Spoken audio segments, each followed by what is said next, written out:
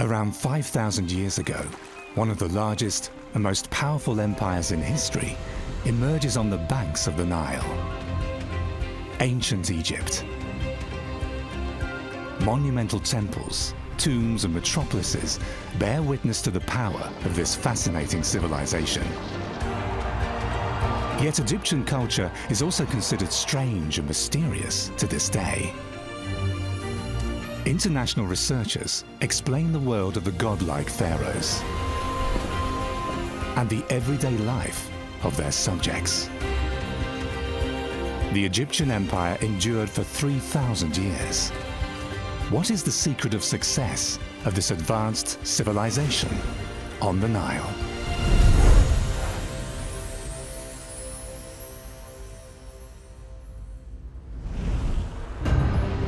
A narrow green ribbon in the middle of endless desert. The Nile, the lifeline of Egypt. Its water transforms parched soils into productive farmland. The first houses and settlements emerge from its mud. It was the mud of Egypt that really made it successful. The history of Egypt is the history of the Nile.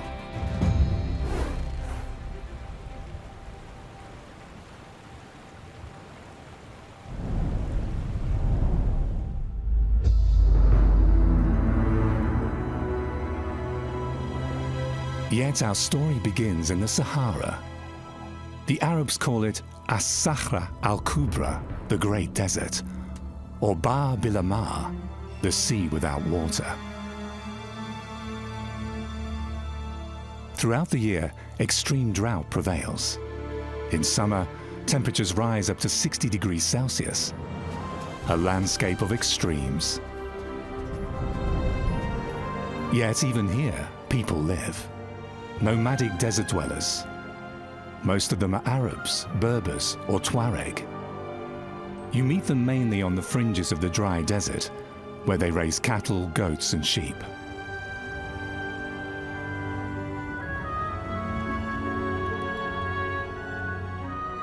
Their homeland stretches from the Atlantic Ocean to the Red Sea. A desert continent, 9 million square kilometers of nothing but sand, stone, and rubble.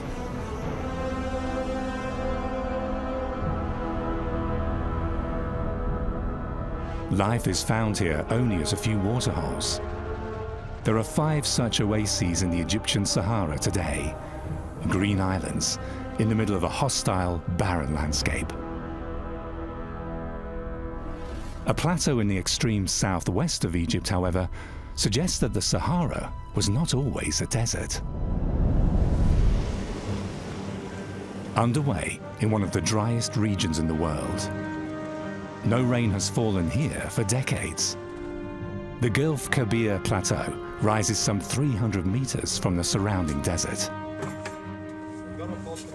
In Wadi Sura, the Valley of Images, traces of the early days of sedentary man have been found. Drawings on rock overhangs more than 8,000 years old. Stone Age people left their handprints here. Hidden at the foot of the plateau is a cave. The site was discovered only about 20 years ago.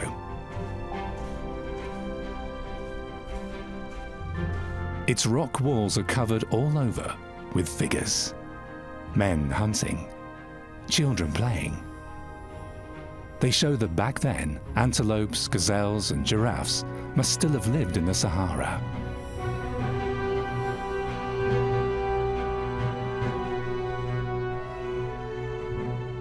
However, the cave is named after these grotesque figures. Headless monsters whose meaning still puzzles researchers today. Most of them are so-called mixed creatures. To some, they seem ape-like or elephant-like. They have no heads, but a tail. So they may be mystical creatures that we can't identify. The Cave of Monsters stands out because it's by far the largest rock art site anywhere, with an estimated 8,000 individual figures.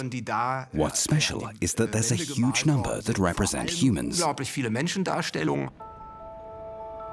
Yet how do these paintings full of life fit in with the desert that surrounds them?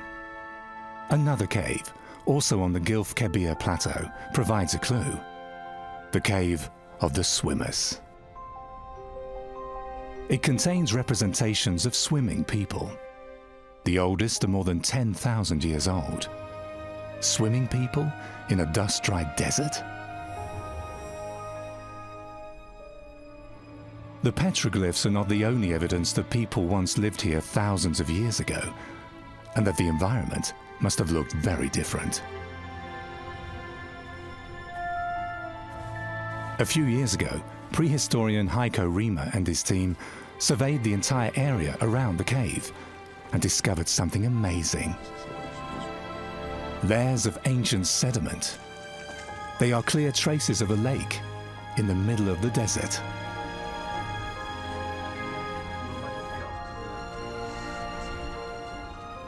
In fact, about 10,000 years ago, the landscape at the foot of Gilf Kebir looked much greener.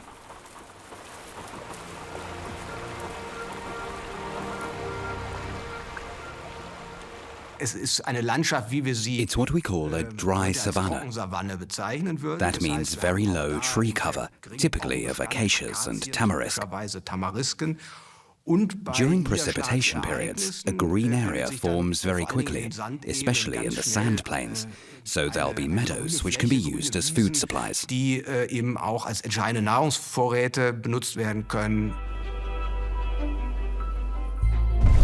Where there is desert now, there was lush life for thousands of years. Huge herds once roamed the fertile plains of North Africa. Model calculations have unraveled the secret of the Green Sahara. Whether it rains in the Sahara or not depends on the monsoon wind. And about 12,000 years ago, the climate of North Africa changes. It's the end of an ice age.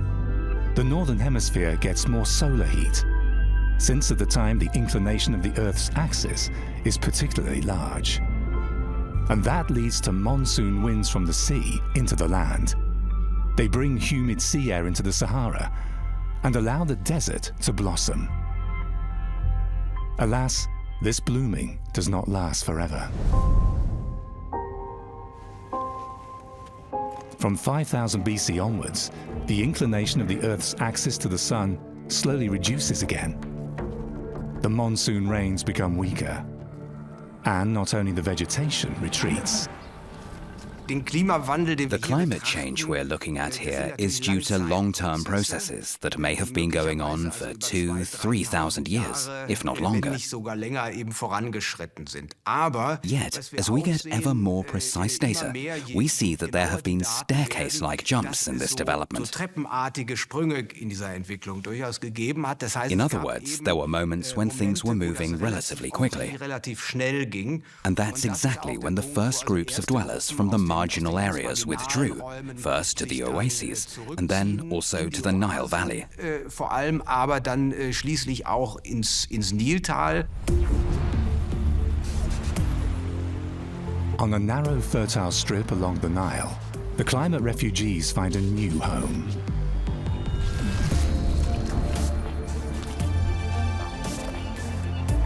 A green paradise, where a different kind of life begins for the nomadic desert dwellers.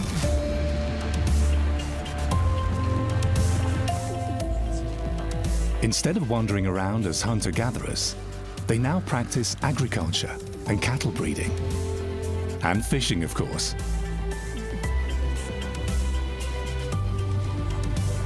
Settling down is the prerequisite for the emergence of the first advanced civilization around the Mediterranean. And the Egyptians know exactly to whom they owe this new life of prosperity.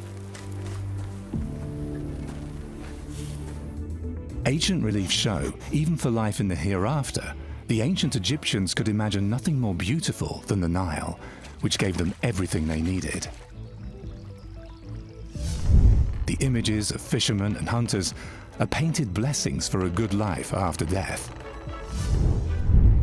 Fish, crocodiles and hippos cavort in the water. Among the reeds and papyrus bushes glide the boats of goose and duck hunters. On the banks, among rushes and lotus flowers, numerous birds are nesting, and they're home to small and large mammals, butterflies and grasshoppers.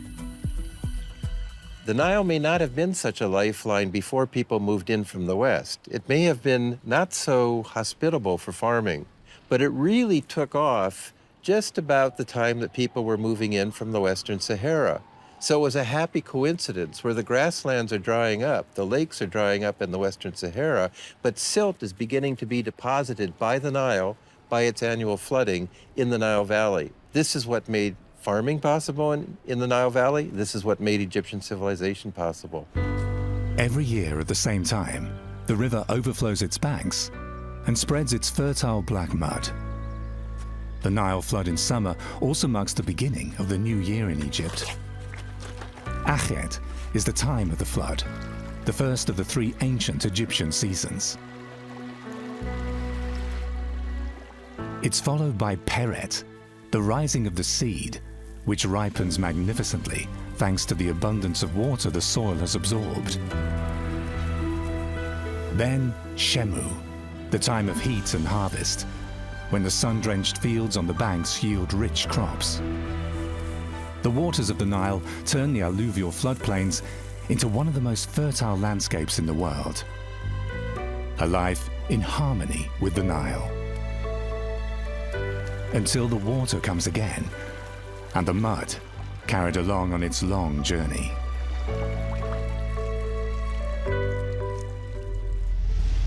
The mixture of clay and mud isn't only a beneficial fertilizer for the fields. The Egyptians also use it as building material for their dwellings.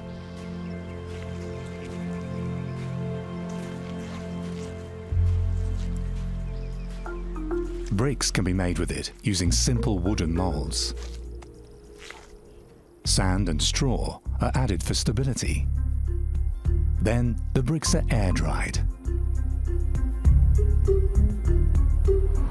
It's an economical and sustainable method of construction, as the Nile constantly provides for replenishment. It was the mud of Egypt that really made it successful, because you made your pots with it, you made your mud brick and your houses with it, you made your palaces with it, you made defensive walls with it. So really, the mud of Egypt is its making.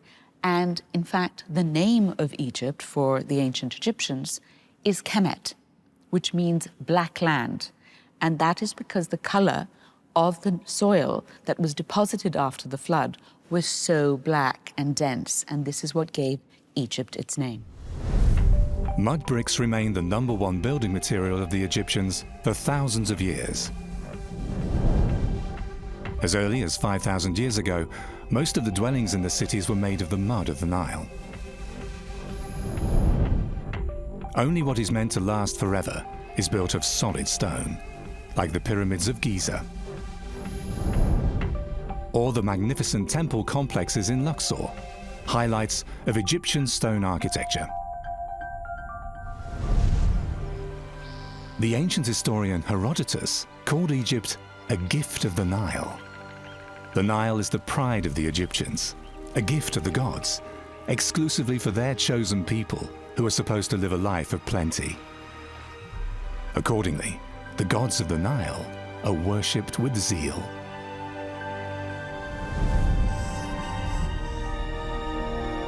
The god of the Nile flood is Hapi. He makes the fields fertile and is thus depicted as an obese man with hanging breasts. Then there is the creator goddess, Tueris. She appears as a pregnant hippopotamus with a crocodile head and lion's legs. The crocodile-headed god Sobek is considered the embodiment of the waters of the Nile. He also rules over the fertile Fayum region. The goddess Satis, with 2 antelope horns and the crown of Upper Egypt on her head, is worshipped as the giver of the Nile water. Together with Khnum and Anuket, she forms the so-called divine triad of Elephantine. For here, on the island of Elephantine, is supposed to be the source of the Nile, according to Egyptian belief. Even if people actually knew that the Nile rises much further south, outside Egypt. A relief in the temple of the goddess Satis testifies to the pragmatism of the ancient Egyptians. To resolve the contradiction, a member of the trio of gods is given a special headdress. It's supposed to guarantee that the ancient Egyptian gods also have power over the part of the Nile outside Egypt. Ancient Egyptian gods normally have only 1 or 2 feathers in their crowns. But when we have a crown which has lots of feathers, this is an indication that we're dealing with a god that has a southern connection. So here, the goddess Anuket is a goddess that gives for the ancient Egyptian a control over the Nile beyond the southern borders, beyond the first cataract. But where exactly is the origin of Egypt's lifeline? The huge river has 2 headwaters. The so-called White Nile rises in the mountains of Rwanda and Burundi and flows north through Lake Victoria. The Blue Nile rises in the Ethiopian highlands. In Khartoum, the capital of Sudan, the White and the Blue Nile become one.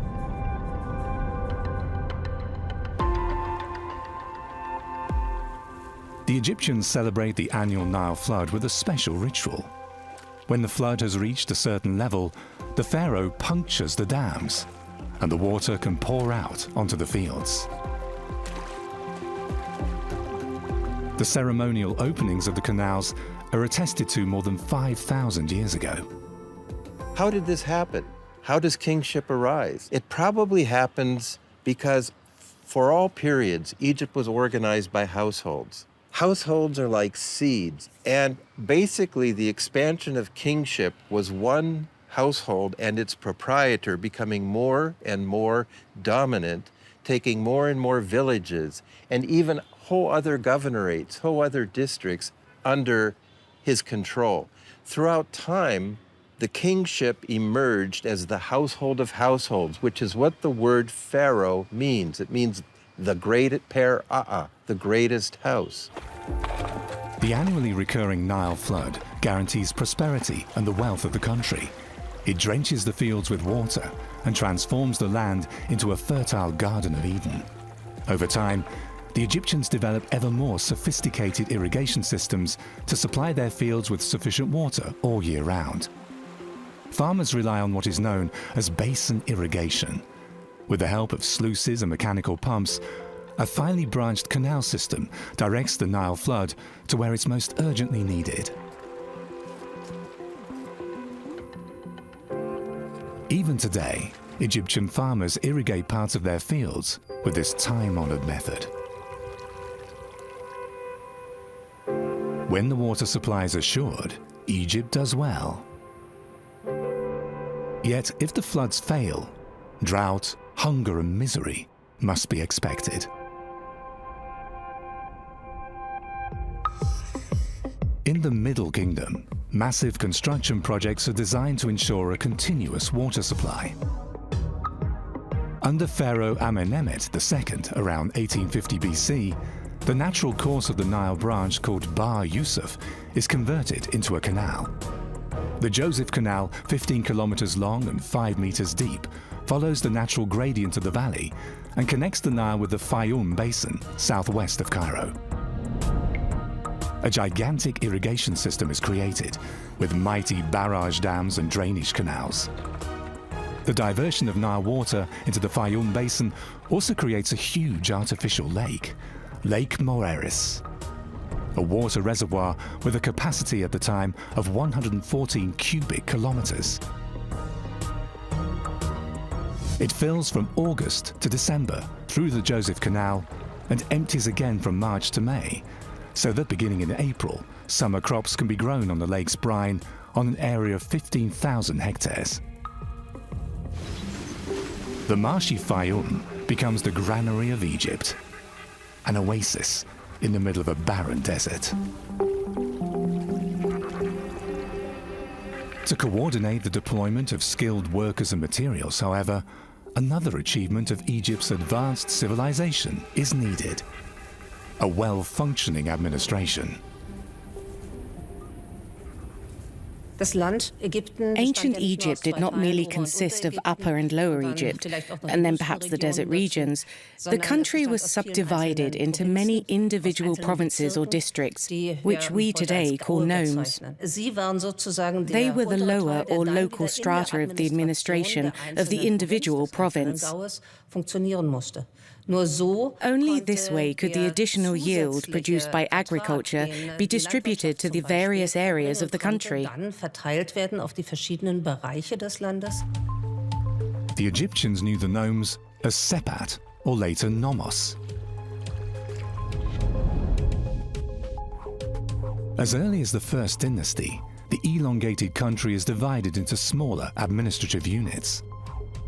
They're located on both sides of the Nile and extend over 30 to 40 kilometers. Their Egyptian names are derived from the gods worshipped in the respective area. There are 42 nomes in total, 22 in the Delta, 20 in Upper Egypt. Once established, they remained valid until Greco-Roman times, that is, for millennia. The leaders of these districts, the so-called district princes, were of course supposed to be loyal to the ruling house and to the king. Yet in certain critical phases, they first and foremost minded their own interests. In a way, this is comparable to the governors of individual federal states today, who sometimes challenge or even defy the central government. It would have been very similar back then. The administration also sets taxes based on the water level of the Nile. On the island of Elephantine, there are several so-called Nilometers, which are used to measure the height of the annual Nile flood. The oldest of them is located near the Satis temple, a staircase with a marking scale. But there are other models.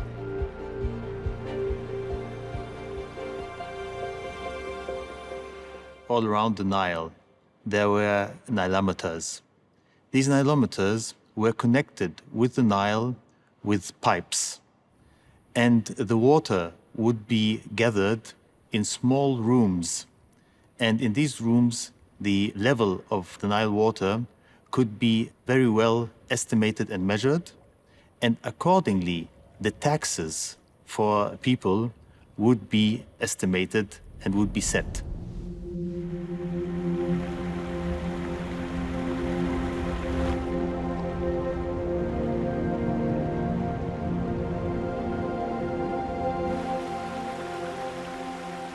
More water meant a more rich outcome of the agriculture would mean higher taxes, and the other way around.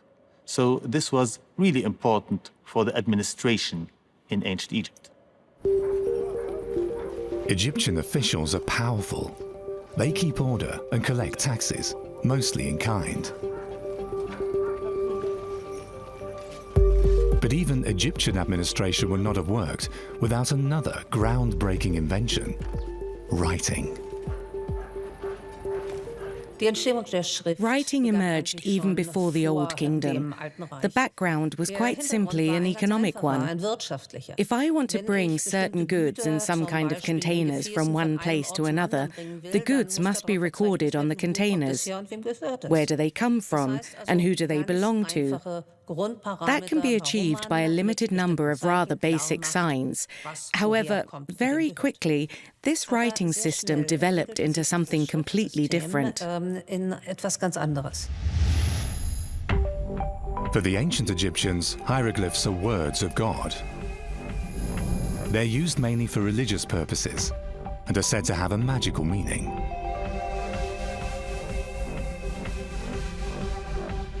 The painting of the elaborate ideograms is practiced on wooden tablets like these.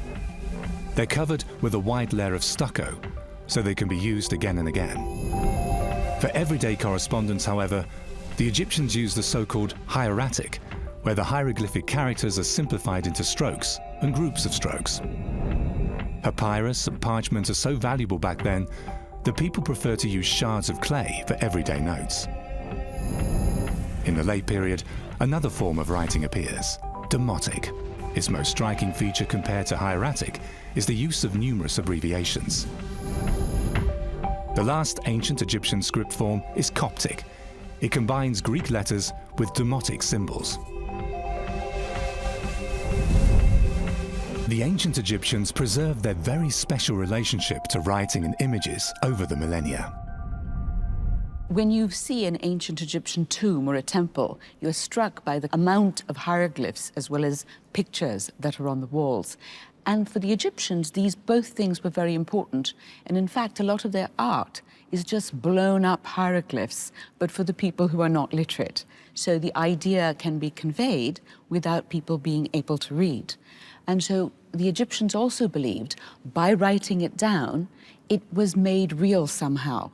So these images, as well as these words that are written down, had a huge amount of power. And by writing them on temples and tombs, they were real. Whatever they said would happen. And also, if you spoke them, they would get added potency. So there was a lot of magic and power in the word. However, in modern times, this magic seems forever lost, since no one can make sense of the hieroglyphs anymore, until this chunk of dark grey granodiorite is found. It's 1.12 meters high, 76 centimeters wide, and weighs 762 kilograms. How did this fragment of an ancient Egyptian stele help unlock the secret of the ancient script? It's mid-July 1799. French soldiers are building a fortification near the town of Rashid, also known as Rosetta. Engineer Lieutenant Pierre Bouchard immediately realizes the significance of this chance find. The Rosetta Stone, as it's called after its location, sends international experts into a frenzy. What makes it so unique is its trilingual inscription, in Egyptian hieroglyphics, in Demotic, and in ancient Greek. 3 times the same content. And thus, finally, the hoped-for clue to translate the hieroglyphs of the ancient Egyptians. For 23 years, experts pore over the inscription, alas without much success, until a young linguist, Jean-François Champollion, solves the riddle of the hieroglyphs in 1822.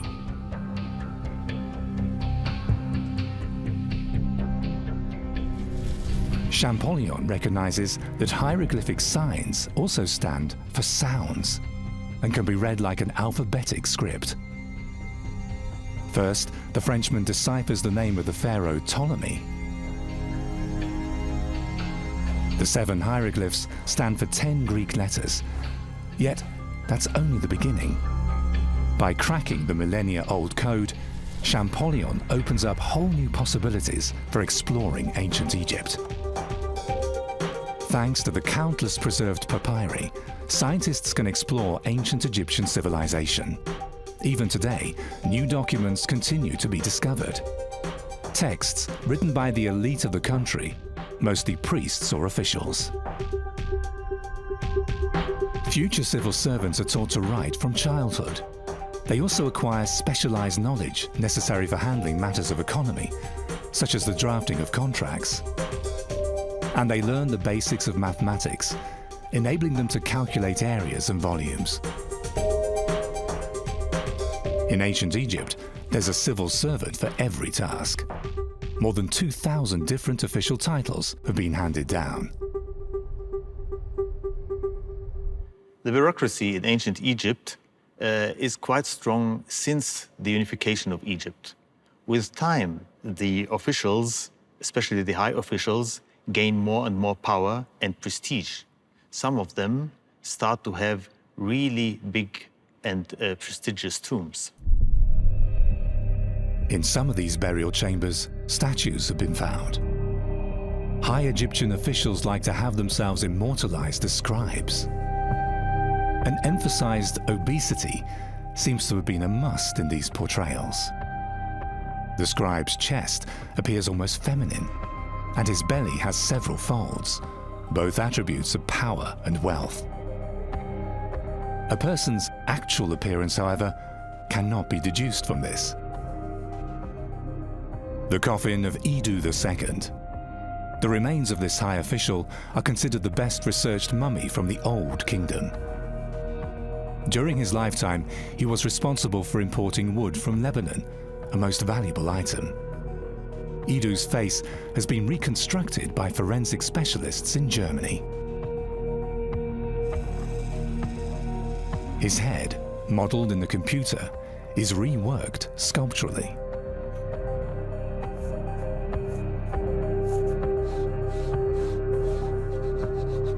The result of the elaborate facial reconstruction is amazingly realistic, including a contemporary hairstyle of braided pigtails.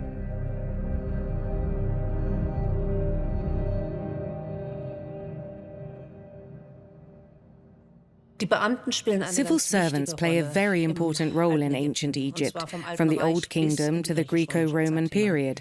They are the ones who ensure that the state functions properly.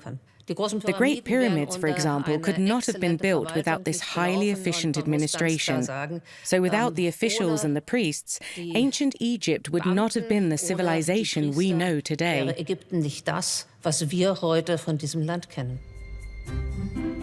Officials are needed to divide the fields or to count citizens, livestock and crop yields. They collect taxes, using force if need be. They're responsible for protecting caravans through the desert. And on the river, they hunt down smugglers.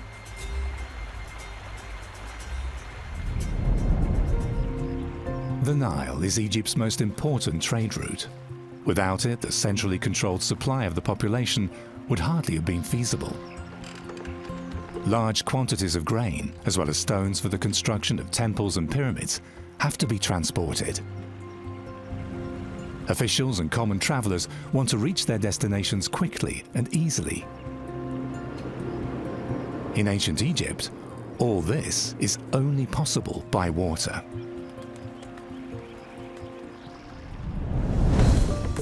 The building material for the first boats grows on the banks of the Nile. Reed is a particularly light and easily bendable material. It's dried and tied into bundles, then bent into shape. A roof made of straw offers protection from the sun. The rudders are attached to wooden poles. This type of boat can even be traced back to pre-dynastic times.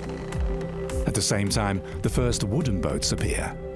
Their construction follows the same principle.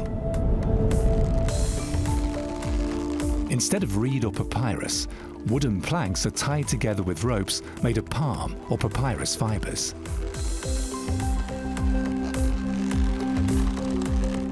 These wooden boats are sufficiently stable so that they can carry even granite blocks weighing several tons. The Egyptians are masters of shipbuilding. The Nile thus becomes a superhighway connecting the country and its people.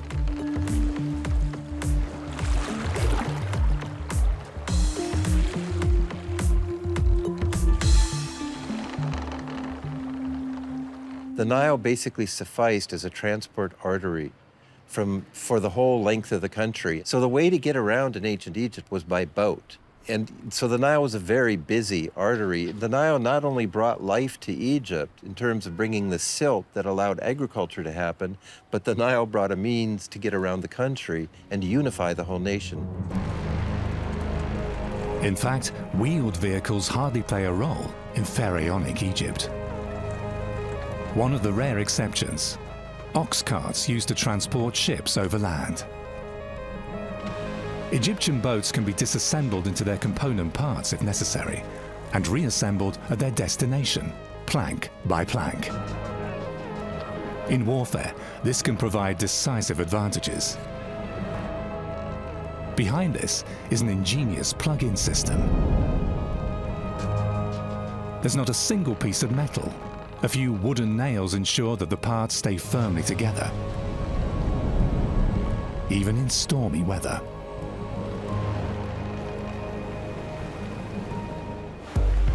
Yet the Nile also has its pitfalls. Rapids, so-called cataracts, are like small waterfalls. Here the current becomes very fast and dangerous. As a rule, however, the river is navigable all year round, over a length of almost 900 kilometers between the Nile Delta and the first cataract near Aswan.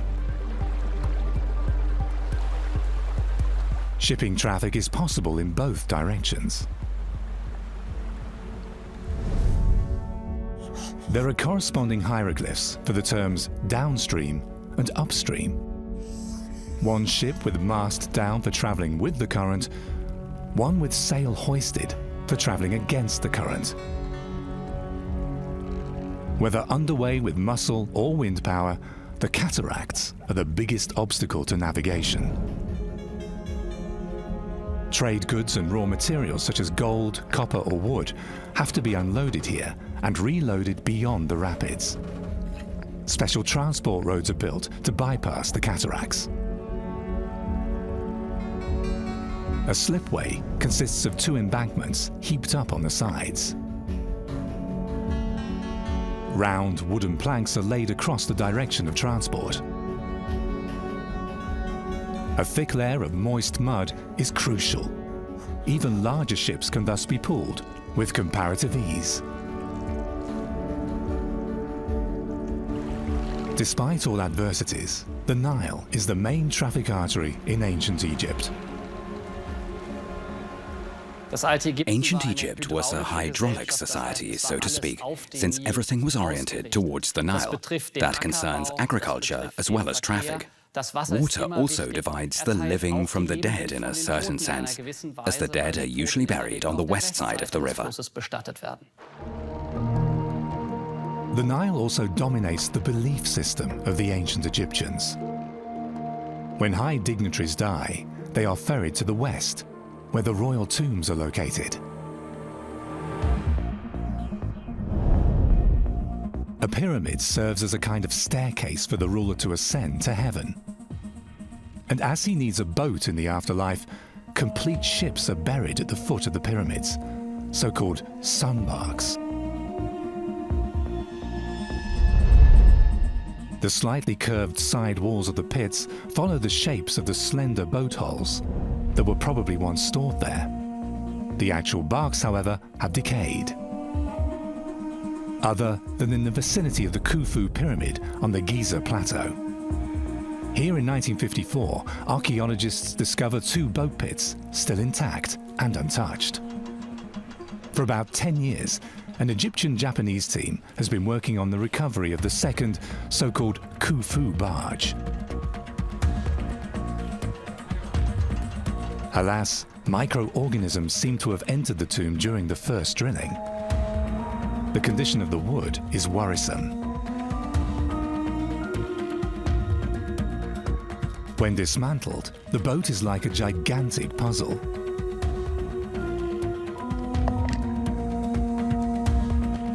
So to what degree the reconstruction will resemble the original remains to be seen. The first Khufu bark is 4,600 years old and would still be functional today. However, it was never intended for the waters of the Nile. For the Egyptians, the sun god moved across the sky in a boat, in a bark. And during the day, of course, you can see him. But at night, too, he had to go through the night sort of sky or river on a bark. And this was a much more dangerous journey for the sun god than the daytime journey, because the bark was always being attacked by different enemies of the sun. And so the night journey, he had to fight them off. And the bark was not only a method of conveyance, but it was almost like a warship to make sure that he was safe and that the sun would rise and the world would continue the next day. No other culture has focused on death and the afterlife as much as that of the ancient Egyptians. This is also shown by the different types of tombs throughout their 4,000-year history. The first Egyptian kings are buried in underground chambers. A mound of sand covers the tomb, symbolizing the mound that emerged from the primordial flood when the world was created. Then, in the Old Kingdom, mastabas became popular for high officials, stone-built burial chambers below ground, topped by a rectangular stone structure.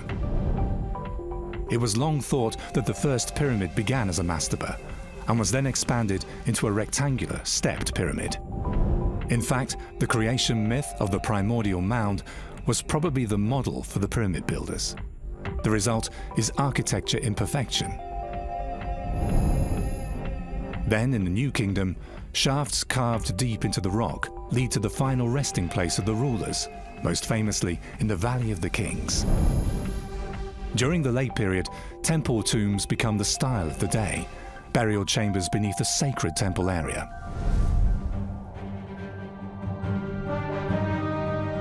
Most of the tombs from the early period are located at Abydos.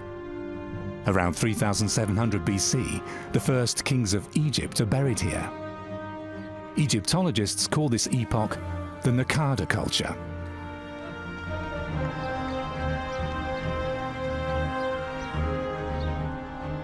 The people of this era live from agriculture. Hunting and gathering hardly play a role anymore. In the course of time, a social order emerges, a development that is reflected in the cemetery at Abydos.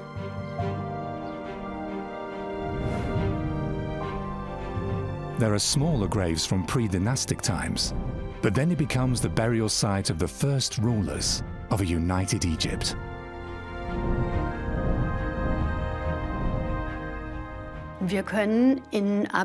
We can observe quite clearly how, during the Naqada period, an elite cemetery gradually emerged. It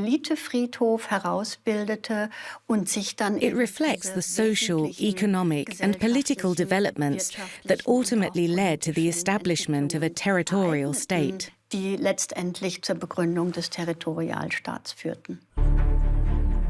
This is said to have been the birthplace of the unified pharaonic empire, Hierakonpolis, the former residential city in the south of the country.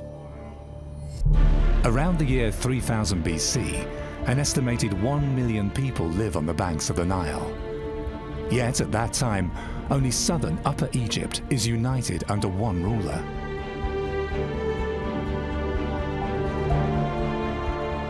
His name is King Nama. Historians have long puzzled over what may have happened at Hierakonpolis at this time. One thing is certain: Nama is ambitious and wants to expand his power into northern Lower Egypt. According to ancient sources, the princes of the Nile Valley have been fighting each other for a long time. Nama wants to subjugate the rebellious factions in the north and decide the centuries-long struggle for himself. So, were Upper and Lower Egypt united by force?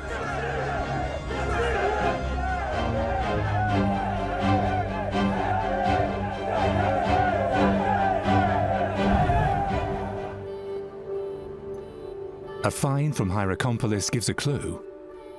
It was discovered at the end of the 19th century during excavations in the former temple area of the city.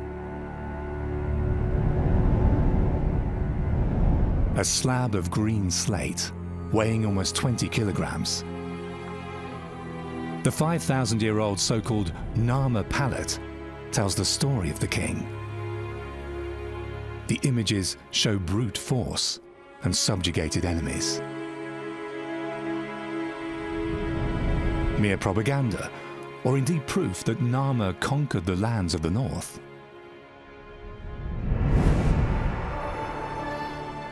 The problem is, the slaying of enemies is a perennial favorite of ancient Egyptian iconography. Every ruler of Egypt has himself depicted in this victorious pose.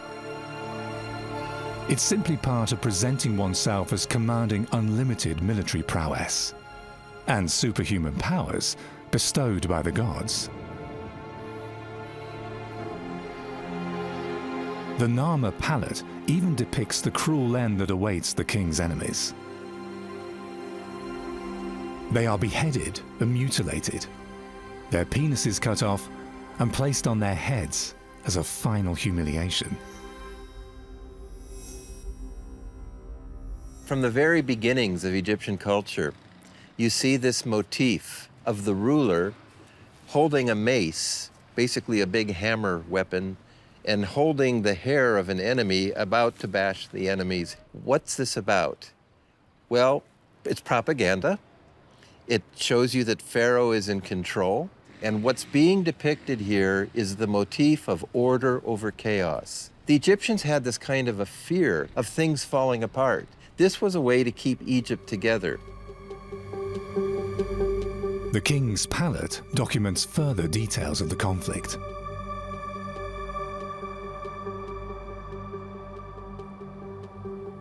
His opponents are identified as inhabitants of the Nile Delta, as is indicated by the coat of arms of the north, a papyrus plant. Thus, there is much to suggest a clash between King Narmer and the recalcitrant tribal princes of the Nile Delta.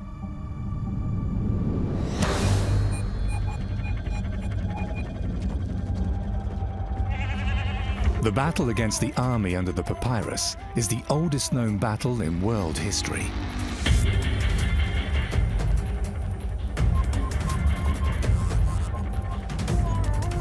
It's fought with the simplest of weapons: batons, spears, and stone clubs. The opponents fight each other man against man.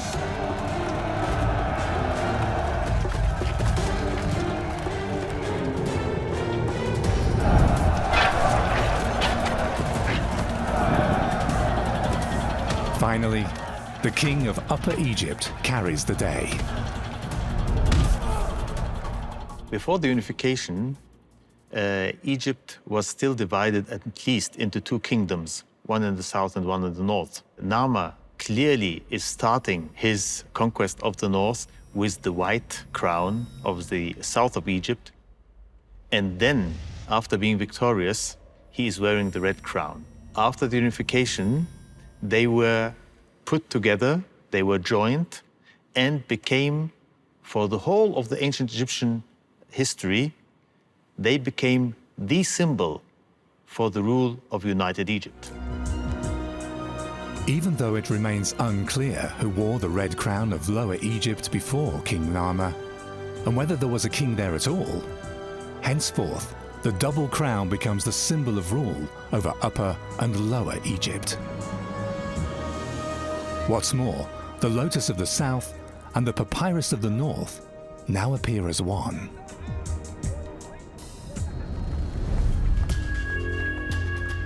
However, Egyptologists have long doubted whether the legendary battle took place at all. Until, in 1996, while examining Egypt's earliest written records at Abydos, researchers come across an inconspicuous tablet. It's a tag of a shipment of goods. At that time, years were not yet counted numerically as today, but were named after the most important event of each year.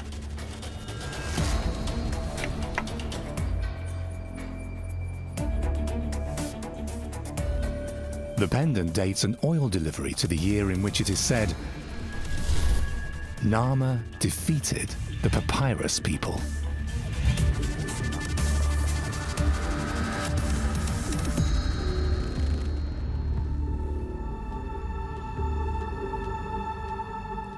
And as a sign of his triumph, and in gratitude to the falcon god Horus, who is worshipped in the temple of Hieroglyphs, King Narmer offers his palette the oldest document in history.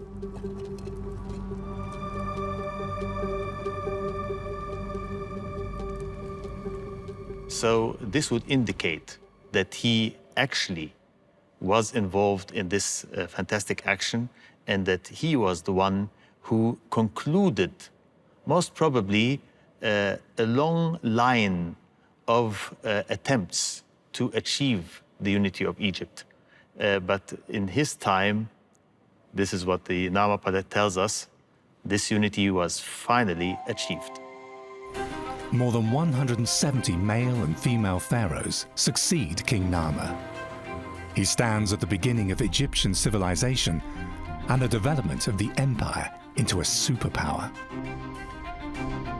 A state that owes its existence to a river that always floods its banks at the same time of year, leaving behind its dark, fertile mud.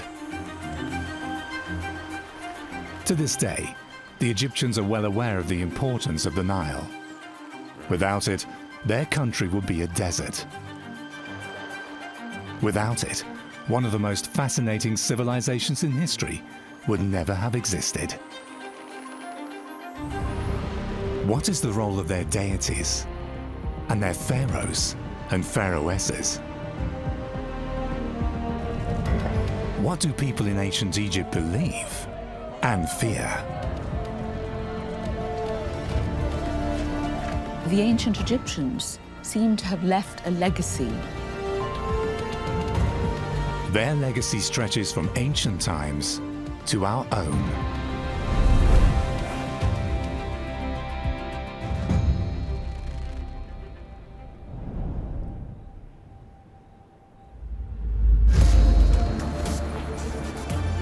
Egypt's lifeline flows through the desert, the Nile. Even today, everything depends on it. At the time of the pharaohs, the country was divided into two parts, Upper and Lower Egypt. Survival is only possible if people do not cut off each other's water and unite under a centralized government. For 3,000 years, pharaohs and pharaohesses rule over the land. After 31 dynasties, Cleopatra is the last ruler. Among her predecessors, Ramses II, living god on earth. Or Tutankhamun, the one with the world-famous tomb. Yet in the beginning, around 3100 BC, the foundations of unified Egypt are laid by him, King Nama. The role of the pharaoh changed, I think, over time, over a long time, over the whole course of Egyptian civilization. But the repertoire of symbols and motifs for kingship was there, and it was adapted once somebody rose to the level where their household included not just the nome, not just their district, but all of Egypt, north and south. Then they could take on all the insignia and authority and charisma and spiritual power of kingship itself. It's King Nama who unites Lower and Upper Egypt 5,000 years ago. His emblem, the high white crown of Upper Egypt.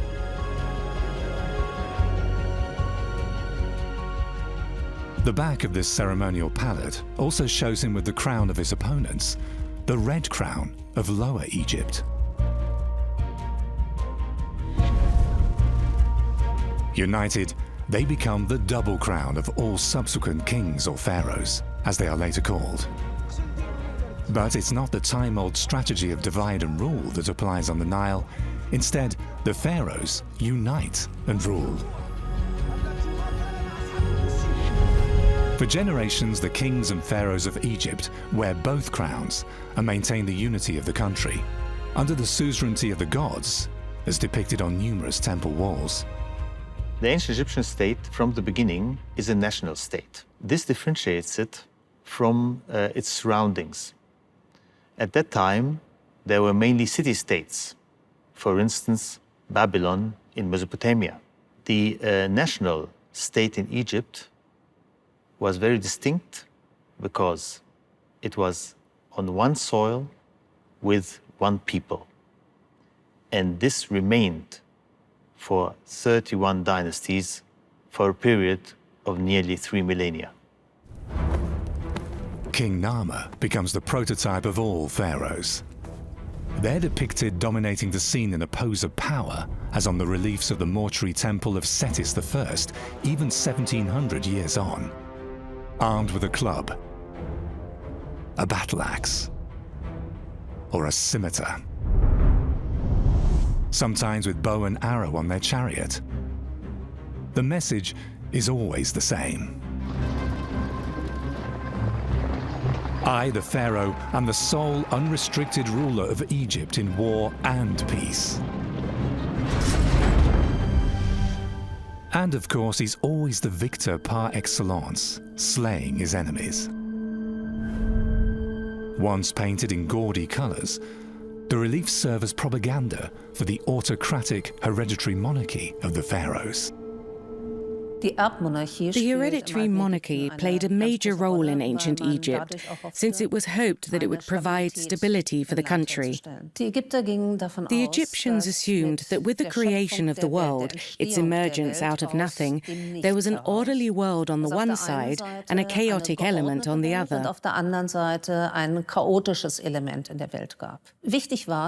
So it was of paramount importance that the king did maintain order with the help of the officials attached to him. In other words, that chaos was put in its place.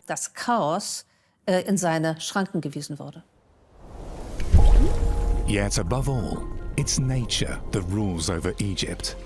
Every year, the Nile floods the narrow valley in the middle of the desert. When the flood recedes, fertile organic mud remains on the fields. Just as the Egyptians imagined the origin of the world. In the beginning, there's chaos. The earth is covered by water. There's nothing but darkness. Out of the floods rises the primordial mound. Then he crawls out of the egg. Atum, who begets himself, the god of creation. Or as in the words of the Bible, and God said, "Let there be light," and there was light. Greetings, Ra, perfect every day. The sun god Ra-Harakte brings light to the world. A palm tree and a lotus sprout on the primordial hill, and thus life begins. The ancient Egyptians had several creation myths, and these came from different parts of the country. And later on, once the country was unified, they really had no problem in marrying them all together. But the core instances of all of these was to explain the natural world. And what is really interesting is that even in 3000 BC, a lot of what they were talking about is something that is almost now what is regarded as high science. So you have the ideas of the primordial slime and origins of all living things coming out of this ooze, which is again something we have. The idea of the darkness out of which came light, sort of like a Big Bang. Atum produces sunlight, and thus photosynthesis, as the prerequisite of all life. The Egyptians praise him in their hymns. Well provided are the people, the flock of God. For their sake he created heaven and earth, and pushed back the greed of the water. He created the air that their noses might live. His images they are, sprung from his womb. Atum then begets all other deities. He is the Lord of all, King of gods.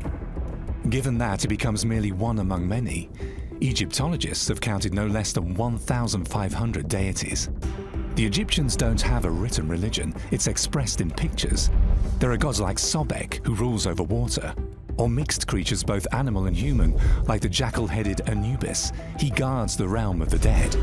Pairs of gods complement each other, like Sekhmet, the she-destroyer, and Ptah, the divine creator and thus god of the craftsman. There are incarnations of evil like Seth, the god of greed and violence, and of good, like his brother Osiris and his sister and wife Isis.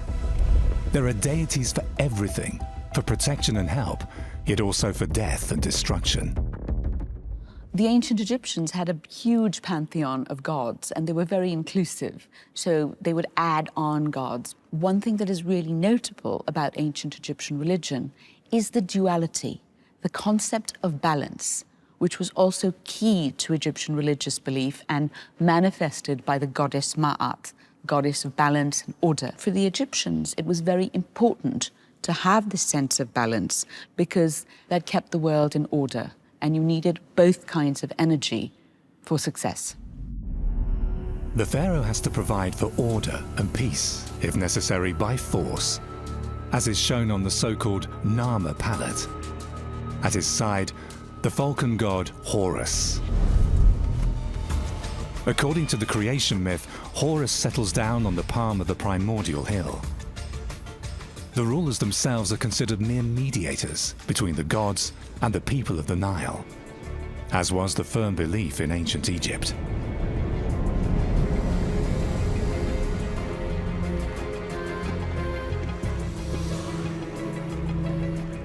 Even 3,000 years on, a monumental temple is erected in Edfu in honor of Horus, the patron god of the pharaohs.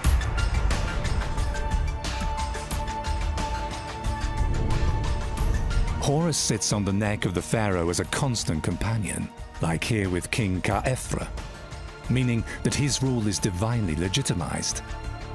This later gives rise to the idea of the divine right of rule of Europe's emperors and kings. Up until then, pharaohs are considered merely as acting the role of a god. They're only godlike when they hold office. Yet, there are rulers who want to be seen as living gods.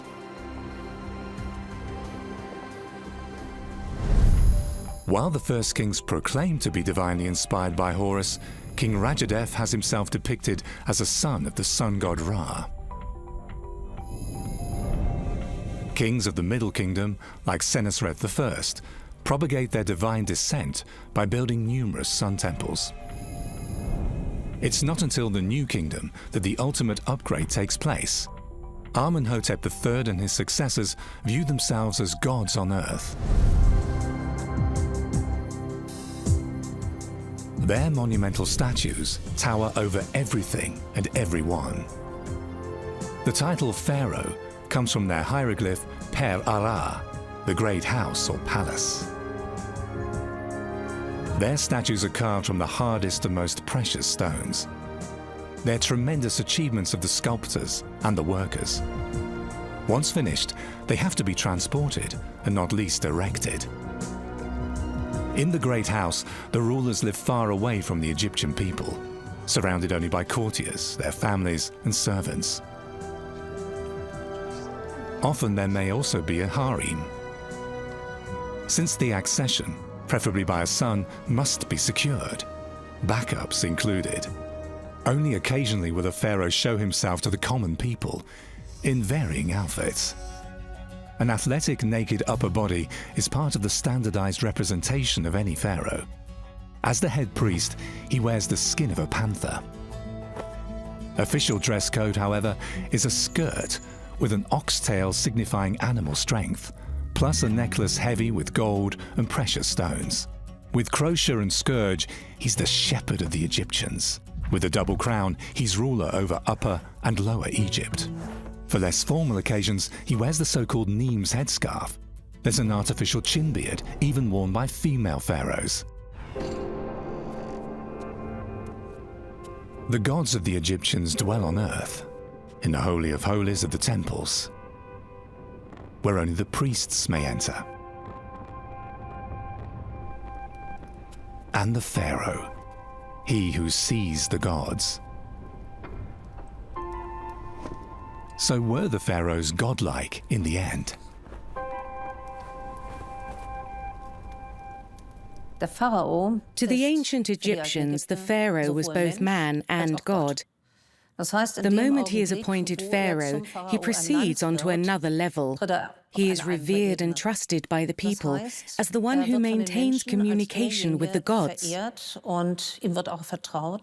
So without the king, the whole system does not work. It is important to note that the so-called God-king contains both sides within himself, that of a human being and that of a god. The state doctrine of the godlike pharaoh is propagated by representing him as equal in size with the gods, often as a trinity, as here with the sky goddess Hathor at his right. Pharaoh speaks with the mouth of God, it is said. His words are considered divine commandments. And he shall rule as Ma'at, the goddess of justice, commands him. The naked shall he clothe, the hungry he shall feed, the quarrelsome he shall make peaceable. In return, the pharaoh may expect obedience, trust, and gratitude from his subjects. Our modern concept of individual freedom and equality does not yet exist. In the truest sense of the word, the pharaohs are kings of the sun. They are the children of the gods and rule in their place on earth. According to doctrine, they must rule justly. Yet, how absolute was their rule?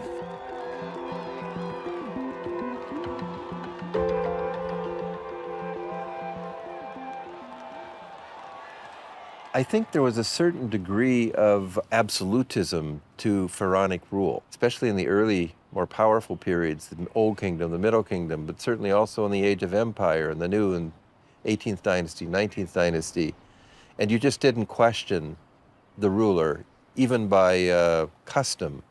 I mean, even today, you know, there's a natural respect for the leaders of our states. And certainly that was operative, but on a much more radical, extreme scale. Meanwhile, an architectural revolution has taken place. Instead of bricks made of Nile mud, they now build with ashlars, pyramids for the rulers, and temples for the eternal gods. And due to the number of deities, there are also many minor sanctuaries, even entire temple cities, like the impressively preserved temple district of Karnak at Luxor. The Temple of Medinet Habu stands symbolically on the primordial mound of creation from which papyrus grew, symbolized by columns supporting the temple's sky and its roof slabs with stars painted on them, each weighing more than a ton. Remains of paint testify that these dwellings of the gods were once colorfully painted. Temples aren't merely sacred places, they're also quite profanely used as a kind of tax office. However, instead of money, the subjects pay their taxes in kind, as coins do not yet exist. There are lists of tax revenues carved in stone, the amount of grain delivered, the number of amphorae filled with olive oil, or gold ingots for jewelry making. The temples own large stretches of fertile land.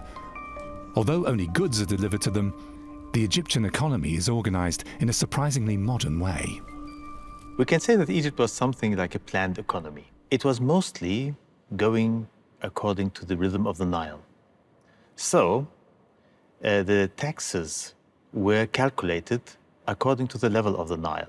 We can really see these taxes as what we would call today an income tax. The temples were the ones that were mainly in charge of gathering and collecting the taxes. That's why sometimes we talk about temple economy.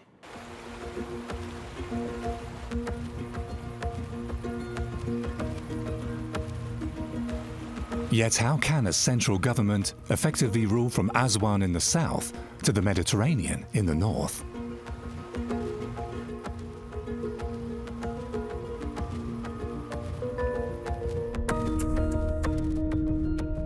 Egypt's formula for success is its coherence as a state.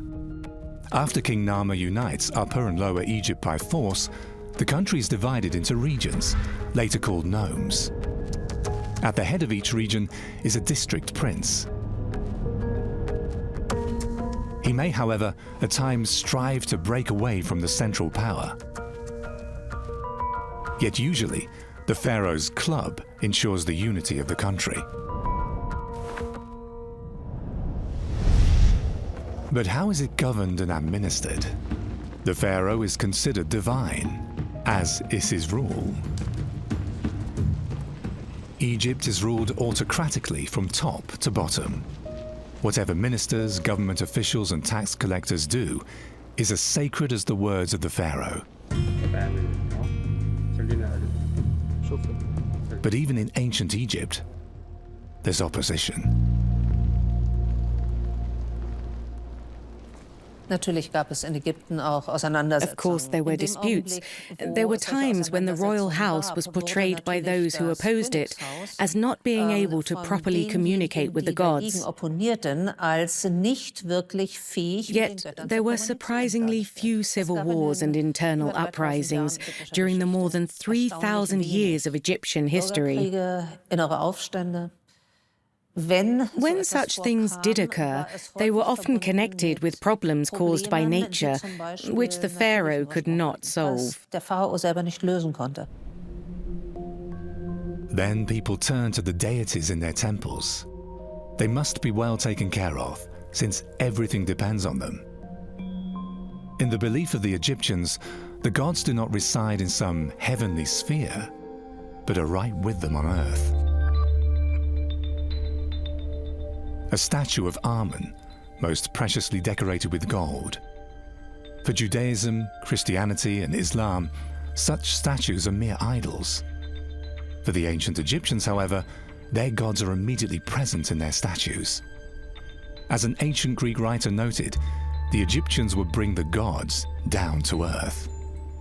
What's special, Egyptian gods are not only receivers of sacrifices, they downright depend on the help of humans.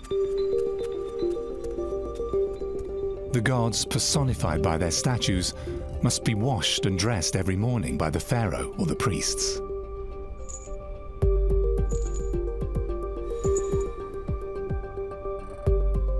And the gods of Egypt are hungry.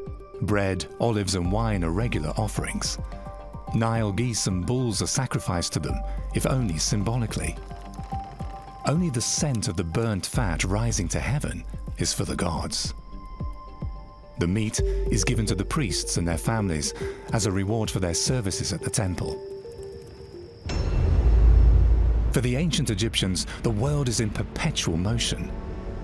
Every evening, the sun god disappears into the underworld beyond the western horizon. Sacrifices must be made to him so that he will reanimate the world each morning.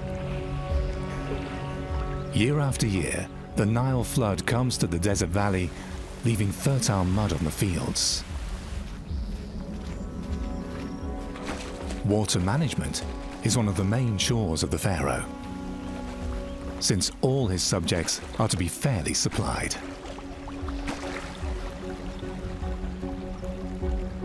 Sacrifices to the gods ensure that there will be no chaos on earth. As in Egyptian society, there's a clearly defined hierarchy among the gods, an upper level and a lower stratum, made up of little gods for everyday worries and desires. Meseknet, for instance, with the sign of the womb on her head, is patron goddess of pregnant women. Or Bes, he protects women in childbirth from evil spirits. Above are the heavyweights, Amun-Ra, supreme god and patron of the pharaohs. Ma'at, the goddess of justice, truth, and order.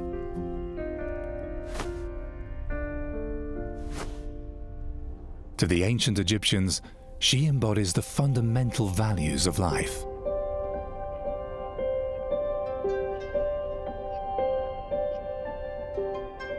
You meet her everywhere, as a statue, on murals, and in temples. In tombs and on sarcophagi, she protects mummies. She bears the title Mistress of the Pharaoh. With her ostrich feather, she decides at the soul scale in the realm of the dead over annihilation or eternal life. Ma'at is the cosmic willed order personified. royal texts teach the pharaohs how to rule. Even as children, they have to memorize the 42 commandments to keep. Do not be evil. Gentleness is better. Do not distinguish between the well-born and the lowly. Do not pass by a supplicant without hearing him. Rule justly by carrying out the ma'at. Thus, ma'at provides the guidelines for just rule. By them, those who govern can be measured. Ma'at was a decisive concept of ancient Egypt. The king had to look for ma'at so that he could fulfill his duties. Ma'at is not merely order, the functioning of the state. She stands for ethical norms that were precisely defined. And in part, they were much more precise than our 10 commandments.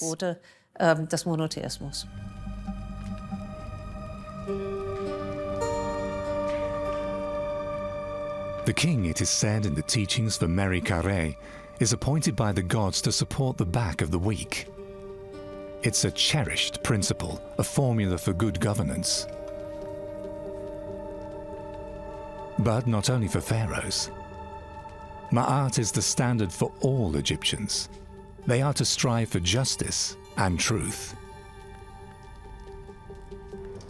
and can be measured by it in life, in the memory of their loved ones, and at the court of the dead.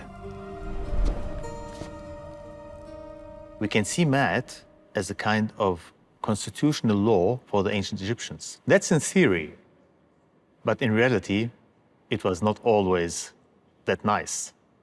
So we have some indications from ancient Egypt that there was corruption. For instance, we have the tale of a man from the oasis who is complaining about misuse of royal power against him. So not always everything was so bloomy. Not least because the power of the pharaohs is exercised by countless officials throughout the empire. They are sworn to Ma'at. Treat the unknown as well as the known, the near as well as the far alike. These are official rules of conduct for the state administration, something like modern compliancy rules. However, it's unlikely that they were always observed. Of course, the system of order of the Ma'at applied to all people in ancient Egypt, especially to those who had a role model function, meaning the priests and the officials. But they, of course, were also just human and often cared a little more for their self-interest than for the interest of others. So on the one hand, we have an ideal conception, which everyone should strive for, yet on the other hand, we have the realities of life. Part of the reality is, the Egyptians believe they owe everything to their gods. But justice, truth and order are not always paramount. Especially during the so-called intermediate periods, phases of upheaval and war.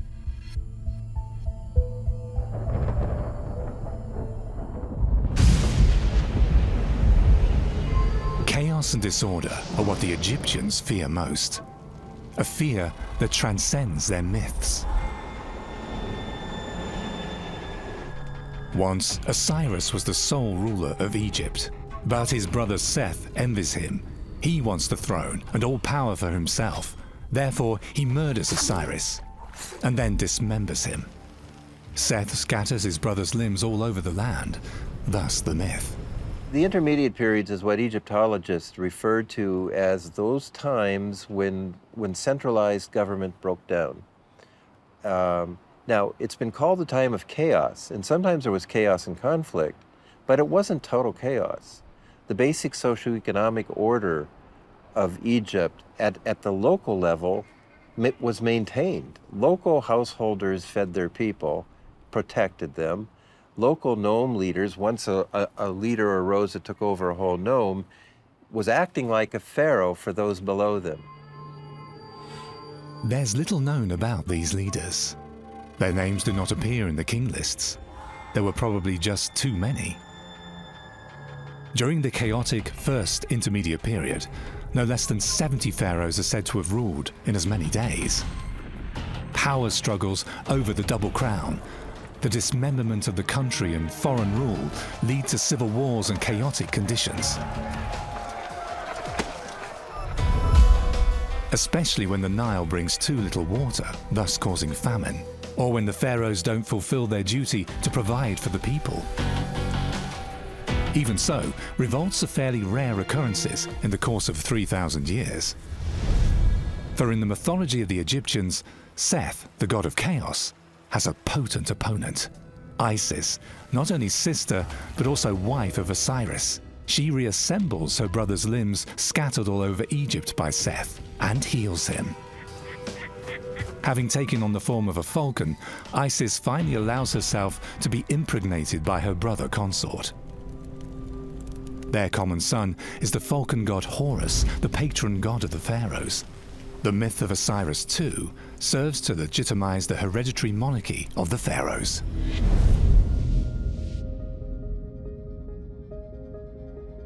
This is what Isis looks like in human form. She's shown here as the mother of God with the son of Horus. She may look familiar. Isis can be seen as a model for Mary, Mother of God. She's still popular among Christians in Egypt today. Up to 10% of the population profess the Coptic faith, one of the oldest Christian denominations. One of the key deities for the ancient Egyptians was the goddess Isis. Isis means set or throne, and her mythology is very complex. And the idea was that, in fact, she was one of the creators. She was great of magic. She managed to put her dismembered husband together and make him live again. She gives birth to Horus, who becomes the ruler of Egypt. And in fact, all rulers of Egypt are regarded as a living Horus because they are the incarnation of this god. During more than 3,000 years of ancient Egypt's history, there were numerous pharaohs, both known and unknown. But one of them wants to overthrow everything with a revolution from above. Imhotep IV, better known as Akhenaten. At his side, Nefertiti, the beautiful one has come, as her name is translated.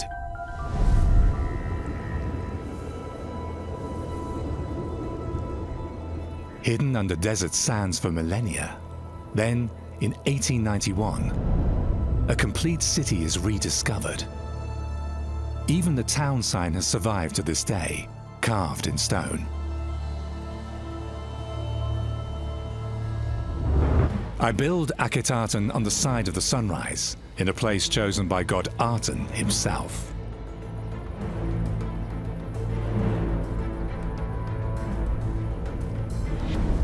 And this is how the place that Aten chose for himself once looked, according to archaeologists. Akhenaten. In 1347 BC, the city for the sun god Aten begins to rise from the desert sands near present-day Amarna.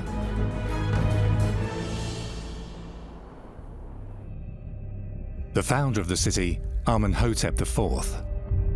It's the first true-to-life portrayal of a pharaoh ever.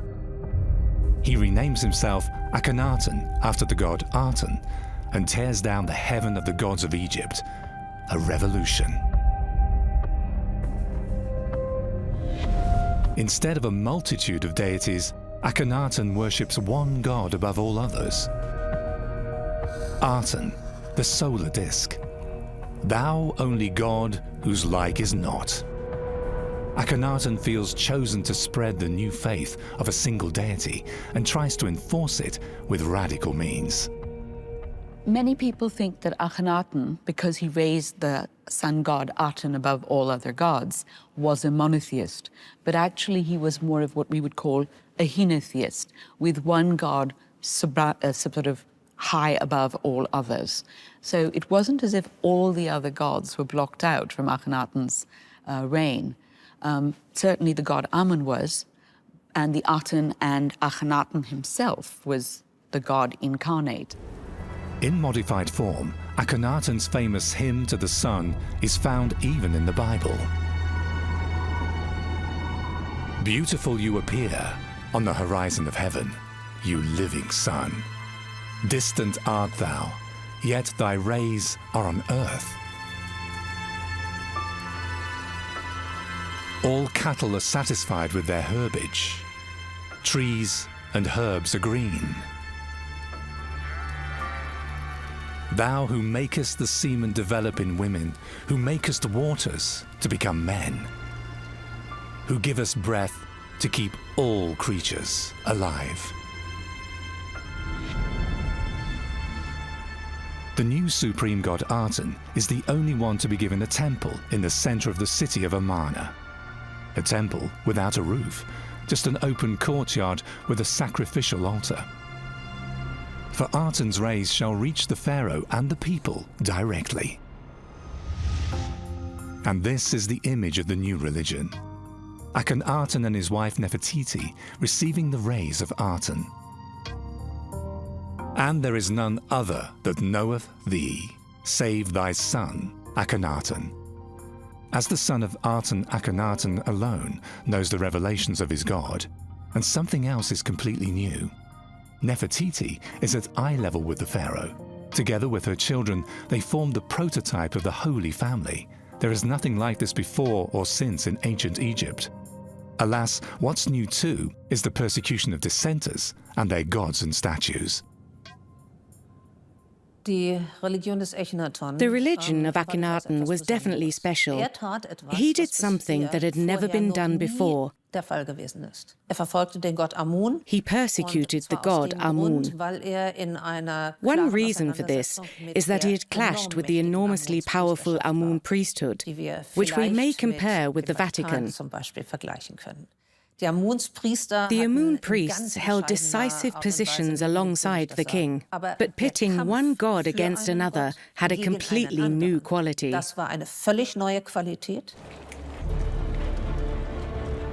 Akhenaten, a fundamentalist through and through, has Amun and his priesthood persecuted. His goal? To impose Aten as the highest god of Egypt.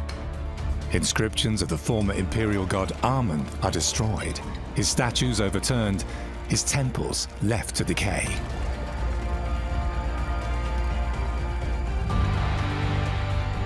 Akhenaten is the prophet and the founder of a religion. Like Moses, who according to the Bible leads the Israelites out of Egyptian slavery and conveys to them the first commandment of Yahweh. Ye shall have no other gods beside me. Aten, in the form of a sun disk, shines for all people. However, the Egyptians are not overly enthusiastic about the new singular god. They don't want to give up their old gods. Belief in Aten remains a religion of the elite, supported only by Akhenaten and his court in Amarna. His religious dogmatism leads to resistance among the people. Egyptians continue to worship and sacrifice to the old gods in secret and want them back. People do whatever Pharaoh does, but when he shut down the temples, like of Amun and Amun-Re and the other temples, if he did that, if he was shutting the temples down, he's basically shutting down the Federal Reserve System and the whole banking system of Egypt, because it was the temples that coordinated at this point in the New Kingdom, you know, the incoming during harvest and the redistributions. The revival of the old gods only begins with Akhenaten's successor, Tutankhaten, the living image of the god Aten, better known today as Tutankhamun. When his father Akhenaten dies in 1334 BC, he proclaims, "I will bring back the gods and reopen their temples." Amun becomes king of the many gods again, and Akhenaten's religion is cursed by the Egyptians.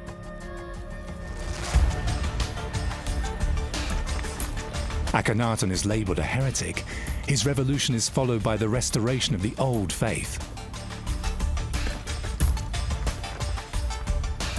The Egyptians miss Ma'at, the order of the many gods that govern their lives until Akhenaten's reign.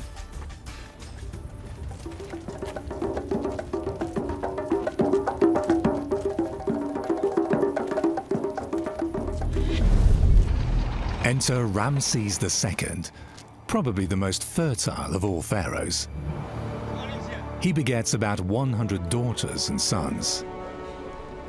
He reigns around 1250 BC. To some historians, he's an unbridled despot, not particularly intelligent. Others see him as a far-sighted politician, a master of diplomacy. He's considered a megalomaniac, but that's probably merely in keeping with the norms and ideals of his time. The temple complexes he commissions in Luxor are of stunning dimensions. After Akhenaten's death, Ramses the Great creates a building boom yet unseen. He has a mortuary temple built for himself on the west bank of the Nile at Luxor, the Ramesseum. It's meant as a kind of atonement for the suppression of the traditional gods. The old order is restored for all to see. Akhenaten's memory is erased. The gods of Egypt take up their ancestral place again. The imperial god Amun is back at the top. The principles of Ma'at, order and justice, prevail again. The multitude of deities remains, until, in the 1st century AD, Christianity reaches Egypt, and the images of the gods become despicable idols. Under the reign of Ramses II, the priesthood regains its power, and he elevates himself and his successors. Until then, pharaohs have merely been considered godlike. They only become deities in the afterlife. This is not enough for Ramses II. He declares himself true man and true god, already during his lifetime.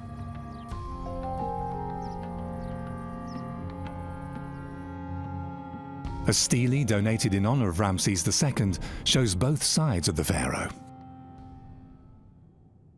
Auf dieser Stele wird ganz besonders deutlich, dass on this stele, he holds a small figure of the goddess Ma'at on his hand, addressing the creator god Ptah and telling him, "I am committed to the order of the world, and I am responsible for it." Ich bin dafür verantwortlich. Und that signifies the level on which he communicates with the creator god. To the people, especially to the high dignitaries, he presents himself in a different way. It's a reciprocal procedure.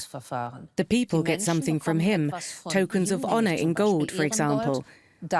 In return, they must of course be loyal to him and follow his reasoning and plans. So here we see the king on different levels, once on the divine, once on the individual level. With the pharaohs now established as divine, the deities too emerge again from the darkness of the temples. Once a year, during the feast of Opet, the old imperial god Amun is again taken out of the inner sanctum on a bark.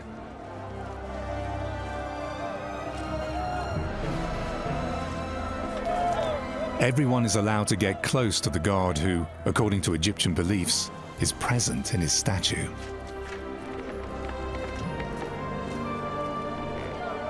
The feast preempts Christian traditions, like the Catholic Corpus Christi procession. From Karnak, Amun is solemnly carried onto the temple at Luxor.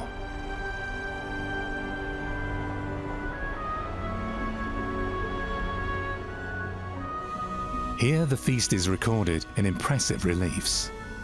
They demonstrate that immediate relationship with the gods, previously reserved for the pharaohs, is now granted to everyone.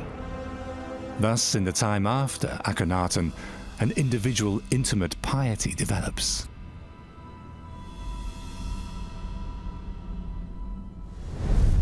Yet, like all humans, the ancient Egyptians must face a fact. Their lives are finite, and given a life expectancy of 40 to 50 years, much shorter than today.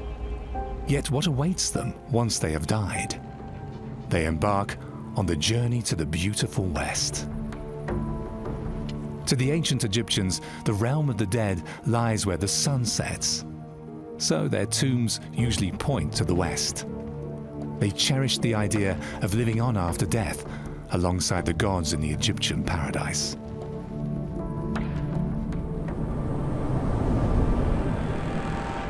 However, they seem to have considered life on the Nile as being not too bad. They want to continue it in the hereafter, as is shown by their magnificent tombs. Initially, eternal life is reserved for queens, kings, and high officials. But then, the door to the afterlife is open to the common people too.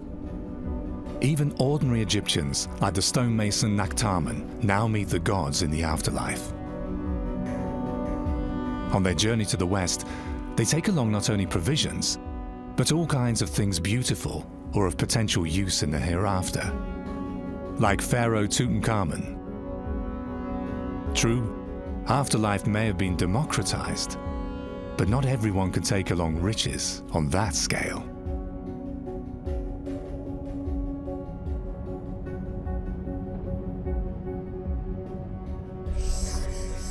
The Egyptians called the paradise Iaru, the rush field, quite like the reed fields on the banks of the Nile. It's a world without worries, where you may cultivate your field, hunt geese, fish, or simply relax. There's no lack of anything, be it cake or beer. Access is granted only to him whose soul is lighter than the feather of Ma'at at the judgment of the dead. Eternal life to anyone who passes the trials of the heart, a most comforting promise. But why only think about the end? Follow the beautiful day. Let not thy heart be weary in drinking and eating, in intoxication and lust. Forget about death. Follow the heart. The ancient Egyptians were really amongst the leaders in the ancient world at thinking that life didn't end at death. In fact, life continued on, and in a better way. So you had the Greeks who didn't have this, you had even the people in Mesopotamia who didn't quite have it the same way. But the Egyptians really had a well thought out idea of, there's this life, you die. If you have done a good life, lived a good life, you would continue for eternity.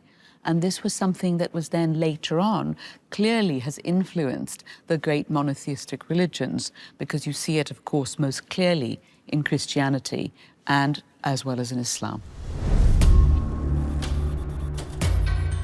Ancient Egypt and its culture exert a great fascination. Even foreign conquerors put on the double crown of the pharaohs and worship the deities of Egypt.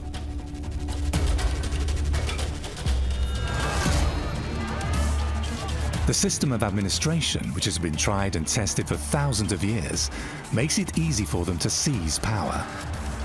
The persistence of ancient Egypt, even under foreign rulers, is particularly evident at the temple of Edfu, south of Luxor. It wasn't completed until 70 BC, when the country was ruled by the Macedonian Greek dynasty of the Ptolemies. The complex is based on Egyptian temples some 1,500 years older, including scenes of gods and pharaohs. To Greeks and Romans, any foreigner was a barbarian. Not so in Egypt. Even foreign rulers are accepted if they respect Egyptian beliefs. Was durchaus spannend war, ist, dass die Ägypter sich generell als The Egyptians saw themselves as human beings and Egypt as the center of the world. Consequently, they held the idea that if foreigners who came to Egypt adapted to their rules and norms, they were also human beings and thus were treated and seen as equals. This led to foreigners being able to accede to high positions, both in the realm of officialdom and eventually as kings in the ruling house. Thus, images of the gods and the temples of the Egyptians are not destroyed by the Greeks or the Romans. They embrace their culture and opt for conciliation. Amun is simply equated with Zeus, the Greeks' father of the gods. Isis becomes the Roman goddess of love, Venus, with her dress raised.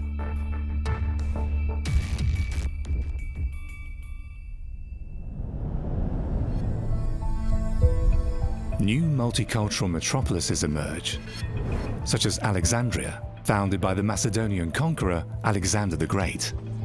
He has a temple built for a new Hellenistic Egyptian god, Serapis, who combines characteristics of both pantheons.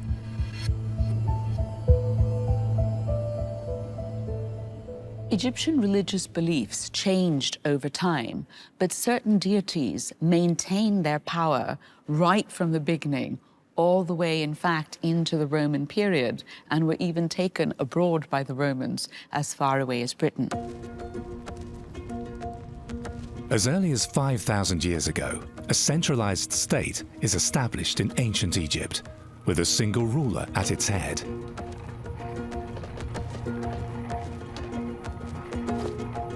Society is held together by the belief in a divine order and life after death.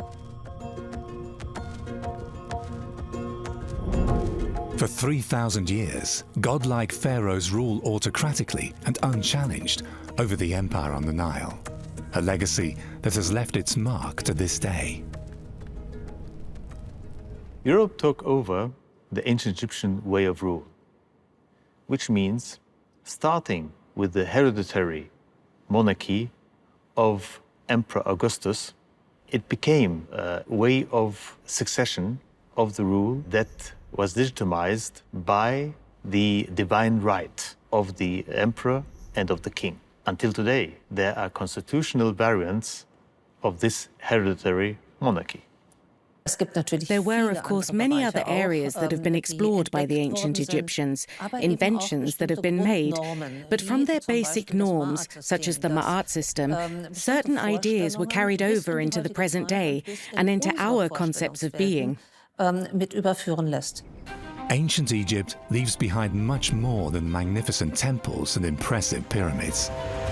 Some inventions and ideas have remained cornerstones of state and society until today. In the realm of the pharaohs, some of mankind's oldest and largest cities are being built, an urban revolution that has long been overlooked. For unlike the impressive stone temples, most traces of settlement have disappeared today. Yet researchers are gaining ever deeper insights into the urban life and residential culture of the ancient Egyptians. From Memphis and Thebes on the Nile to Alexandria on the Mediterranean, this is the story of Egypt's metropolises.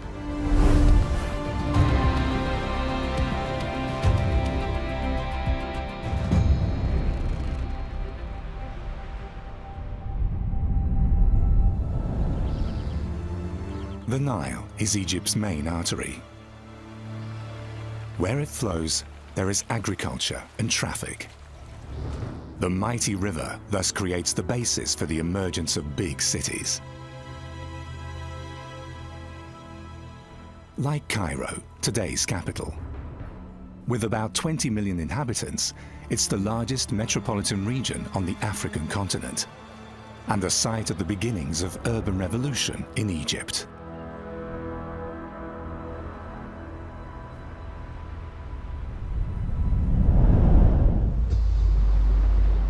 It begins almost 5,000 years ago with a creation myth. According to the ancient Egyptians, the primordial mound rose from the primordial sea, where Cairo is today, the legendary beginning of the world.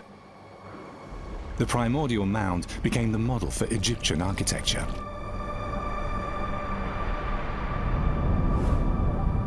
Today, researchers can locate this place exactly.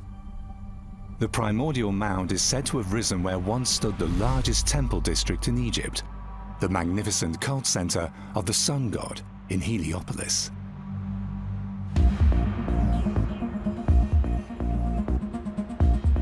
Yet it's a challenge to trace the ancient temple city.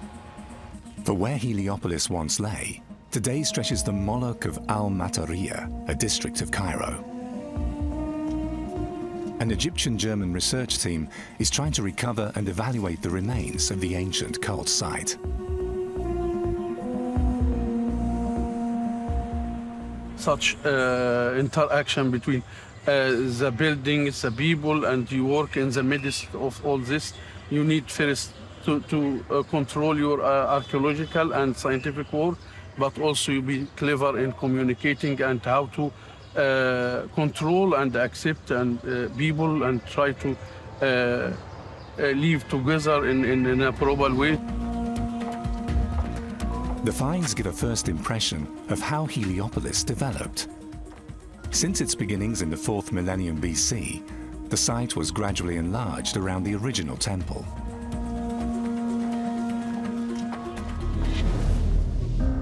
The most sensational discovery so far, fragments of a stone slab. It's the ancient ground plan of a temple, similar to those found in many later Egyptian cities.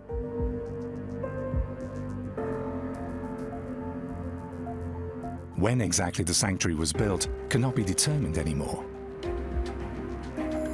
But the plan shows that there were at least 3 mighty gateways, decorated with 4 flagpoles each.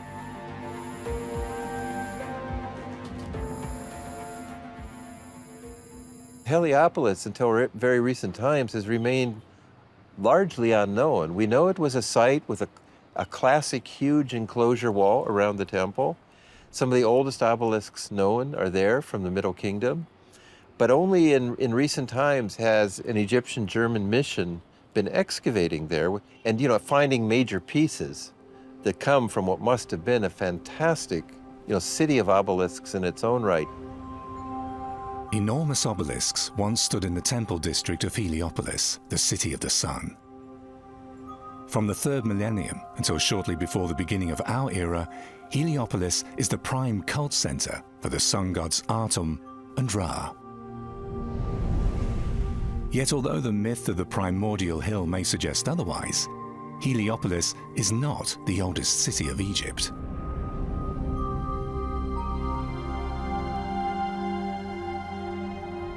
Those looking for traces of the first great metropolises must travel further up the Nile, to Hierakonpolis, the ancient capital of Upper Egypt. It emerges around 3,500 years BC, when several villages coalesce into the oldest known urban settlement in Egypt. For 500 years, Hierakonpolis remains the religious and political center of Upper Egypt. A city built of mud, the most important building material of the Egyptians.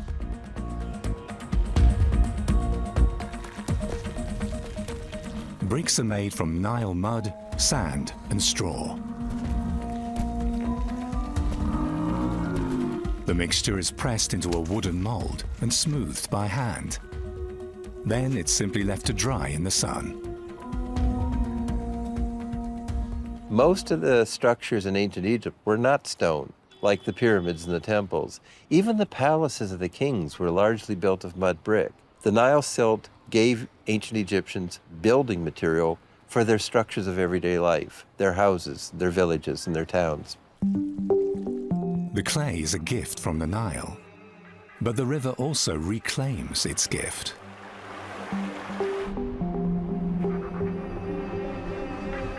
Unlike stone temples, earthen buildings are not built to last forever. After 5,000 years, only a few traces of the former capital remain.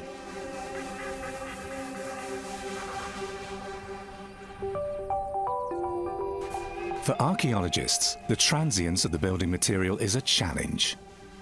The desert has long since reclaimed the land, yet sometimes catastrophes of the past prove a stroke of luck for research. This is the house of a potter who, fortunately for us, burnt his house down with his own kiln, ensuring its incredible preservation because it's been cut into the native dirt. And otherwise it would have eroded away. But because he burnt it and made it like pottery, it's red like pottery now because of the fire, it's preserved it against the wind and the elements. So we can see and get a feel for how the ancient Egyptians at this time actually lived. The pottery workshop is part of an entire settlement of adobe buildings. Almost 10,000 people live here, house to house.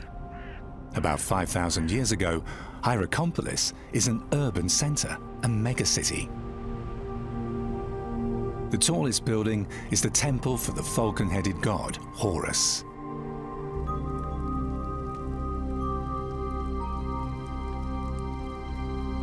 The Falcon City plays a key role in the history of Egypt. From here, around 3100 BC, King Nama conquers the north of the country, uniting Upper and Lower Egypt to form the first territorial state in history.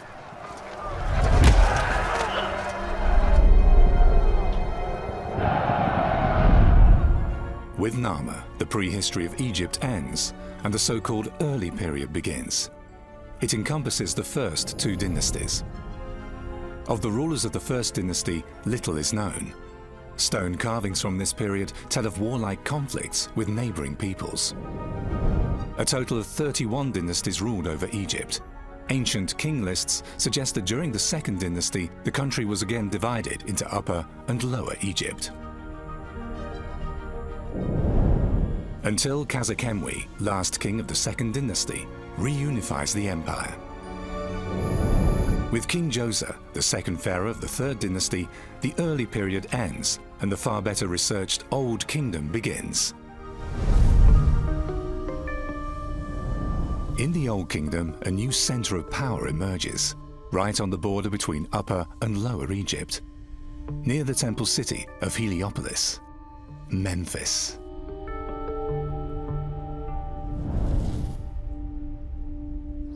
For about 3,000 years, the new residential city becomes one of the most important political centers of the country. Its name derives from the ancient Egyptian term Menefer, constant and beautiful.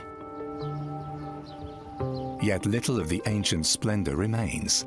The scanty leftovers do not date from the founding period and are located in which is now Mitrahina, a southern suburb of Cairo.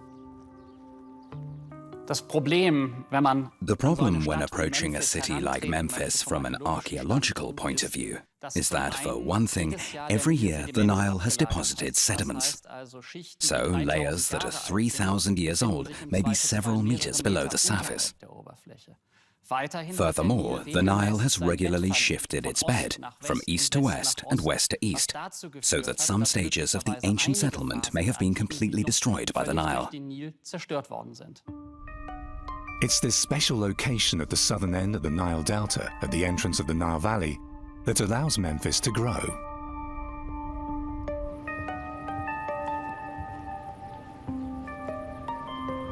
The Egyptian chronicler Manetho reports that a fortress with white walls was built here. There's also evidence of a huge temple to the city god Ptah. He's considered the patron of creation and the arts. But hardly a stone at the Ptah sanctuary stands upright anymore. Nevertheless, today archaeologists can draw a picture of ancient Memphis. There are a good many written sources. For instance, the so-called hymns to the city that exist for Memphis as well as for Thebes. Then we have ancient Greek authors who tell us about the city of Memphis, its important buildings, so that we can get a picture of the ancient city, even if it's no longer preserved today.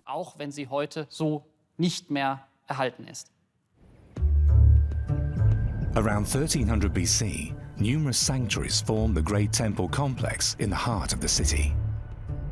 Triumphal processions, sacrificial festivals, and coronation ceremonies take place here. The Greek name of the main temple of the god Ptah, as Aegyptos, later becomes the country's name, Egypt. With up to 30,000 inhabitants, Memphis may have been the largest city in the world at the time. West of the capital, another defining element of Egypt's urban culture develops. The necropolis of Saqqara.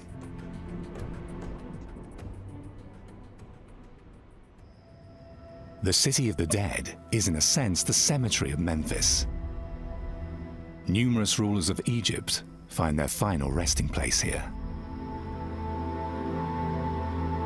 the most prominent tomb and landmark of Saqqara is the Step Pyramid for King Joseph. It's about 4,700 years old and presumed to be the first structure in Egypt made of stone.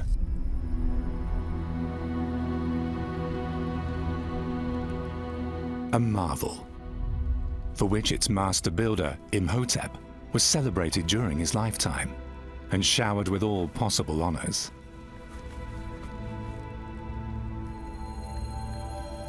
His title, the Great of the Seeing, reveals Imhotep is not only the king's top architect, but also a high priest, and thus one of the most powerful men in the empire.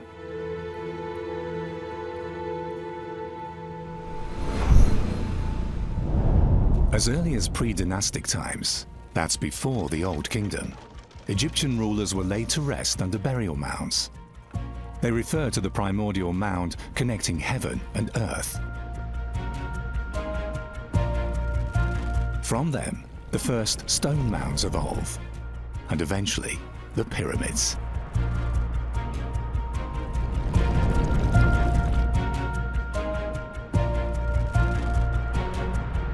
With time, they become ever more perfect, until they reach their apogee with the construction of the Khufu pyramid in Giza.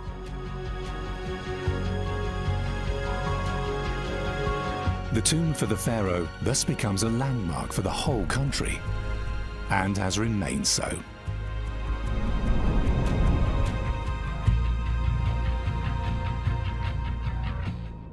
Building the pyramids was a project that welded together the Egyptian society. Workmen were coming from all around the country, from the south and from the north. They came together for this huge project. They were taking pride in being Egyptians. Next to the City of the Dead, another settlement is being built on the Giza plateau. It's no less than a city of its own. Here live the well-paid craftsmen, stonemasons, carpenters, and blacksmiths. They're even allowed to build their own burial site in the immediate vicinity of the City of the Dead. A privilege at that time.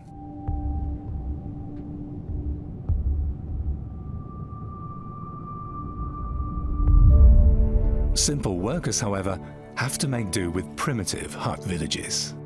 The construction of the pyramids is a mammoth task and a back-breaking job. The ancient Greek chronicler Herodotus estimated that it took 100,000 men 20 years to build the Great Pyramid of Giza.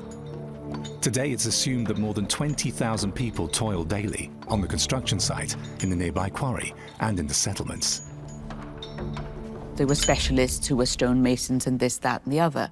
And we know about them because we actually have where they lived on the Giza, near the Giza plateau.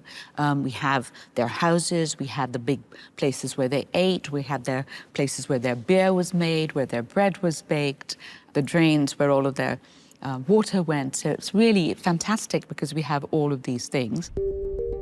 In the late 19th century, archaeologists discover a similar city up the Nile, at the eastern entrance of the fertile Fayum Basin. It was needed for the construction of the pyramid of Senusret II. At Al-Lahun, we see quite clearly that these settlements were planned according to a grid. The layout of Al-Lahun shows a regular street grid. All houses are designed following a uniform pattern. Stone canals indicate a regulated sewage disposal system.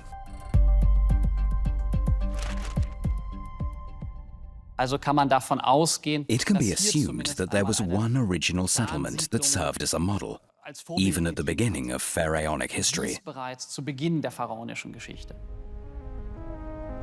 There are also indications of elaborate town planning in the provinces. As their giant empire cannot be properly administered from the capital, the Egyptians divide their country into smaller units, so-called nomes. One of these regional centers is Edfu. The city on the west bank of the Nile still exists today. 200,000 people live here.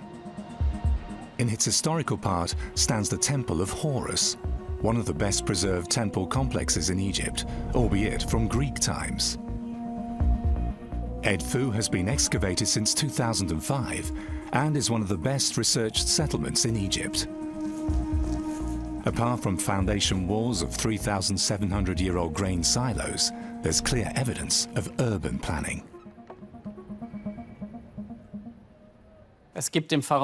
There are several terms in pharaonic Egypt for cities or settlements. Hieroglyphs provide some hints. The so-called determinative at the end of the word shows a round settlement with a gridded system inside. The hieroglyph for city and the hieroglyph for village. Both show a settlement pattern still widespread today, oriented along two main traffic axes. From this four-way division derives our term city quarter. So the grid system for cities was not invented by the Greeks, but about 2,000 years earlier in pharaonic Egypt. Yet with the rise of regional power centers like Edfu, the pharaoh's control over his empire slips away. After about 800 years, the central government collapses and the Old Kingdom ends. What follows is the so-called First Intermediate Period, a short interval of violent conflicts between the south and the north. In Upper Egypt, Thebes becomes the new hub of power.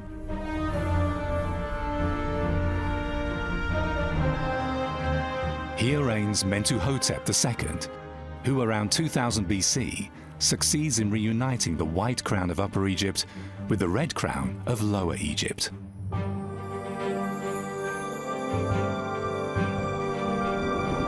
The time of the Middle Kingdom begins, and Thebes develops into a political and cultural center. However, it's not until the founding of the New Kingdom around 1500 BC that Thebes becomes a metropolis. At the time, around 20,000 people live in the city, and an estimated 1 million in the surrounding region. Thebes has many names. In the Ilias, it was given the name Thebes of 100 Gates in order to distinguish it from the city that had the same name in Greece. On the other hand, Thebes was also called the southern Iunu, which means southern Heliopolis.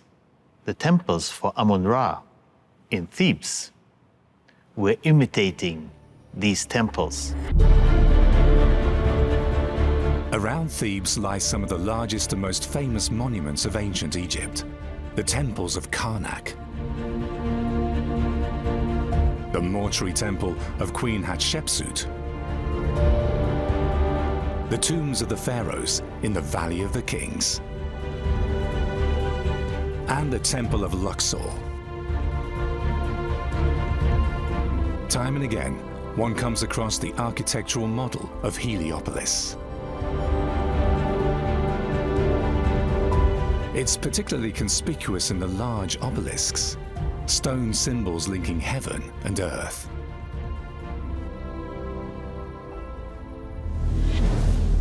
To the ancient Egyptians, the wandering shadow of the obelisks symbolizes the daily journey of the sun god from the east to the west. But they also use it to measure time. The sunlit day is divided into 10 sections, with 2 twilight hours added for evening and morning. Based on the obelisks, the first sundials are designed around 1500 BC.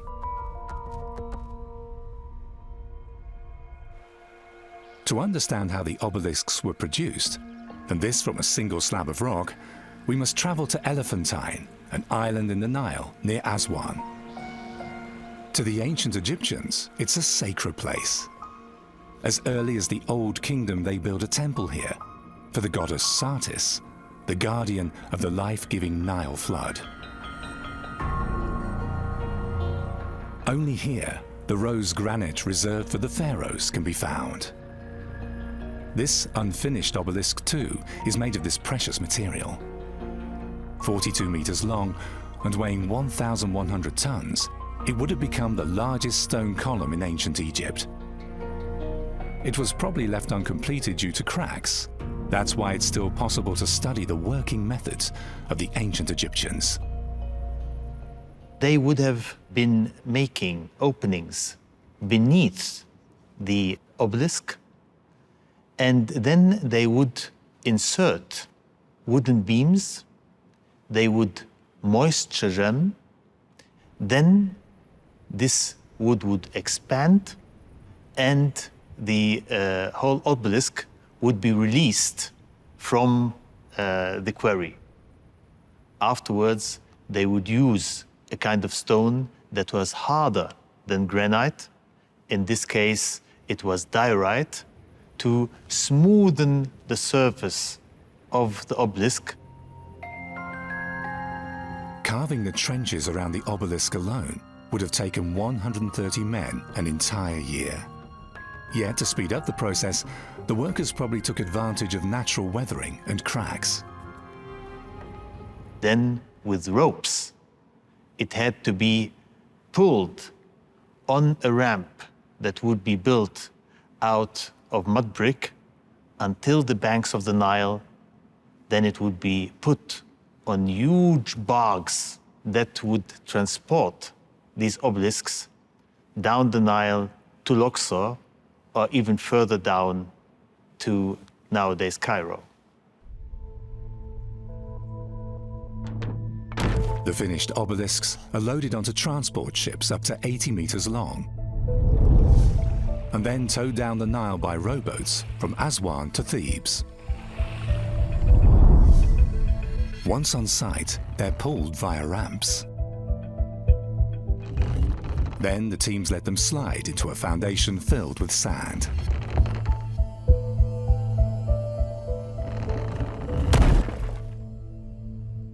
In later times, the monumental stone needles are popular spoils of conquest throughout Europe.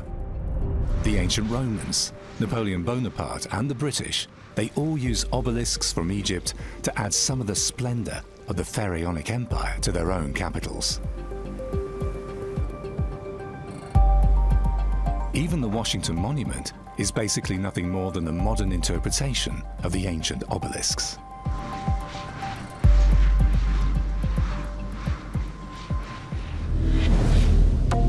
Splendor and glory on the Nile. Every pharaoh sees it as his duty to enlarge and embellish the Egyptian temples. Thus, more and more impressive buildings are erected around Thebes, like Karnak, the largest of all preserved temples.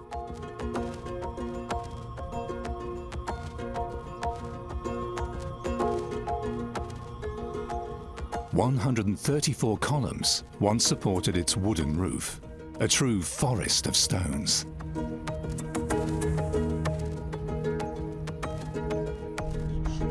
"24 meters high, 104 meters long, and 52 meters wide, the Great Hall of Columns is a building of superlatives.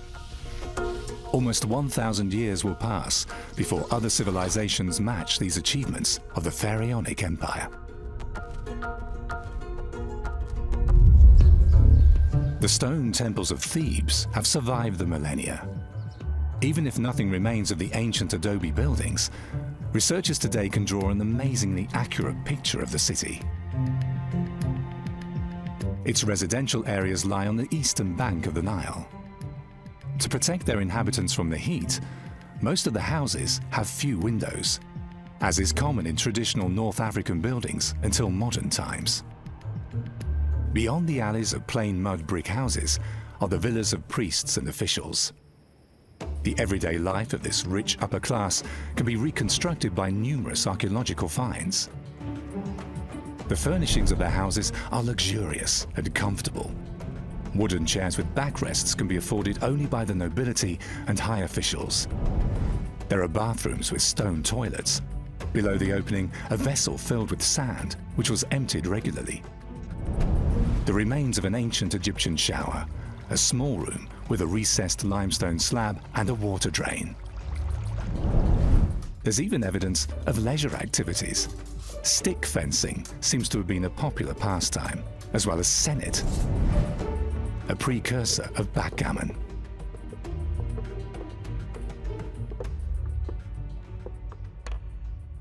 The upper classes did, no doubt, enjoy certain luxuries that lower classes didn't. I think there was a big divide between the very wealthy and the very poor, but I don't think ancient Egypt could have worked as a culture, society, and a civilization if the elite had been totally separate from the common people. I think Egypt was organized by households. You owed labor to your lord, but your lord owed you security, sustenance, food, and protection. The lower classes and the upper classes were more interdigitated or more embedded than we might think if we just use the term upper class or elite. Yet, there are also revealing findings for the daily life of the workers. They were made on the west bank of the Nile, where the sun sets, and thus, according to the conceptions of the time, lies the threshold between the world of the living and the realm of the dead.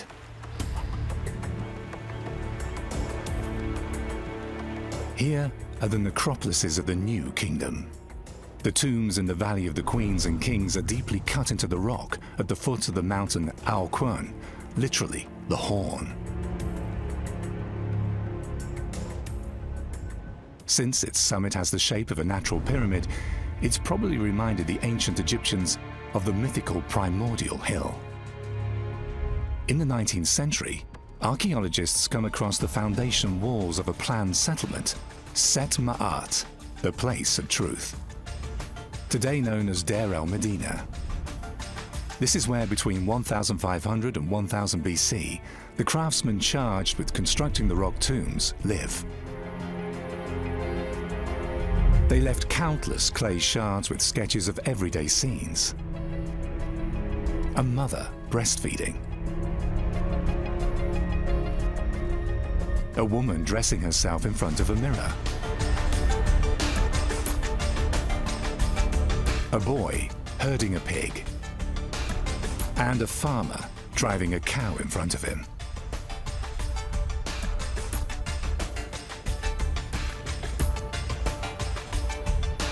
Inscribed pottery shards found in an ancient trash pit provide information about the settlement's water supply. The ancient Egyptians were aware about the importance of water. We have indications already from the Old Kingdom that there were copper pipes used, but only on a very narrow scale. The ancient Egyptians used donkeys to transport the precious water in water jars over sometimes hundreds of kilometers to the places where the people would live. It's an elaborate system that works well for a millennium and a half. Royal officials meticulously watch over allocation and consumption.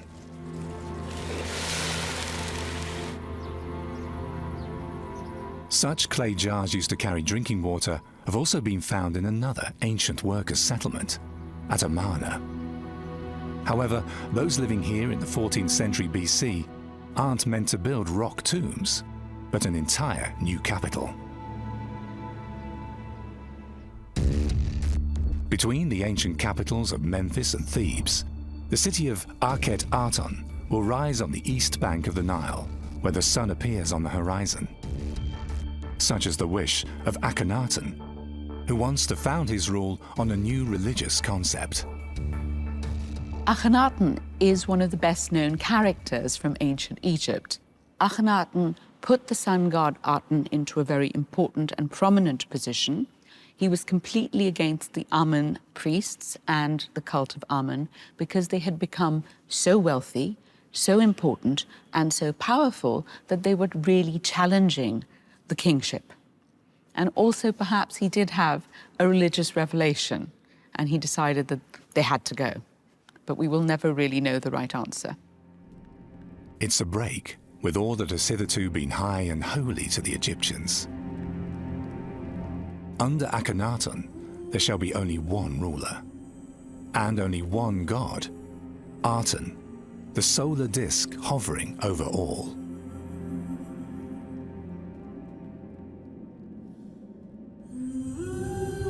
Akhenaten wants a radical new beginning. Even his intended capital is not based on an existing settlement.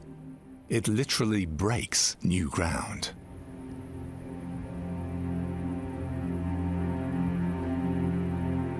Rock reliefs describe the ambitious project like ancient construction site signs.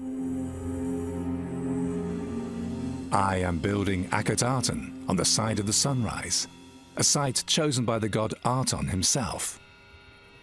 He left all of these stelae that in fact tell us about why he chose this place and how he chose it. And basically it was a place where the sun rose in a very particular way in front of the horizon, and also because he said that it was basically a virgin site. It had no history of other gods. And so this is where he built his capital dedicated to the Aten and said that I am in fact never going to leave this area ever again. In just 3 years, the entire city is built. Akhenaten, a new capital for 50,000 subjects, begun in the 5th year of Akhenaten's reign, and as it's handed down, completed in his 8th year on the throne. In the center rises the new sanctuary, the Temple of Aten, next to the great palace of the ruler.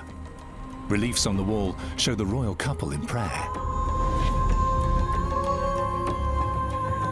Yet the new cult does not endure. Following his death, Akhenaten is outlawed as a heretic, and his capital is abandoned, only 12 years after its completion.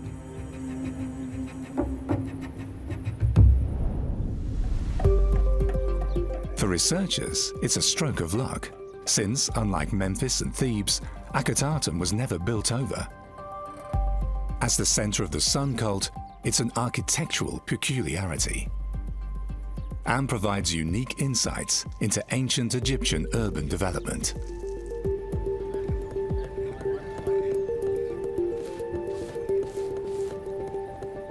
Until then, residential buildings in pharaonic Egypt were built of mud bricks. But here we see how, in the large villas, in the houses of important and rich people, bricks give way to stone. We have magnificent entrances, columns in the main reception rooms, or window grills, all made of stone. This clearly sets aside these houses from those of simpler people. For the nobility, you have some very wonderful villas with their own little temples and wells and ponds and places for their cattle and their weaving and this, that, and the other. So you really have larger things, which are almost like estates, but shrunk down. And then in between and around them are smaller houses, which one suspects belong to people who were associated with the main house. So you get this idea of someone important and dependents circling around, and you get all kinds of levels of people, because we know that there are people who are sculptors, who have their houses as well as their workshops, people who are butchers, bakers, police officers, as well as, of course, all the members of the court elite. Increasing use of stone in construction is a challenge for Akhenaten's builders. Until now, houses have been built either from air-dried mud bricks or, like the pyramids, from large, individually matched blocks of stone. Yet Akhenaten is in a hurry, so a new revolutionary construction method is needed. Instead of the time-consuming process of matching the stones, in Akhenaten, one-size-fits-all blocks are used, called talatat. They're easy to stack and to transport. Thanks to these ancient Egyptian precursors of today's industrial bricks, the new city can be built in record time. The talatat from Akhenaten's time are sought after as building material, and thus recycled in the temples of Thebes as filling material. Akhenaten is not the only pharaoh who wants to create a monument for himself by ordering a new capital to be built. More than 50 years after his death, one of the most famous of all pharaohs takes up his reign. Ramses II.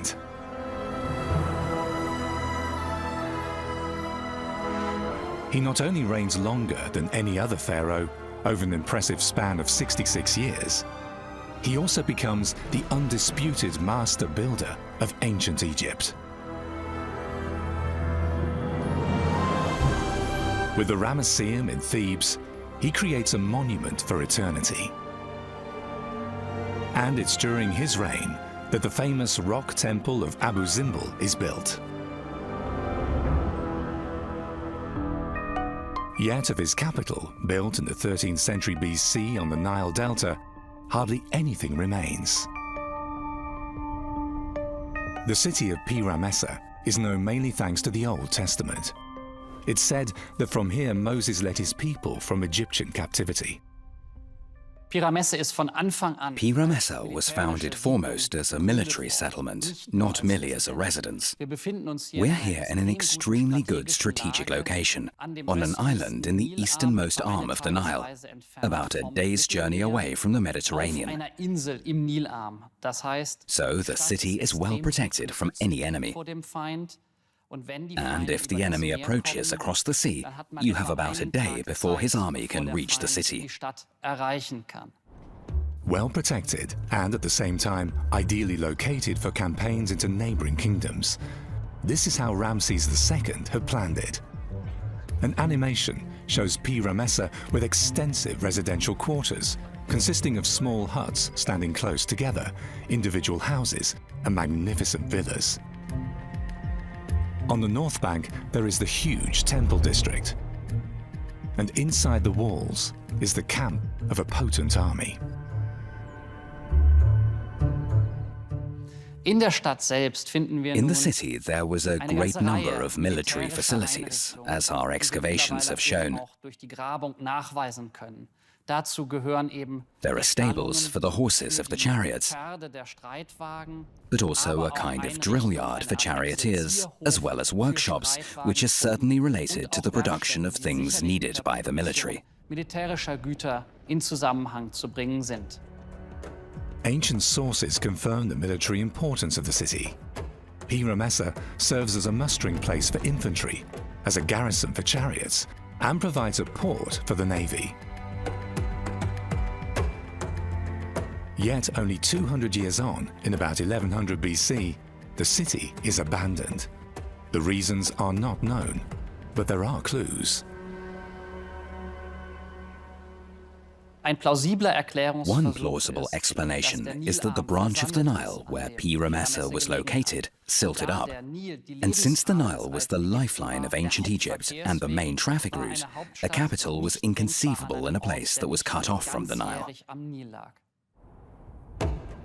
Under Ramses II, Egypt enjoys internal peace for almost 50 years. However, the pharaoh's empire is threatened from the outside. While mighty fortress cities secure the Nile Valley in the south, foreign invaders prove dangerously active in the north. Around 1600 BC, foreign rulers, called Hyksos in Egyptian, bring the Nile Delta under their control for the first time.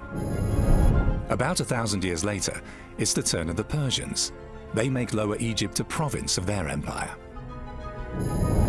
Then in 332 BC, a conqueror from northern Greece ushers in a new era. Alexander the Great.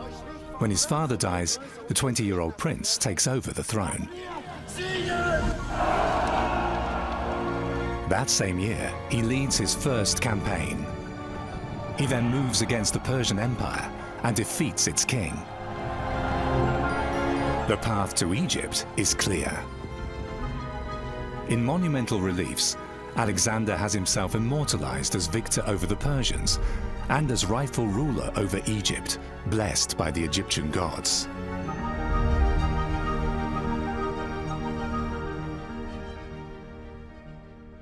Alexander quite consciously sought to project a counter-image to Persian rule over Egypt by placing himself in local traditions.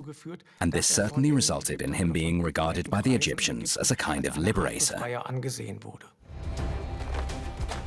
His name remains forever associated with the founding of a new city on the Mediterranean Sea. Alexandria. It's built according to Greek models in a checkerboard pattern. Soon it eclipses even ancient Athens. Around the time of Christ's birth, it's the second largest city in the world, after Rome, with an estimated population of 300,000. Its landmark can be seen from afar, the Pharaohs of Alexandria, one of the 7 ancient wonders of the world, shown here according to ancient descriptions. Estimates of its height vary between 110 and 160 meters. If the latter were correct, the pharaohs would have been higher than most Gothic cathedrals. It's not impossible, but probably a height of about 110 meters will be correct. Yet Alexandria is nothing special when it's founded. A typical Greek colonial city, like many on the Mediterranean. This changes only after Alexander's death. Ptolemy, one of his generals, has the king's body transferred to Alexandria, and thus legitimizes himself as successor to the ruler's throne. Thus, Ptolemy establishes the last pharaonic dynasty of ancient Egypt. Alexandria, where Alexander the Great is presumed to have his final resting place, experiences a massive boom. Greeks and Macedonians come to the city in large numbers. The who's who of intellectual antiquity gathers in the world-famous library. Under the Ptolemies, Alexandria develops into a melting pot of cultures. From the exchange between Egyptians and Greek conquerors, something new emerges. Also, in matters of faith.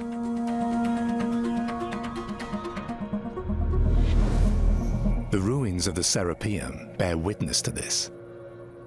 It was the center of worship of Serapis, a cross of Zeus, the Greek father of the gods, and Osiris, the Egyptian god of the dead.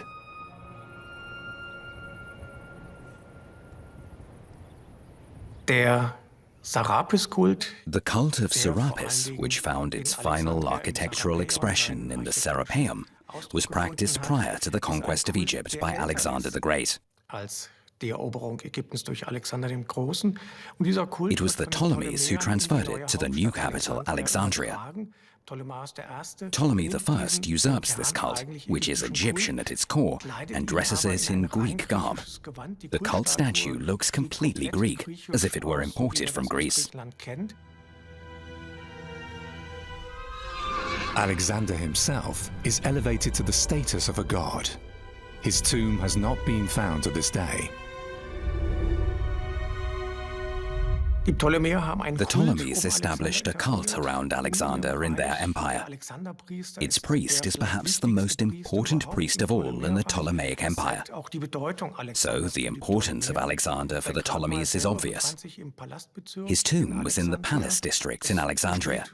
There's certainly the possibility to find remains of it. However, to do this, you need more specific information about where to look. You can't just dig up a metropolis like Alexandria. You need reliable indications that nothing speaks against the possibility that Alexander's tomb may one day be found. Any archaeological search in a densely populated metropolis is probably like looking for the proverbial needle in a haystack. For ancient Alexandria has not only fallen victim to modern development. The coast looks very different today than it did 2,300 years ago. The ancient causeway to Pharos Island has been completely built over by the inexorably growing city. Other parts of ancient Alexandria sank into the sea after an earthquake, followed by a tsunami in 365 AD. They lie underwater to this day, off the coast of the modern city, where parts of the ancient royal quarter too are believed to have been. In the 1990s, underwater archaeologist Frank Godiel set out on a search. His spectacular finds give a glimpse of the splendor of the Ptolemaic dynasty. Countless amphorae and blocks of solid stone still lie at the bottom of the sea.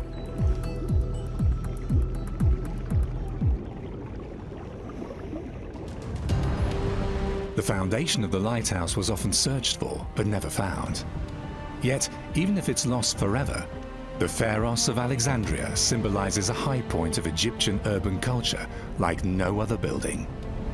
Alexander, for me, is like a big synapse that transmits ancient Egypt as it now was, as it had, morphed, as it had developed through 3,000 years. But Alexandria and the Ptolemaic dynasty transmitted that to the world of Rome and thence Europe.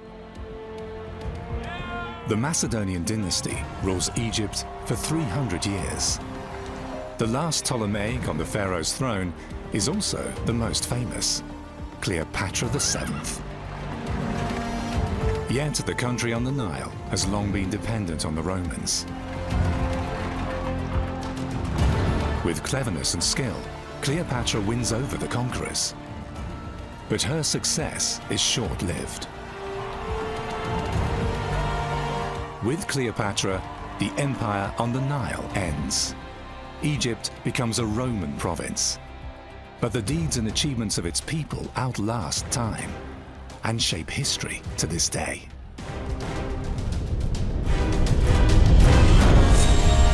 The Egyptian metropolises are the starting points of an urban revolution. The Egyptians, pioneers of modern town planning, set standards with their monumental buildings for over 3,000 years. From cultural temples like the Louvre in Paris to gambling temples in Las Vegas, the architectural legacy of ancient Egypt, the belief in a life after death, and the cult of the deceased are central to the world of the ancient Egyptians. The word mummy is almost synonymous with ancient Egypt. Mummies bear witness to this millennia-old world and its mysteries. It is said that the ancient Egyptians had an obsession with death. What they actually had was an obsession with life. The more we learn about the death cult of the ancient Egyptians, the better we understand their lives.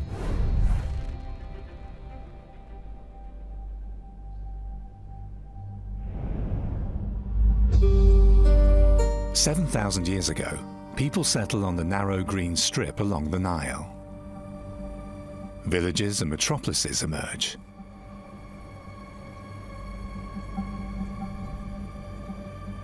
They bury their dead beyond the fertile land of their settlements, in the sands of the desert, where extreme aridity and heat prevail.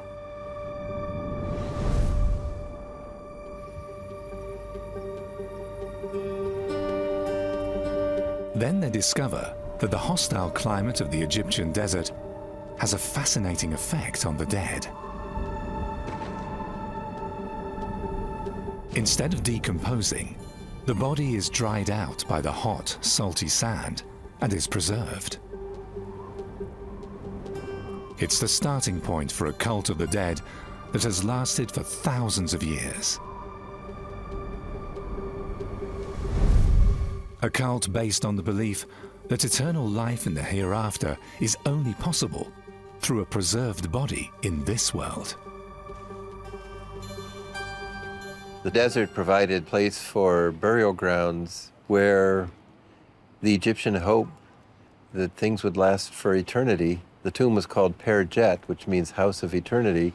They knew it wouldn't be possible in the Nile Valley, anywhere in the silt. The valley flooded every year from late June until late September, October. Was the inundation season, and there's no way you could preserve a body, in the Nile Valley. So the desert provided the ideal conditions for cemeteries. At the end of the 19th century, 40 kilometers south of Luxor, then Thebes, excavators come upon a sensation. In the ancient village of Gebelin, they find 6 mummies, about 5,400 years old.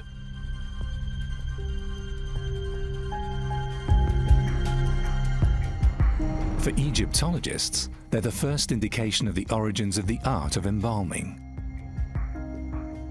For a long time, archaeologists attributed their near-perfect state of preservation to the salty desert sand. They dried out the corpses and preserved them. However, there are new findings. The thing about the Gebelin mummies, they're very interesting. What we can say is that with the Gebelin mummies, the hot, dry sand was certainly playing a key role in the preservation of these individuals. That's absolutely certain. But we also know that actually some of these, at least, were actually being wrapped in linen that included antibacterial tree resins that were actually also playing a part in body preservation in addition to the hot, dry sand. So for the Egyptians, the preservation of the body was absolutely central to immortality. So the ancient Egyptians' desire for eternal life is much older than the pyramids. Near the great cities along the Nile, they build necropolises, cities of the dead. One of the most important is located at Saqqara. For more than 150 years, the site has been a treasure trove for archaeologists, telling them ever more about the art of embalming and the cult of the dead. In an area of about 10 square kilometers, there are numerous tombs, and researchers are still discovering new ones. The royal tombs act as a kind of nucleus. Even in death, proximity to the king is paramount, although strictly according to hierarchy. In the immediate vicinity lie the ruler's relatives. Beyond them, high dignitaries. Further away, lower officials may find their final resting place. In 2003, archaeologists find 20 graves of civil servants from the time of King Nama, considered the first pharaoh around 3000 BC. One of the officials was buried in a wooden coffin. It's a status symbol for the wealthy elite. Yet, this new burial method poses new challenges for embalmers.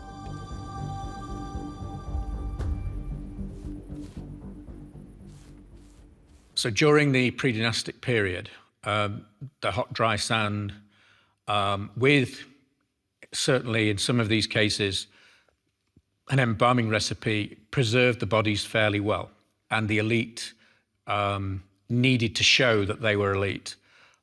This is when the burial environment, the tomb, changed. The body was no longer in direct contact with the hot, dry sand. So that necessarily meant that the bodies would decompose far more rapidly. So because of this, they actually needed to have a much more elaborate mummification process. At the beginning of the Old Kingdom, embalmers rely on antibacterial resins to slow down the decomposition process. Linen wrapping is supposed to preserve the body close to life. Male genitals, and in women the breasts, are artfully modeled. So are ears, nose, mouth, and eyes. Yet, from this period, only a few mummies have survived. One of them is in a museum in Hildesheim, Germany. In 1914, German excavators find a coffin near the pyramids of Giza. It belongs to an official of the 6th dynasty. His name was Idu. It's the start of an adventurous journey for him. Underneath the rubble of a mastaba, archaeologists discovered an access shaft that led to an underground burial chamber. When they opened it, they saw a wonderful cedar coffin. The mummy was still inside. It was the oldest Egyptian mummy found at that time. It was brought overland to Cairo and on to Alexandria. It was then transported by sea to Germany. Alas, when it arrived, it was in a sorry state. It wasn't until 2016 that researchers were able to reconstruct Idu's head with the help of the latest technology and a sculptor.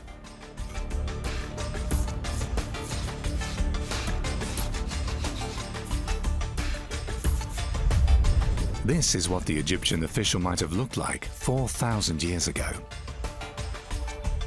Idu served Pharaoh Pepi II as a chamberlain and scribe.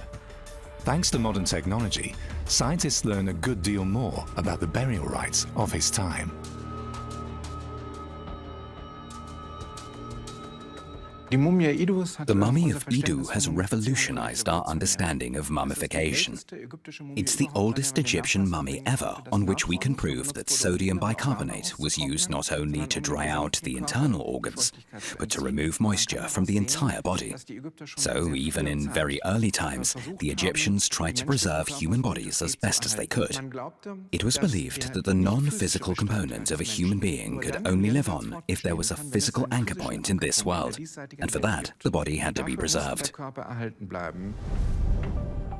So preserving the entire body is indispensable. Even before the unification of the empire, when deceased were still mummified by the salty desert sand, the people of the Nile tried to further body preservation with resin-soaked linen bandages. The way tombs of the Old Kingdom prevented natural mummification by desert sand, the Egyptians had to refine their techniques to allow their deceased to live on. Throughout the millennia, Egyptians continued to embellish their ideas about the afterlife. As early as the Old Kingdom, proper mummification and the performing of appropriate burial rites are indispensable. Only via them can the pharaoh ascend to heaven, where he may then rule alongside the other gods, ensuring that his subjects too will go on to exist after death, living an existence without worries in what is to them the beautiful West. It's a parallel world in which everyone gets a fertile piece of land, providing bread, cakes and beer in abundance. A paradise where Osiris rules, the god of the dead. Their cult of the dead is supposed to help the Egyptians achieve this goal. The main site of this cult is Abydos, 400 kilometers south of Saqqara. Here, archaeologists uncovered more than 650 tombs. According to the belief of the ancient Egyptians, it's also the site where Osiris is buried. Year after year, the Egyptians come here to participate in celebrations in Osiris's honor, commemorating his death as well as his resurrection.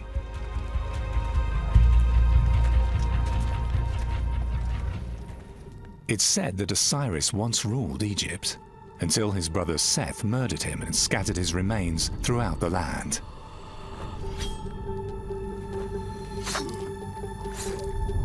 However, Osiris's wife and sister, the goddess Isis, succeeds in reuniting his body and reviving him. Since then, Osiris reigns as ruler of eternity and god of rebirth. No sinner who wants to enter the beautiful West will get past him.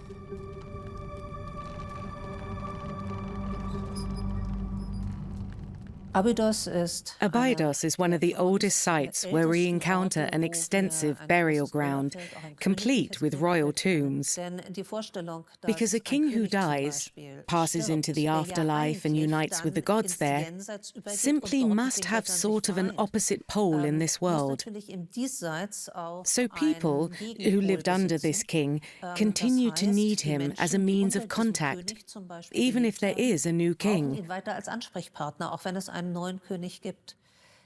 During this period, an entire series of conceptions and rituals develops, which, over the centuries, will play an important role in Egypt.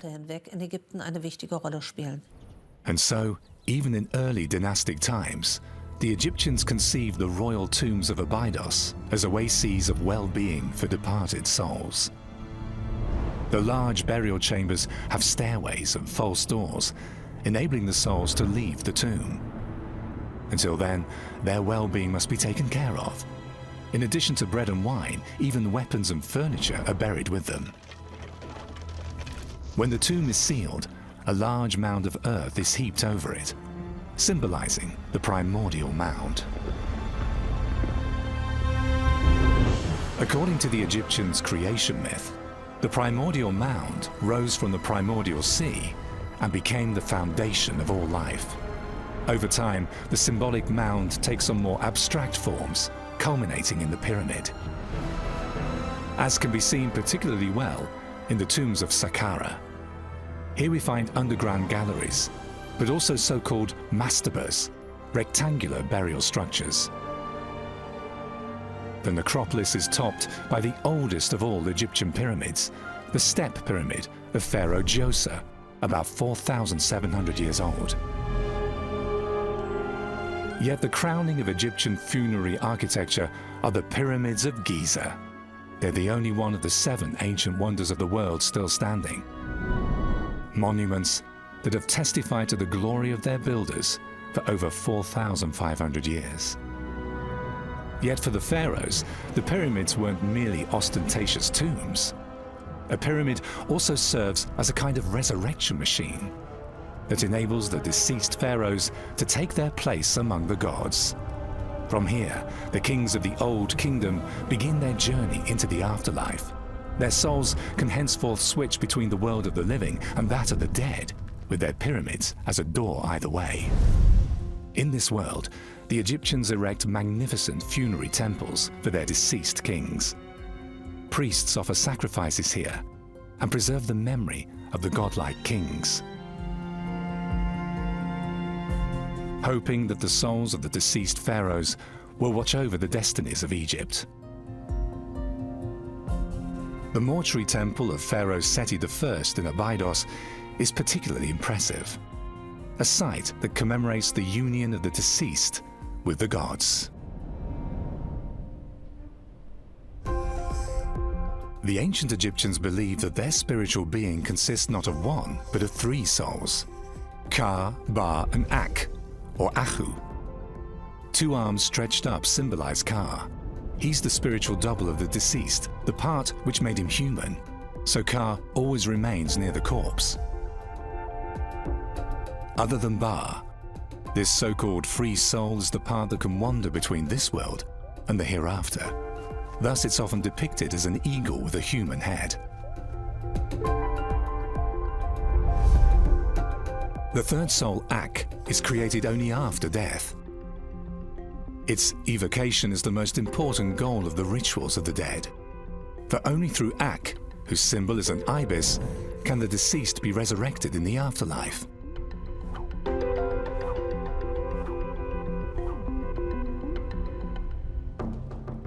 Similar to the saints of the Catholic Church, the souls of the dead assume an intermediary role between humans and the gods. To ensure this, relatives must regularly replenish the food supply of the deceased and care for his grave. Decay, desecration, or neglect of the corpse will drive away the souls, thus extinguishing the deceased for good.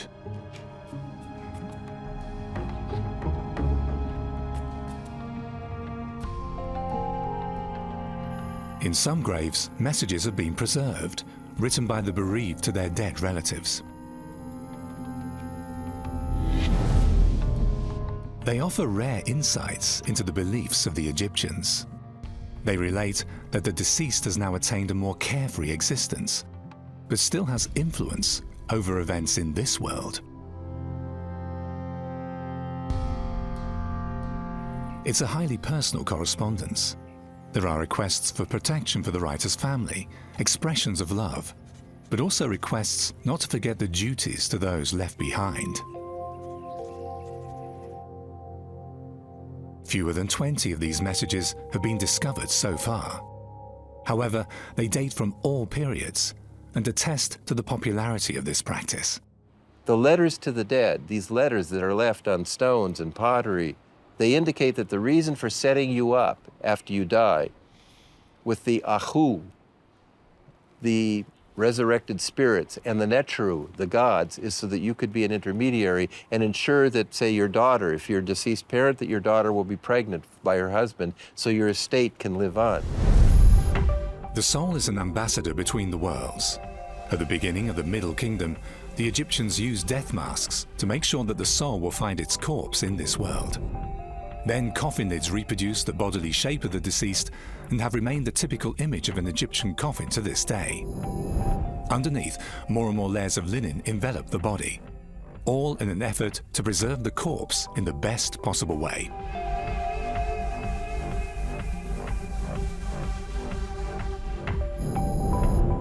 During the Middle Kingdom, sodium bicarbonate becomes widely used for preservation.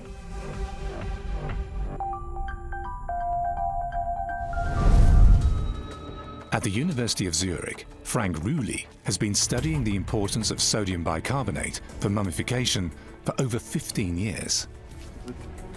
According to tradition, the Egyptians used a naturally occurring salt mixture composed of sodium chloride, sodium carbonate, sodium bicarbonate, and sodium sulfate.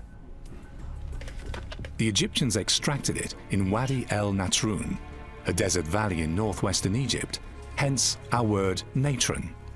The correct mixing ratio was long unknown and could only be determined by experimentation.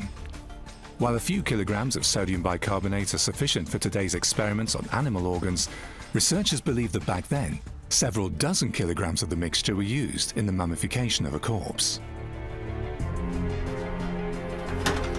In a special oven, the dry Egyptian climate is simulated. The objects under study are stored in it for a few days.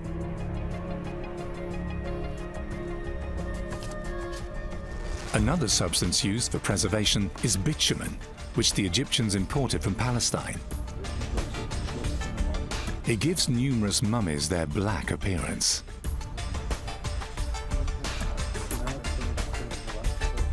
Frank Rühli and his colleague Patrick Eppenberger use it to produce perfectly mummified body parts. By using imaging techniques such as a mobile X-ray machine, the mystery of the correct sodium mixture could be solved. The team was able to preserve the tissue structure. Yet, what can real mummies tell us about the ancient Egyptians?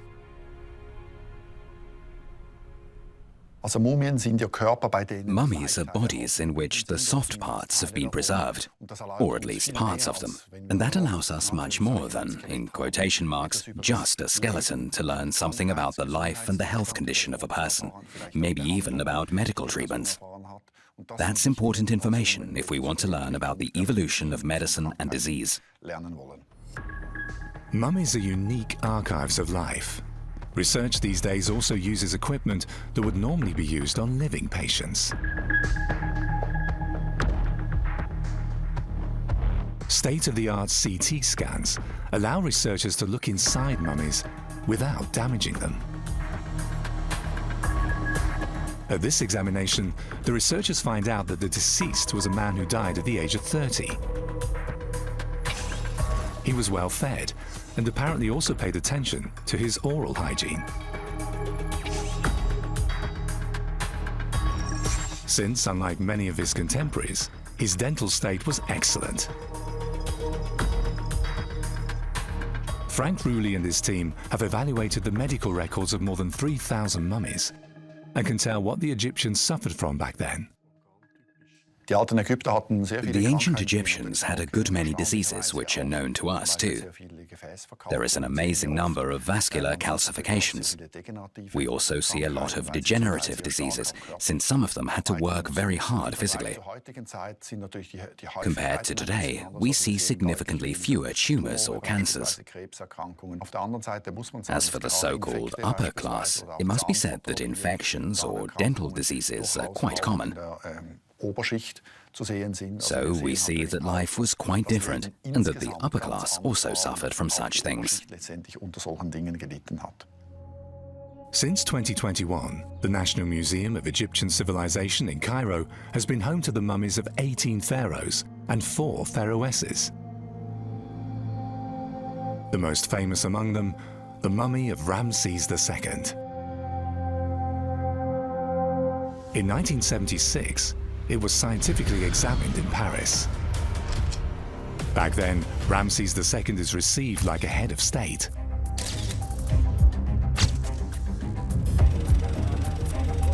The examination of the mummy has revealed a host of information about the life of an extraordinary pharaoh. Ramses II, it's believed, attained an exceptionally advanced age of over 90 years. To his subjects, he must have seemed like an immortal god.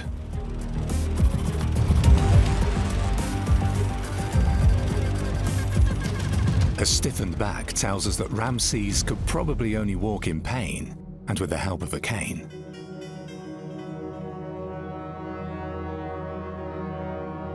Even the color of his hair could be determined. It was reddish. Graying with age, he dyed it with henna.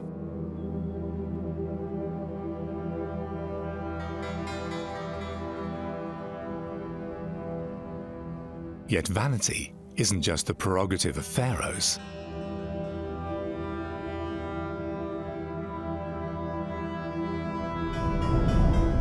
The priest Nesyamun, who died about 3,000 years ago, had it written on his coffin that he hoped his voice would one day be heard again. In 2016, a team of researchers in Leeds, England, set out to fulfill this wish. What we're able to achieve is, as I say, in the same way that modern individuals have their speech recreated, was to CT scan his vocal tract and recreate that, 3D printed, and from that, using some electronics, recreate the sound that that particular vocal tract would have made, because each of our vocal tracts are unique. Thanks to the well-preserved mummy and the latest technology, the replica of its respiratory tract, larynx and vocal tract makes it possible to make Nesyamun's voice be heard again, if only with a single sound.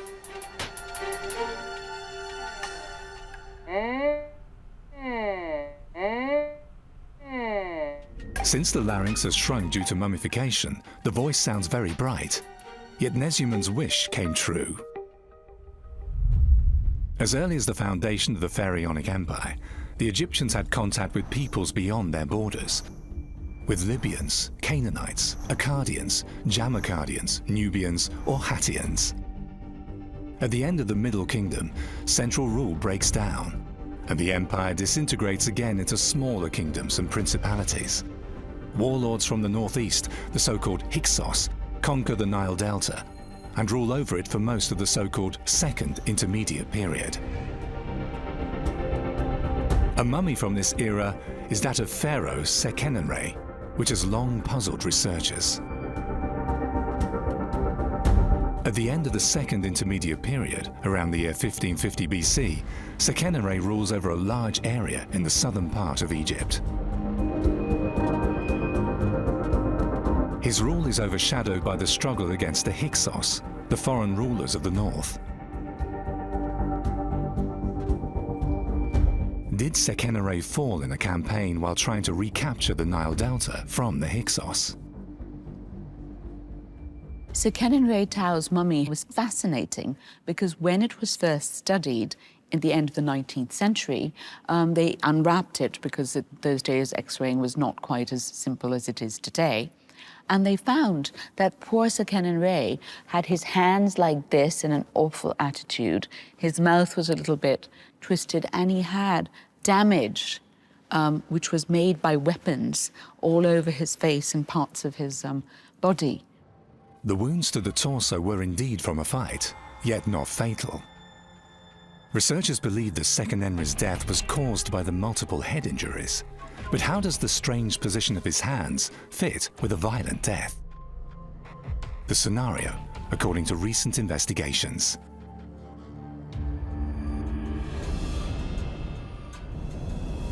At the instant of his death, Seqenenre is kneeling, his hands tied behind his back. The Hyksos presumably had captured him during a battle. Without much ado, the pharaoh is executed with several axe blows to his head. His body is mummified as befits his status. However, a crucial part is missing. It seems now, by studying some of these X-rays and CT scans, that maybe the heart was removed or missing because he was not mummified very well at first, because he died on the battlefield. I think that the embalmers made a mistake So it's a very interesting thing that this mummy that we have known since the 19th century is continuing to unfold part of its story, and by using new technology, we are learning more and more about his death. By Seqenenra's time, the Egyptians have been practicing mummification for over 1,500 years.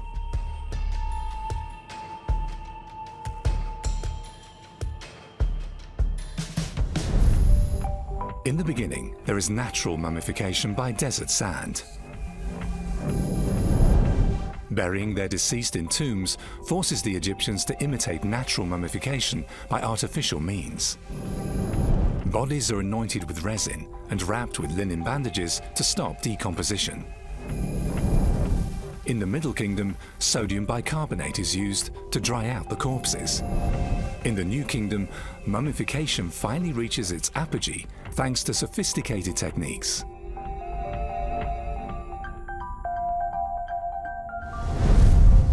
One example is the mummy of Seti I. He ruled Egypt about 3,300 years ago, between 1290 and 1279 BC.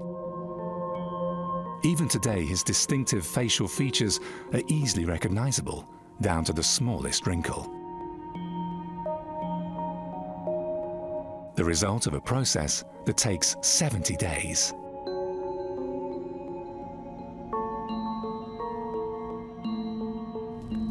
Once the body is cleaned, the embalmers begin by removing the brain.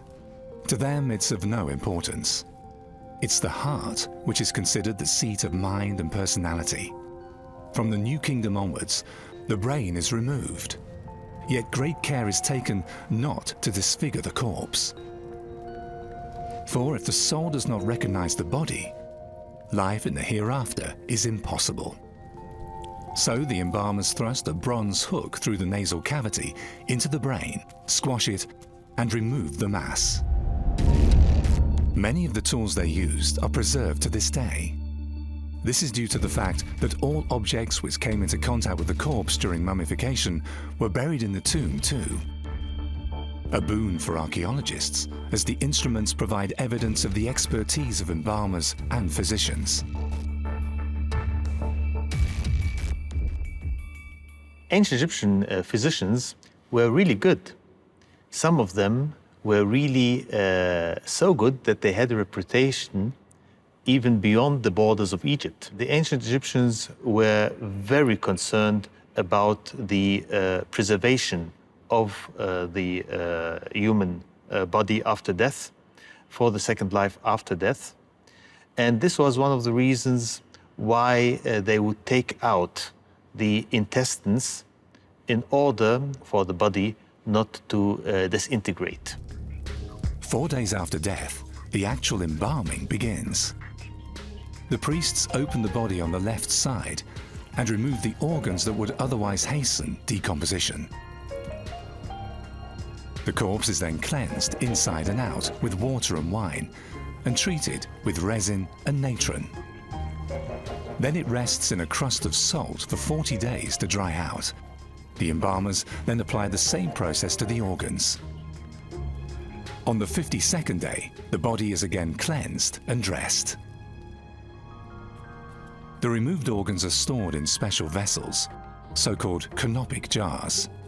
Usually there are 4 containers, the lids of which represent the sons of the falcon god Horus, one each for lungs, liver, intestines, and stomach.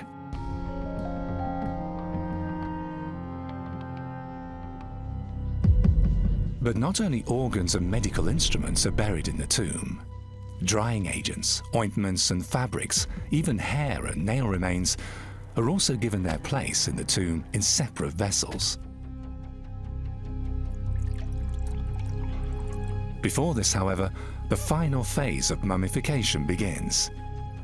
The embalmers apply ointments and resins, expensive ingredients in ancient Egypt. When it comes to stopping decomposing bacteria, embalmers are not sparing.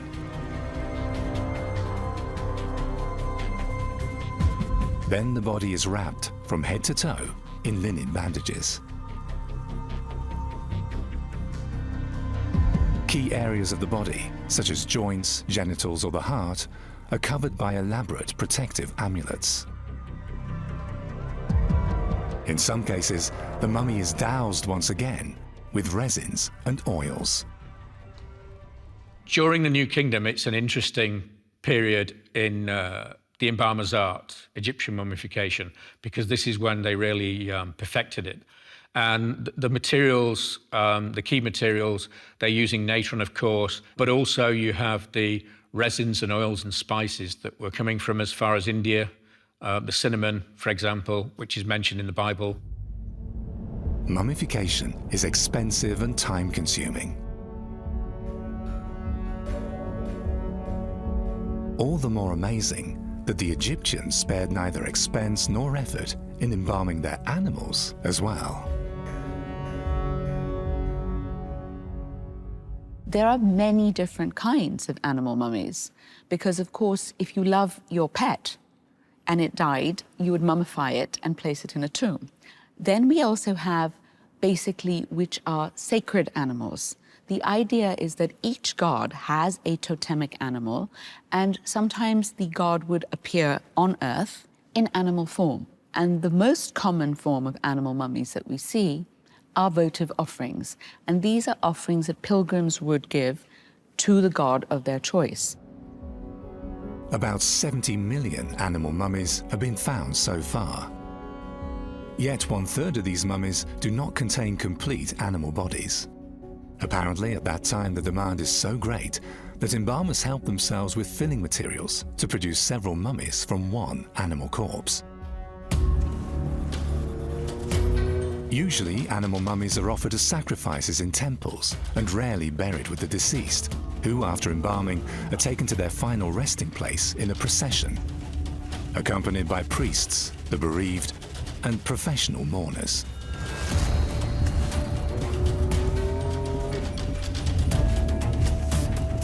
Furniture, cult objects, jewelry, mummified pets, and even meals are brought along in the funeral procession. The deceased should want for nothing in the afterlife. Arriving at the grave, the ritual for revival begins. A formula addresses the bodily functions. Open your nose so that you may breathe. Open your eyes that you may see. Open your mouth that you may eat. A ritual to which the Ushepti may also be subjected. The statuettes are supposed to serve as doubles for the deceased in the afterlife, taking care of unpleasant tasks. Provided that the deceased gets there, since first he must pass several tests, which are recorded in guides for the underworld. The pyramid texts become, the coffin texts of the Middle Kingdom, which are on the inside coffins of many noble people, and they become the Book of the Dead, which are various versions of the journeys through the afterlife.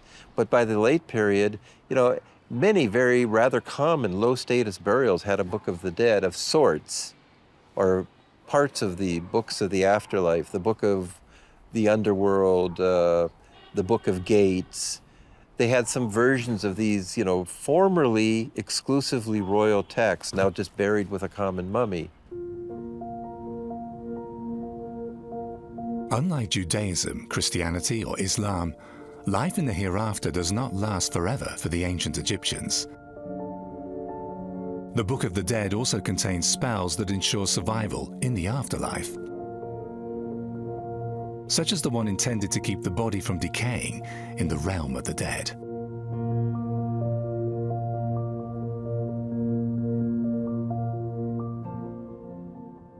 The Book of the Dead was a guide to the afterlife, describing in great detail what you might experience there. It was important that you could take such a book with you into your grave, since, as the Egyptians believed, the moment something was written down and you carried it with you, it was translated into reality. So even if you were a little bit uncertain, you would know how to behave correctly, since you had the Book of the Dead at hand, and thus could live on. The Book of the Dead also explains why the Egyptians leave the heart in the body during mummification. Before entering paradise, the purity of the heart must be tested using the scales of the soul. To that end, Anubis leads the deceased into the hall of the last truth. Here, the court of the dead meets under the direction of Osiris, the god of the dead. The soul scales are an essential tool at the court of the dead. People had to prove that they had lived according to Ma'at, that they had followed the ethical standards prescribed to them. There were clear rules which called for a so-called negative confession of sin. It describes exactly what you were not allowed to do. 42 deities sit as judges in the court of the dead. Each tests the deceased for a sin, be it lying, adultery, or murder, yet also rioting and destroying food. If the deceased confirms no sins have been committed, his heart is weighed against the pen of the goddess Ma'at. If its weight is greater, it's full of sin and gulped down by the great devourer, Amit.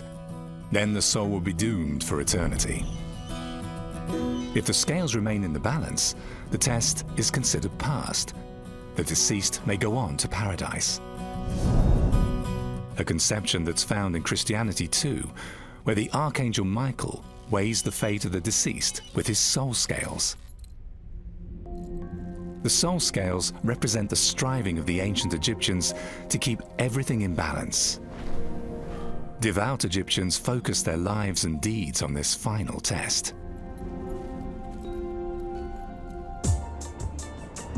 In the spiritual centers of ancient Egypt, the belief in the judgment of the dead is kept present in the minds of the people, as here in Thebes, now Luxor.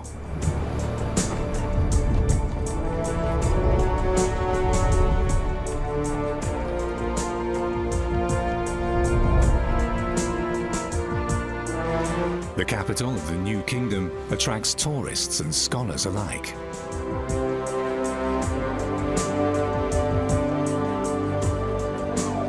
Some of the most important mummy finds were made here in Middle Egypt.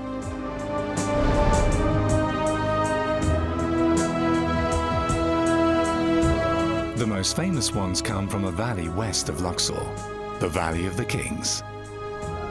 Legendary rulers like Ramses II are buried here, yet many of the burial chambers are empty. They were looted, not by modern tomb robbers, but by contemporaries.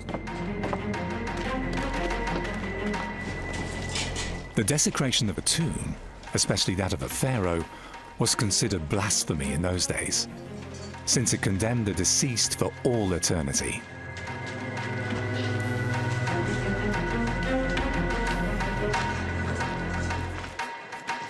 There's a saying in Arabic, ilhamiha harmiha, which means its guardian is its thief.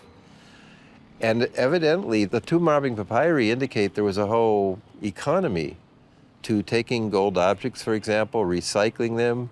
There were people called traders, shutiyu, who would actually take things and move about, mostly by boat, redistributing gold, and other precious things into the economy.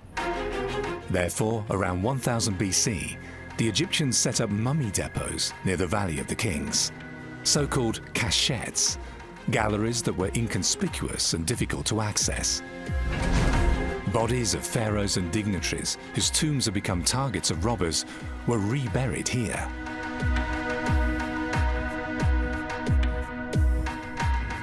More than 40 sarcophagi are deposited in the royal cachette at Deir al-Bahari alone. Among them, the mummy of Pharaoh Ramses III.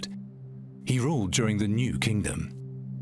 The story of how he's supposed to have come to his death reads like a detective novel and still puzzles researchers.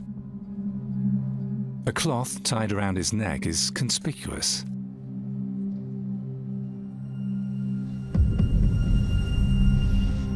In the same room, there was the mummy of an unknown young man. Since its mouth seems frozen in a cry, it's called the screaming mummy.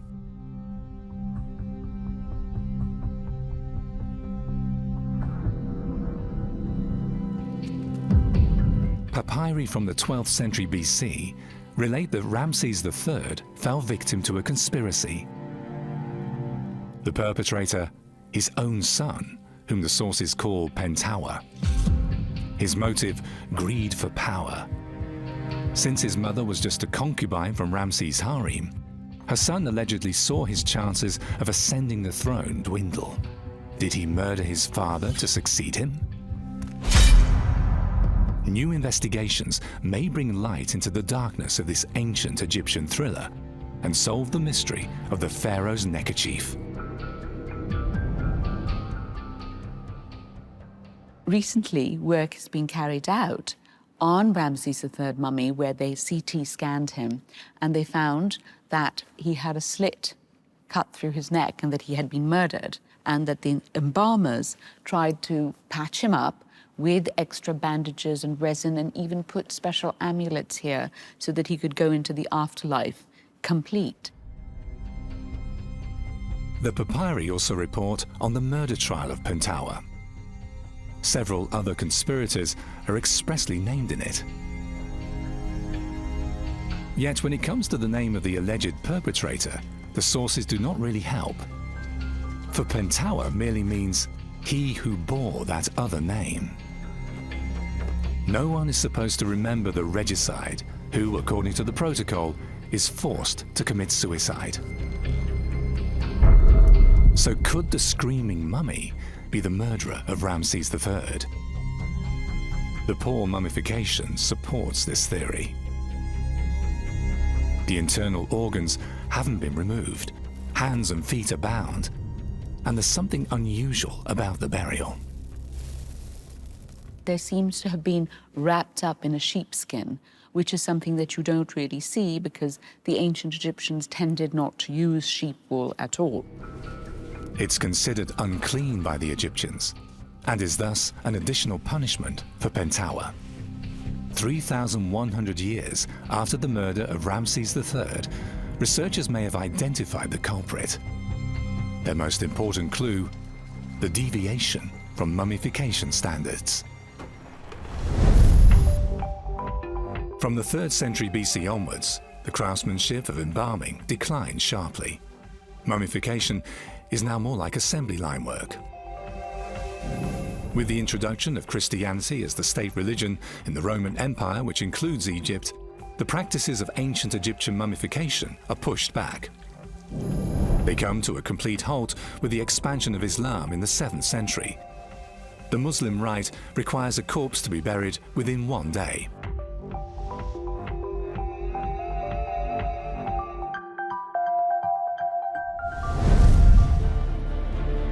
Ancient Egypt and its world are forgotten for a long time. It's not until the 19th century that ancient Egyptian art becomes popular among Europe's elites. Then in 1922, the fascination spreads to all classes. Howard Carter discovers the tomb of Tutankhamun. His find thrills the world. King Tut's death mask of pure gold becomes an icon of ancient Egypt. The discovery of his tomb and the splendor of its funerary goods trigger a hype, Tutmania. However, the enthusiasm overshadows the fact that Tutankhamun's mummy is not the best example of the ancient Egyptian craft of mummification. One of the most important things in the tomb, of course, was the body of the king. And the mummy of Tutankhamun is not very well mummified. He's covered with this dark substance. His embalming cut is very big. He's missing his heart. So it is a very unusual mummification. Tutankhamun is perhaps one of Egypt's most famous kings, not because he reigned for a very long time, but because his tomb was found almost completely intact, filled with astonishing finds. And this has really captured the public's imagination. Carter and his financier, Lord Carnarvon, sign an exclusive contract with the London Times. A reporter becomes a permanent member of the excavation team and provides readers with the latest reports of the finds. Other newspapers soon join in the race for new headlines. The lifestyle industry reacts as well. Everything must now have something to do with Egypt or mummies. Perfumes, jewelry, clothing, and much more.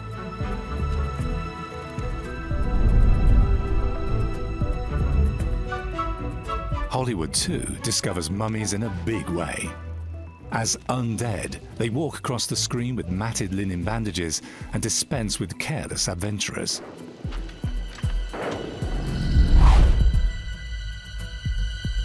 In a museum, you can always tell where there's an ancient Egyptian collection because people flock to see the mummies, especially children, because they have a macabre interest in this. And I think people have this idea that, there's something so strange and yet compelling about looking at long dead people who are almost, because with mummies they're so well preserved, they almost seem alive to us.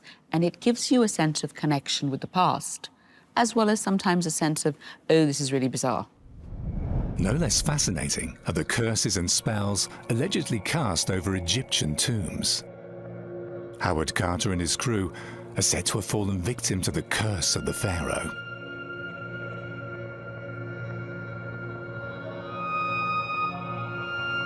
In fact, in the years following the discovery of Tutankhamun's tomb, several members of the excavation die.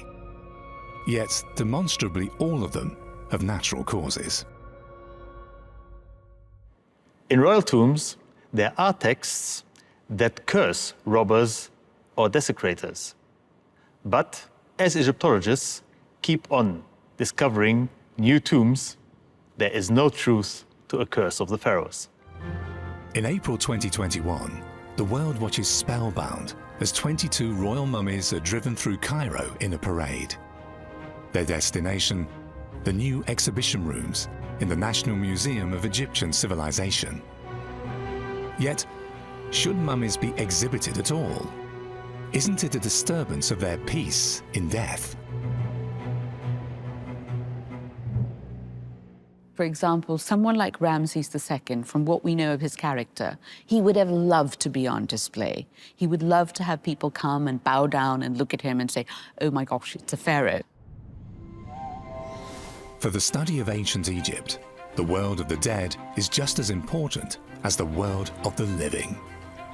For thousands of years, Egyptians spared no effort to prepare their deceased for the journey to the hereafter.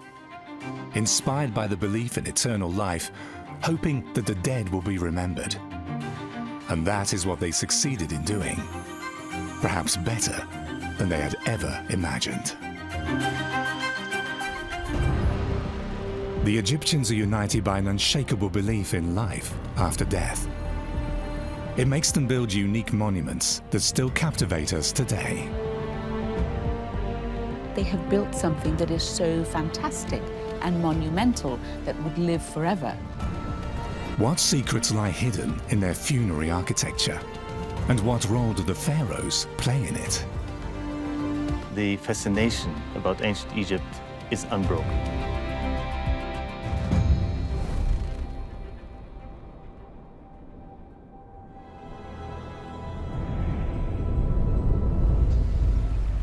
Day after day, the sun rises anew, only to set again in the evening.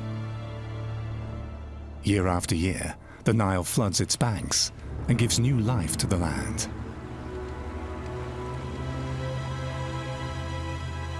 For the ancient Egyptians, man is part of an eternal cycle of death and rebirth.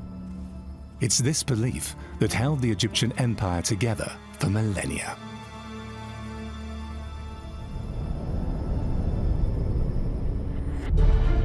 The pyramids of Giza stand for this unshakable belief. They are not only the oldest, but also the only survivors of the 7 wonders of the ancient world. Once the Pyramid of Khufu towered into the sky, nearly 147 meters high. Today it's a good 10 meters smaller.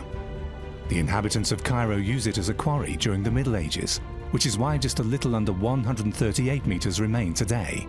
Nevertheless, it's the largest pyramid in the world. Pharaoh Khufu, better known by his Greek name Cheops, commissions the monumental structure nearly 5,000 years ago. He names his pyramid Akhet Khufu, which means the horizon of Khufu. It's the time of the Old Kingdom, an era also called the Pyramid Age. But even the ingenious Egyptians started small. During the centuries before the pyramids, kings are buried in so-called mastabas. They probably developed from burial mounds covering the tombs of the first rulers of Egypt. The hotspot for this type of tomb is the necropolis of Abydos, about 500 kilometers south of present-day Cairo. Over a period of about 3,000 years, Egyptian rulers had their tombs and funerary temples built here. Abydos is one of the oldest sites where we encounter an extensive burial ground, complete with royal tombs. During this period, an entire series of conceptions and rituals develops, which over the centuries will play an important role in Egypt. From Abydos, the first pharaohs ruled the land, and it's here that their necropolis is built. An empire of the dead, built by the living on the west bank of the Nile, where the sun sets.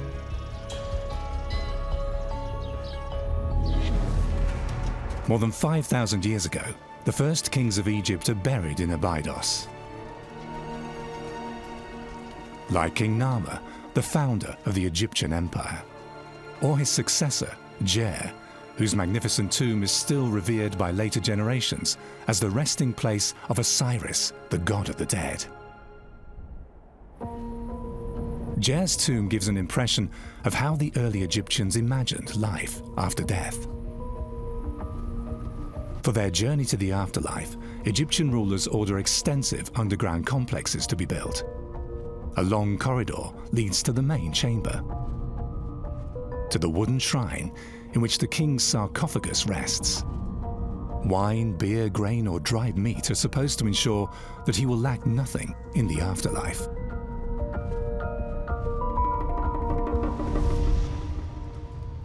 The funerary goods show that even back then, the Egyptians believed in life after death. After all, why waste precious objects on a dead person if you're not convinced that he can use them? Such as the funerary goods from the tomb of Khazakemwi, a ruler of the Second Dynasty. For a king, gold decoration is a must. Or vessels made of precious bronze. Many of these things serve a practical purpose: to allow the deceased to continue life in the hereafter without the slightest hitch.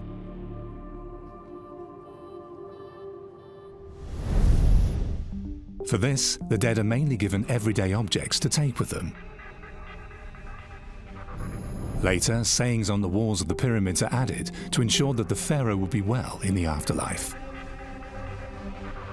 During the Middle Kingdom, magic knives come into fashion, which, according to inscriptions, are supposed to protect mothers and children in the afterlife.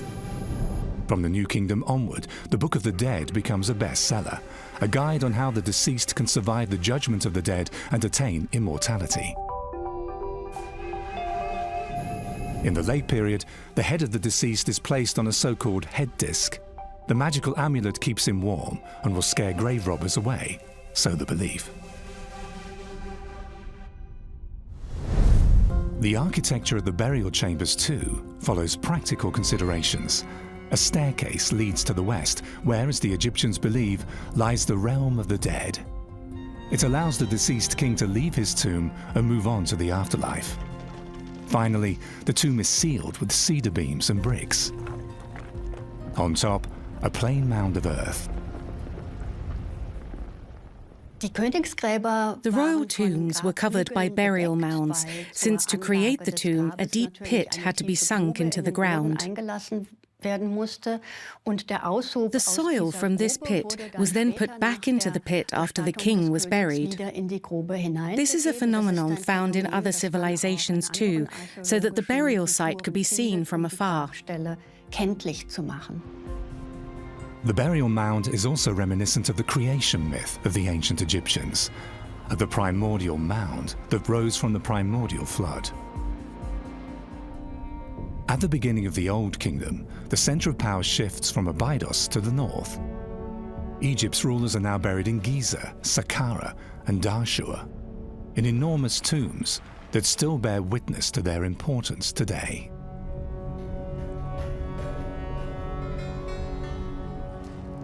In ancient Egypt, the pharaoh is the most important person in the state, an absolute ruler in whose hands all threads come together.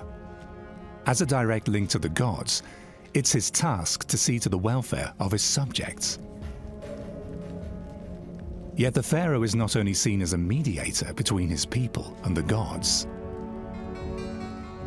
he is himself divine. This belief makes him near untouchable and a guarantor of stability in the empire.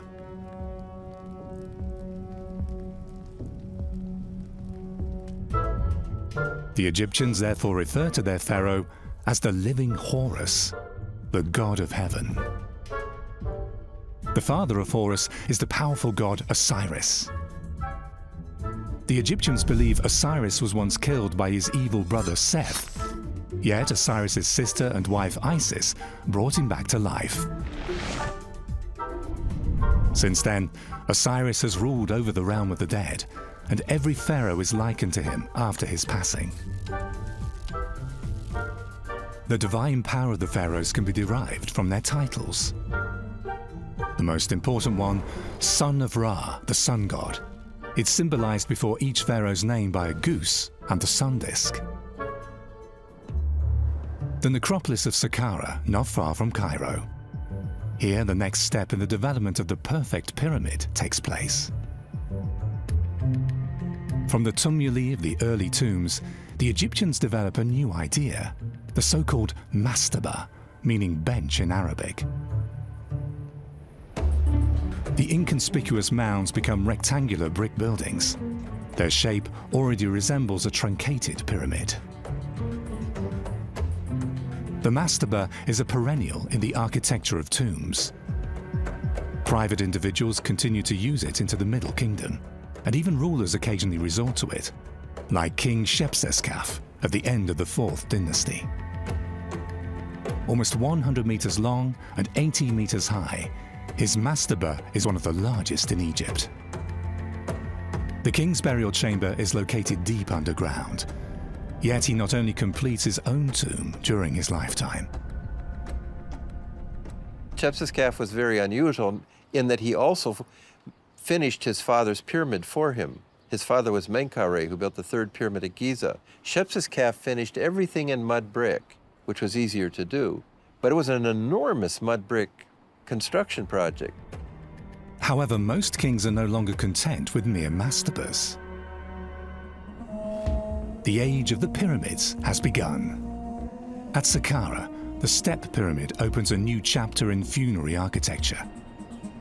It's the world's first monumental structure built entirely of stone.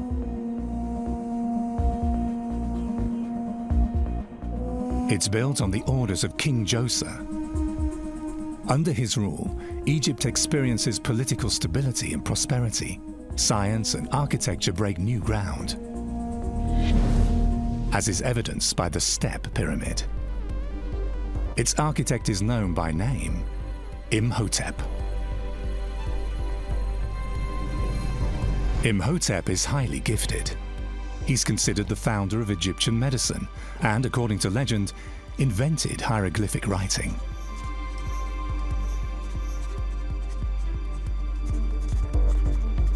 His tomb is unknown, yet through his achievements, he's become immortal.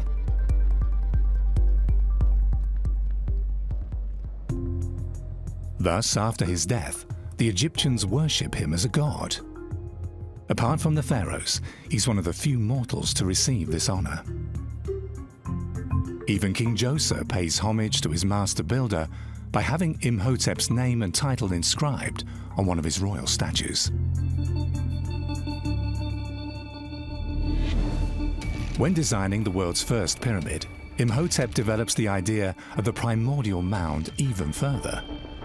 Scholars suggest that the step pyramid was originally planned as a mastaba, and that its expansion only came later. So was the first pyramid a product of chance? But looking at the initial plan of this pyramid and at the position of the burial shaft, right in the middle of the final plan of this pyramid, it becomes obvious that the pyramid was planned as a pyramid from the early beginning. Yet how does Imhotep manage to stabilize the huge construction? To achieve this, he develops a revolutionary technique. The blocks are not stacked vertically, but slightly inclined towards the pyramid core.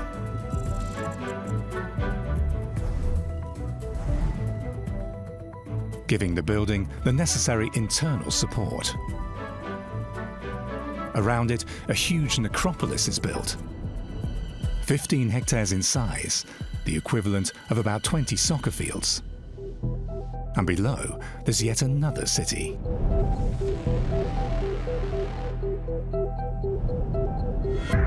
At a depth of up to 40 meters, extends a kilometer-long labyrinth of tunnels, chambers, and shafts. Laser scans allow researchers to measure the underground city with great precision. A fine laser beam penetrates even the smallest interstices, and thus reveals 5 previously hidden passages. The site is larger than expected. The tunnel system confirms an assumption long held by researchers.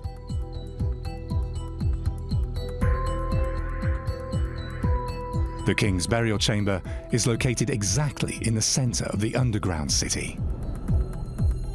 The Djoser complex is unusual in so many ways. There's almost 5 kilometers of underground passageways and tunnels if you add up all the lengths. Underneath the pyramid itself, there are 3 different levels. There's, the king's chamber, where the granite coffer was placed. Underneath that, you have these long galleries, probably for royal women. And then you have magazines and other access points coming down. The stepped pyramid turns the king's tomb into a monumental structure. It becomes the prototype for all subsequent pyramids and shapes funerary architecture in ancient Egypt. Then Pharaoh Snefru wants to set new standards with his so-called bent pyramid in Dashur.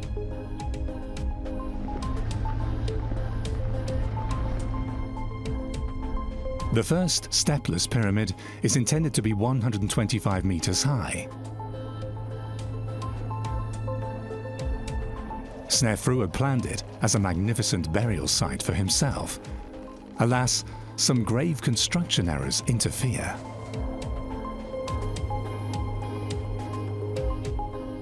At an angle of 60 degrees, the inclination is too steep, and the sandy subsoil causes the building to sink in the middle.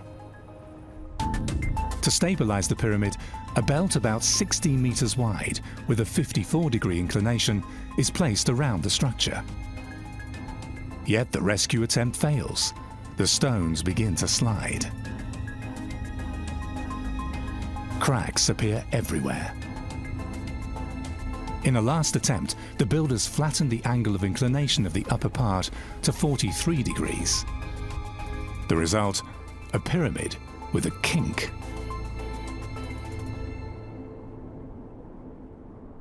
The bent pyramid is a transition form. It marks the transition from the step pyramid to the true pyramid. The pyramid might be seen as a failure, but still, the ancient Egyptian architects learned so much about structure, about the rising angle, about the position of placing the bricks and the stones of the pyramid, so that this pyramid actually was the one that allowed for the fantastic completion of the Khufu pyramid. Since a grave with defects is out of the question, Snefru opts for another attempt, the Red Pyramid. Only 2 kilometers north of the Bent Pyramid, it's built on more stable ground. It has an additional foundation of several layers of limestone, and its planners used a flattened angle of 43 degrees right from the start, and thus achieved the necessary stability. The first true pyramid rises 105 meters in height. Where Snefru is buried is still an open question. Like that of many others, his mummy probably fell victim to grave robbers. Yet he probably chose the Red Pyramid as his tomb, while the Bent Pyramid served as a mock tomb or as a site of worship.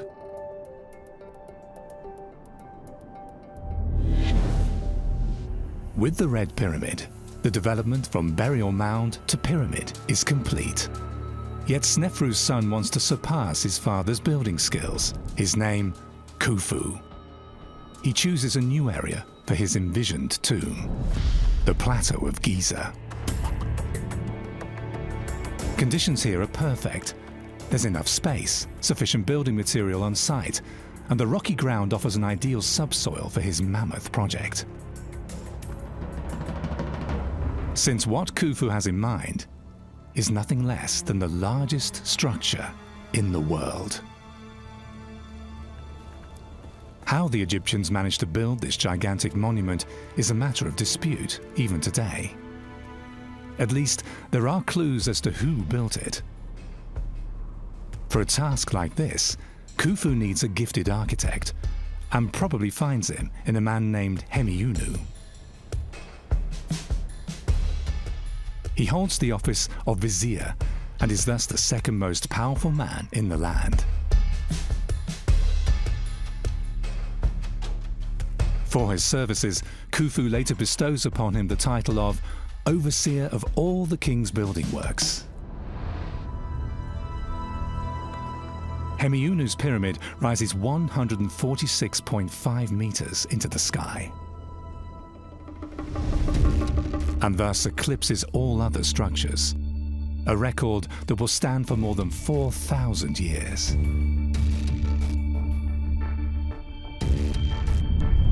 Only the Gothic cathedrals of the Middle Ages come close to this record height, and eventually replace the Khufu pyramid as the tallest structure in the world. Another outstanding feature is its perfect shape. The Khufu pyramid stands on an exact square.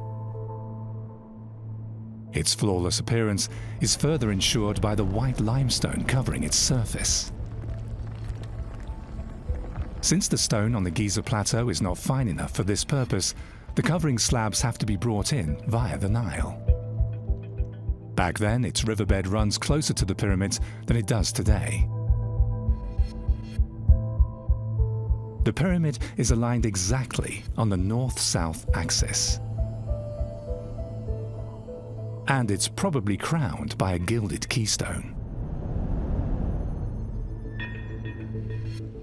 Yet, how could they build such accurate structures more than 4,000 years ago? Teamwork between astronomers and engineers is crucial. Astronomers determine the cardinal directions by observing the stars. A circular wall forms an artificial horizon over which a star is pointed. The astronomer then observes the path of the star and marks the points of its rising and setting on the wall. The two measuring points are extended to the base of the wall by plumb bob and connected to the center of the circle.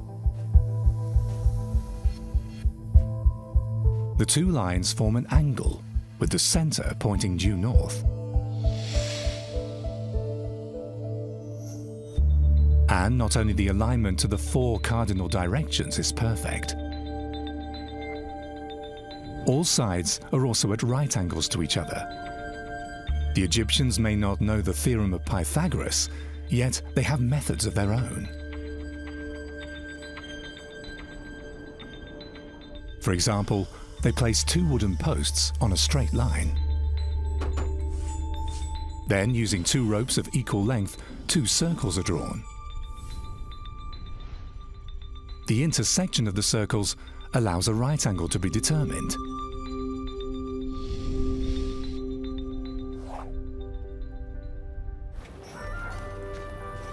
Arithmetic and writing are among the basic skills of Egyptian civil servants. They administer the state. Taxes and food distribution must be organized, as well as the king's huge building projects. To cope with these complex tasks, they use the first numerical signs. But what about their mathematical skills?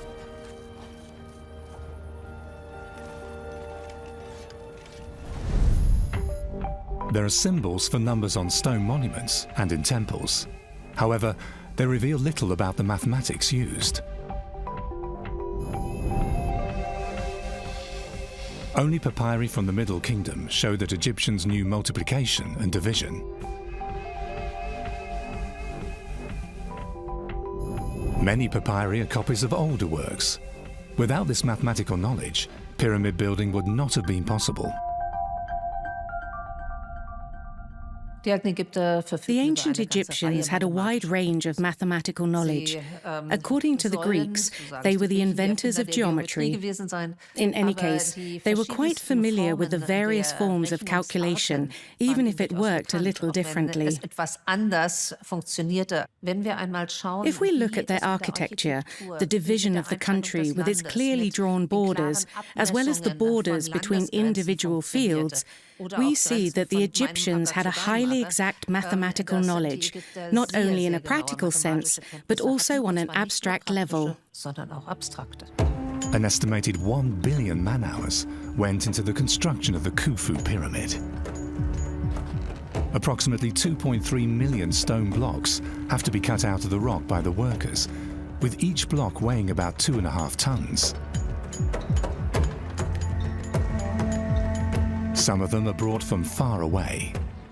They arrive at the construction site via the harbour near the City of the Dead. For 4,500 years, the enigmatic Sphinx has watched over the pyramids here. A lion with a human head. His face alone is 4 meters wide.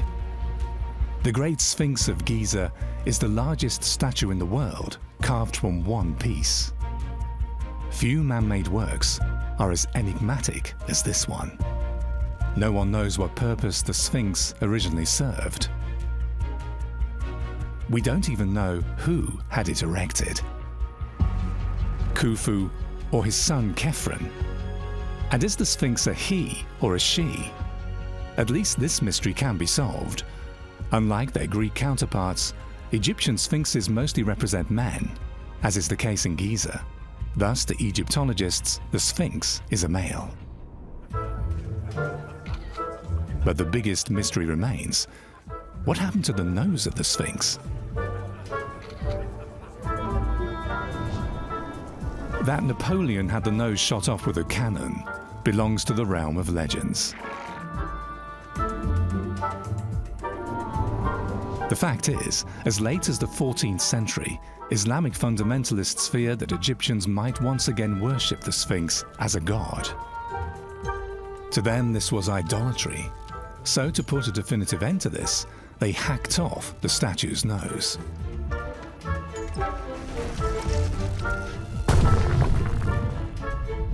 Since then, the Sphinx looks towards the rising sun without its nose. Today, the Sphinx is as famous as the pyramids, yet it's just a product of recycling. It was cut from the remains of the limestone quarry left after the pyramids were built.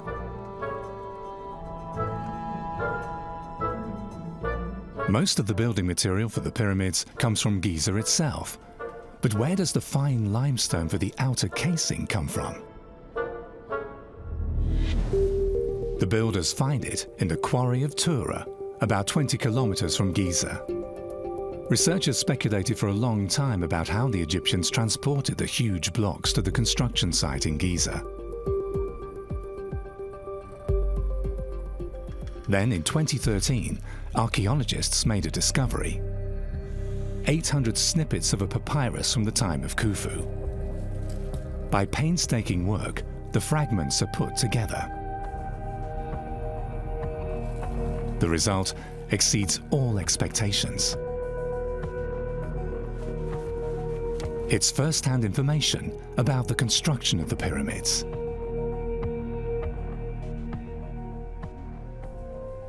Building the Great Pyramid most probably involved the entire country and people from all over the two lands, the Delta and Upper Egypt.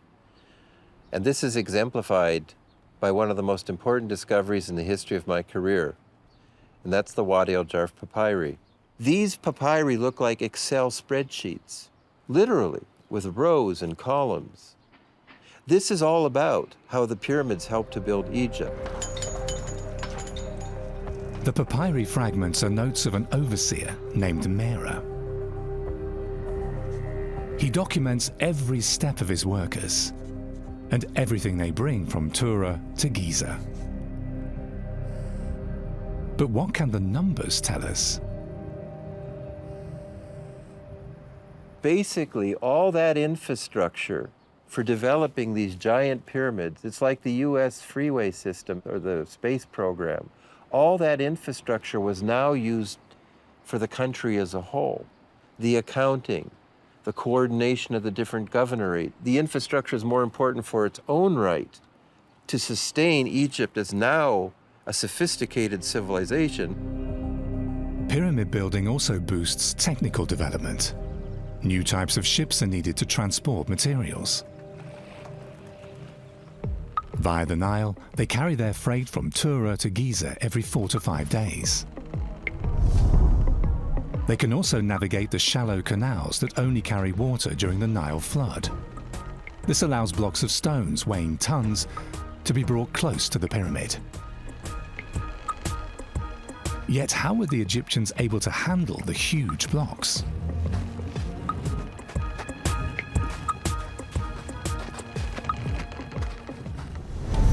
Most scholars assume ramps.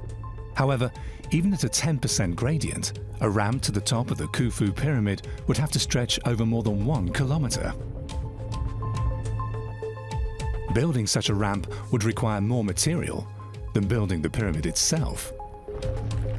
A spiral ramp would require less building material, but the blocks would have been difficult to maneuver around the many corners.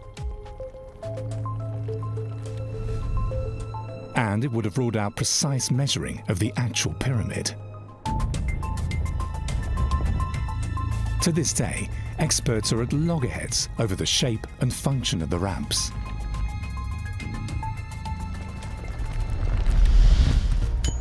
Who actually built the pyramids was long considered a mystery.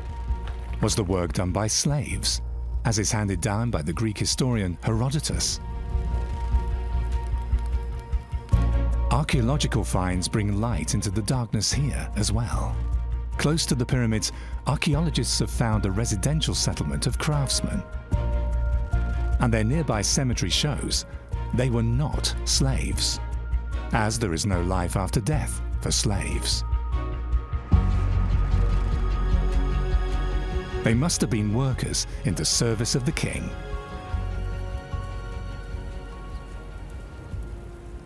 The pyramids at Giza were built as tombs for the kings. And the kings were very clever about this, because one thing that they were doing was they were getting, instead of taxes, they were getting labor. And they were doing this during a time when for 4 months of the year, there was a flood. And during this time, all of the people who were farmers would not be working. So this was a way of uniting them and also keeping them away from the inns and the coffee houses or whatever, so that they wouldn't be sitting there drinking their beer and saying, ooh, the government's bad. Instead, they were working as a group. It was sort of a team-building effort, and in this case, it was nation-building, perhaps the first nation-building effort ever made. To the pharaohs, the pyramids not only ensure their survival in the afterlife.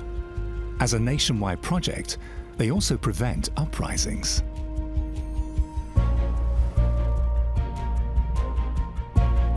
Since, in addition to burial places near the pharaoh, the workers receive good pay.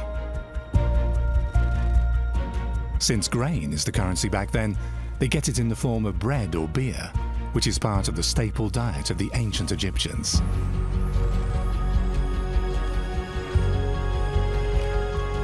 And to ensure their ability to work, there is first-class medical care.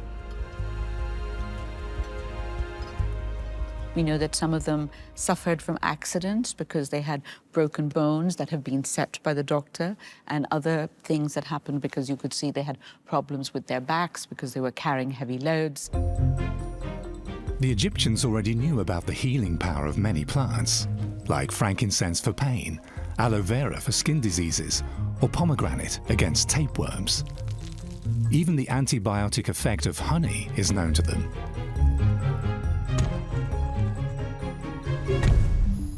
Medicine in ancient Egypt is amazingly advanced. Even more than 4,000 years ago, foot reflexology is practiced here. A so-called Book of Wounds systematically describes the treatment of open wounds, broken bones, and strains. Severed limbs are replaced with elaborately crafted prostheses, like this artificial toe made of wood. Forceps, scissors, drills. A temple relief shows what may well be the first medical instruments of mankind. Amputations, treating bone fractures, and even operations of the skull are possible with them. The large-scale pyramid project unites the entire country.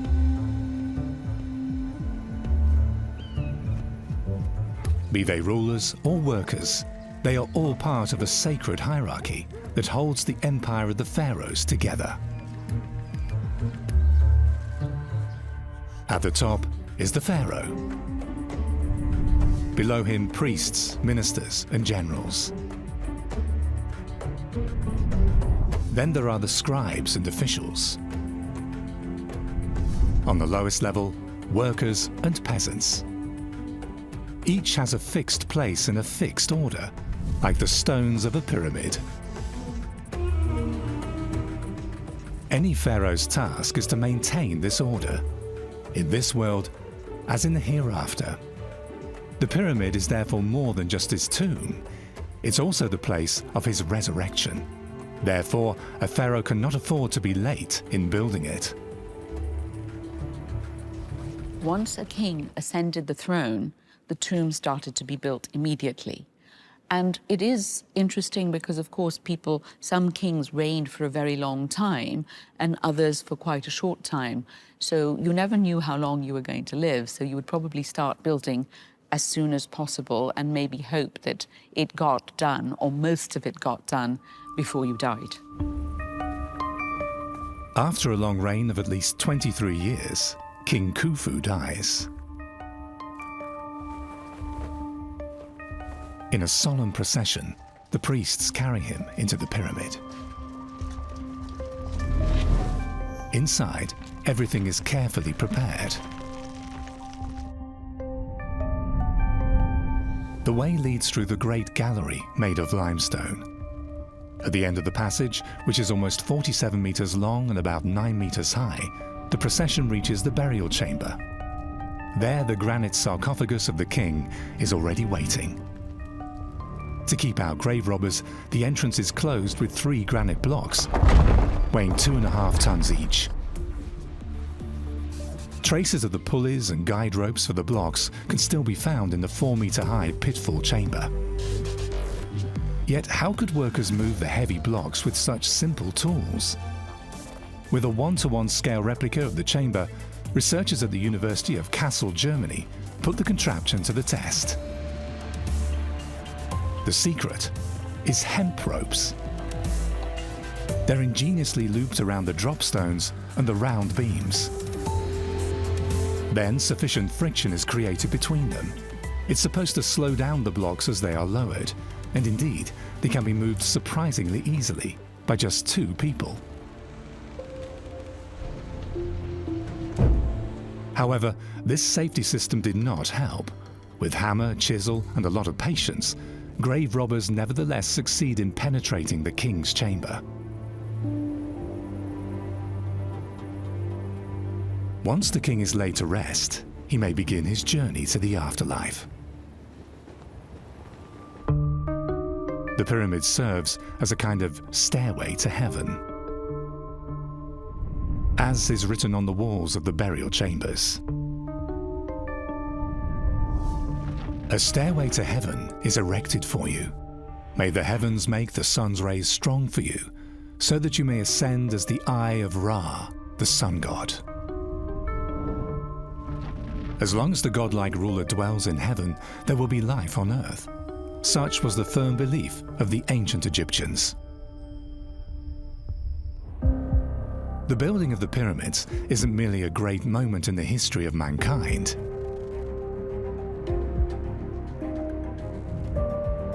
In the Egyptian people, it awakened a sense of community that lasted for millennia. They have built something that is so fantastic and monumental that would live forever. And this was also a great achievement and a way for making people united and purposeful. For more than 500 years, the pyramid builders of the Old Kingdom rule successfully until their power slowly wanes. Chaos, famine, and civil war ensue. Even the pyramids of Giza are looted. The rulers of the Middle Kingdom can stop the decline and have new, alas not so magnificent, pyramids built. Yet again, the central government collapses. Egypt is divided in two, dominated in the north by the hostile Hyksos. Until Ahmose I unites the country again, he is the last king to erect a pyramid.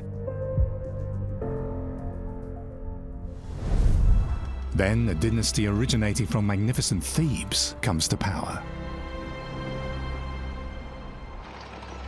It's the beginning of the new kingdom and a new era of funerary architecture. For better protection against grave robbers, the pharaohs are no longer buried in pyramids, but in magnificent underground rock tombs. For their royal necropolis, they choose a valley near Thebes. Its special feature, a pyramid-shaped mountain that towers above it. The legendary Valley of the Kings. The pharaohs of the New Kingdom came from a family that had long since settled in Thebes, so that's where their ancestors were buried, and that's where they themselves wanted to be buried. More than 60 tombs and pits have been found so far. The names of the dead are a who's who of Egyptian history. Among them, pharaohs like Seti I, Ramses II, Ramses IV, and Tutankhamun.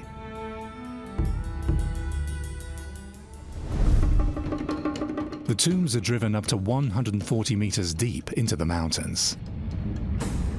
And there are entire palaces.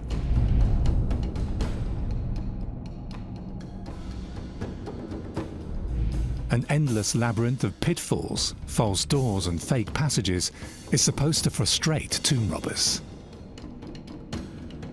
No expense seems too great to protect the dead pharaoh and his treasures.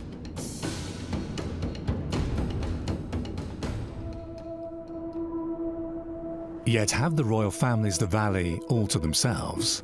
A team of archaeologists from the University of Basel, Switzerland, makes a telling discovery in tombs KV64 and KV40. Even the supposedly protected location in the valley did not prevent looting. KV40 was intensively robbed both in ancient and in modern times, and both times it was also set afire. Looking closely at the numerous shards of clay vessels, we found inscriptions and were able to identify 32 names. 26 of them were women. All these people are from the closest environment of a pharaoh, Imhotep III. In 2012, Susanna Bickel's team makes another sensational discovery. Tomb KV64 is the first tomb since that of Tutankhamun that's still sealed. Inside, an intact sarcophagus.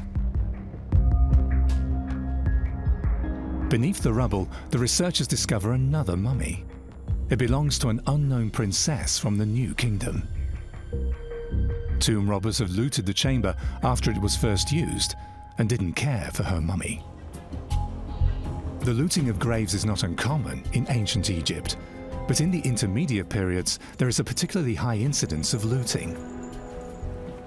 Around the year 1000 BC, it's probably the once wealthy priests of all people who helped themselves to the tombs in the Valley of the Kings, robbing those they're supposed to protect. Only a few remains of the once magnificent grave goods are preserved.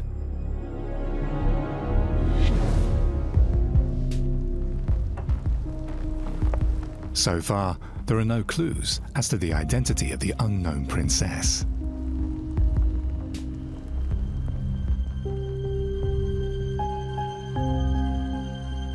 But who does the sarcophagus belong to? It dates from the 3rd intermediate period, so it's younger than the princess. A stele is found next to the coffin. It's exceptionally well preserved and probably shows the young woman who was buried here. Her name is Nehemes Bastet. However, she's not a king's daughter.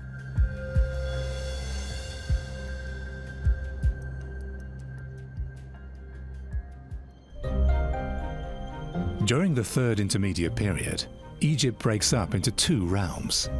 The pharaoh rules the north from Tanis. The powerful Amun priests of Thebes rule the south of the land.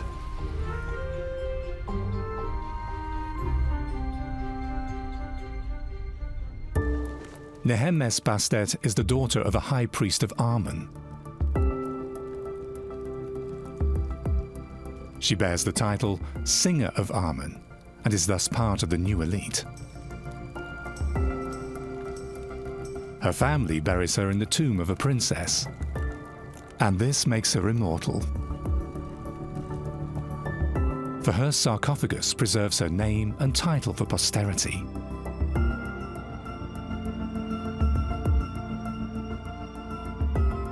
Nehemes Bastet, Singer of Amun.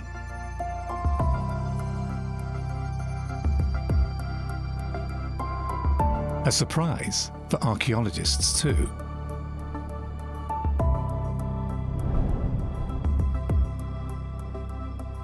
The find shows that the Valley of the Kings has by no means given up all its secrets.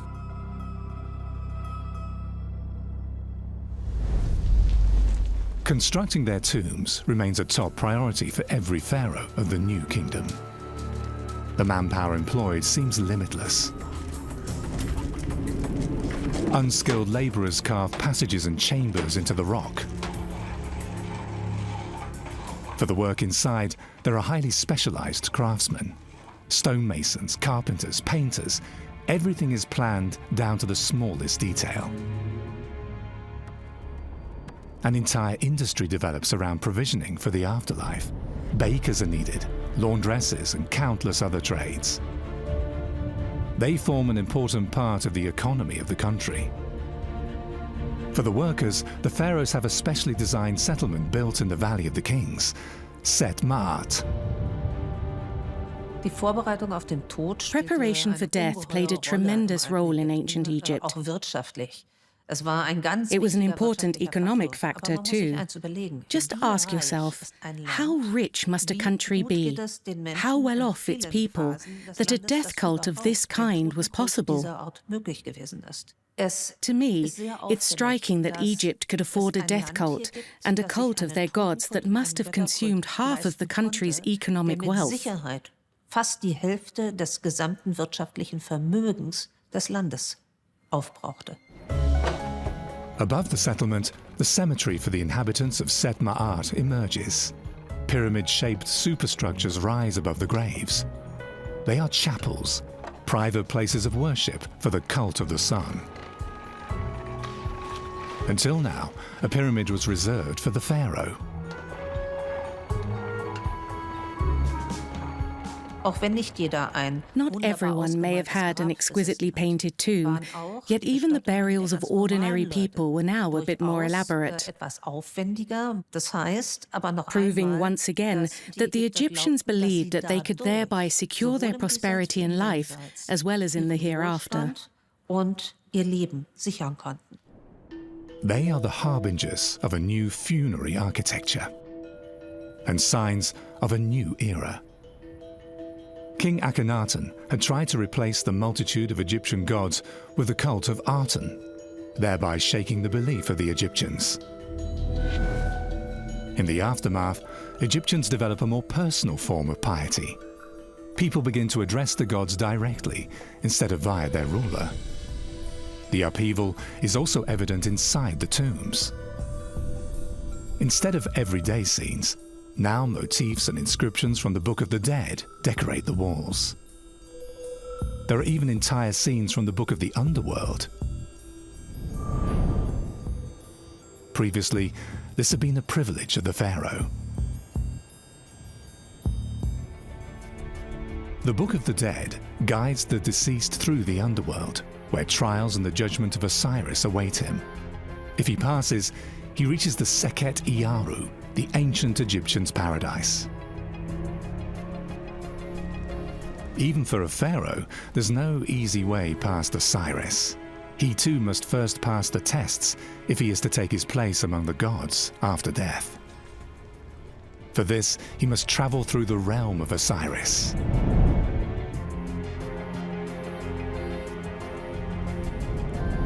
The pictures on the walls of his tomb are supposed to help him on this journey.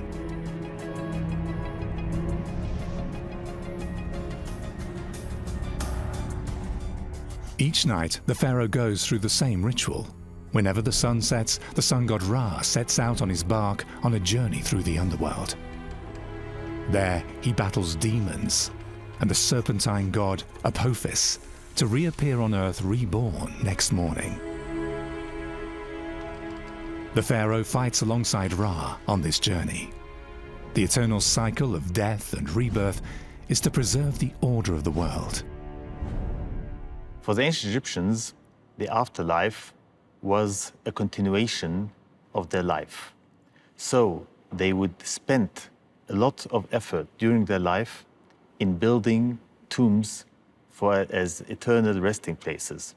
Even in modern times, this can still be noticed in the traditions of Egyptians, be it Coptic or Muslim. The Egyptians' unwavering belief in an afterlife and a continuation of life after death is reflected in many religions to this day. It's this belief that held the empire together for over 3,000 years. With their pyramids and royal tombs, they created monuments for eternity. And in the end, they actually became immortal. The women of ancient Egypt. Little is known about them today, yet they played a significant role in 3,000 years of the empire's history. You see kind of female ruler arise several times. Strong, self-confident women with all avenues open to them. Their self-confidence impresses their contemporaries. This is their story.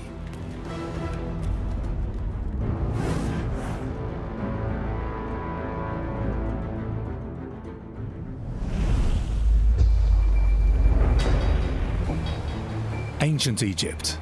To many, it's the success story of powerful men. Women usually appear only in marginal roles.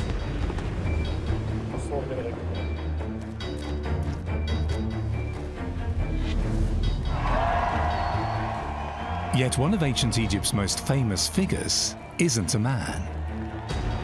but a woman, Cleopatra. Not just in the palace, but throughout the empire, women hold high positions in the social hierarchy. Ancient Egypt played a pioneering role in matters of equality. We know that women could definitely make their own decisions. Cleopatra VII was the last ruler of Egypt, yet she had female predecessors. Nefertiti and her mother-in-law Tia rule alongside their husbands. She was not content with this state of things. Queen Hatshepsut. She became one of the most powerful figures on the throne. About 300 years before her, Nofri Sobek reigns over Egypt as the first female autocrat. Yet she too had predecessors, like Merinete. Merinete is queen around 2900 BC. When her husband dies, she has to take over the regency for her underage son. In doing so, she secures the pharaonic throne for him. He must have been very thankful for that, because he builds for her a magnificent tomb near the tomb of the other rulers of that time in Abydos. For women in general, Merinete is one of the first ladies in ancient Egypt to rule the country. About 500 kilometers south of today's Cairo lies Abydos, burial place of the pharaohs from early dynastic times. Here in the year 1900, Egyptologists discover an impressive tomb complex. A stele gives the name of the tomb's owner, Merinete. At that time, researchers still consider Neat to be a male deity. Therefore, they initially assumed to have found the stele of a man. That of a male king. For the size of the complex is in no way inferior to tombs of other kings. In the center of the complex is a room with a wooden shrine.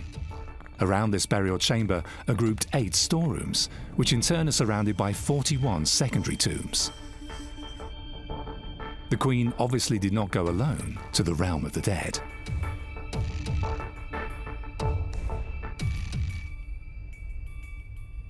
In the first dynasty at Abydos, we have royal graves, but what's really strange is surrounding them are these subsidiary graves of lots of people, men, women, as well as, in some cases, animals. And these seem to have been sacrificed, all of them, to go with the king to the afterlife. So it's like you're taking your court with you. And this only lasted for the first dynasty. The Old Kingdom begins with the Third Dynasty. It's also called the Pyramid Age. To many, it's the greatest era in the history of ancient Egypt. Administration continues to develop and becomes a model for states around the world. Its sculptors and architects refine its unique artistic style. It's the time of Khentkaus I, a queen who seems almost forgotten.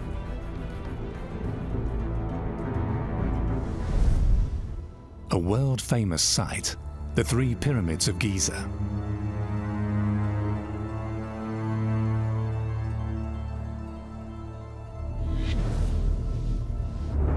Only a stone's throw away, there's the so-called 4th Pyramid of Giza.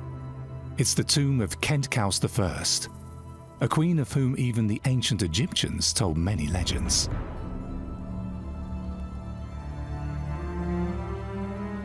No legend, however, is a relief in front of her tomb.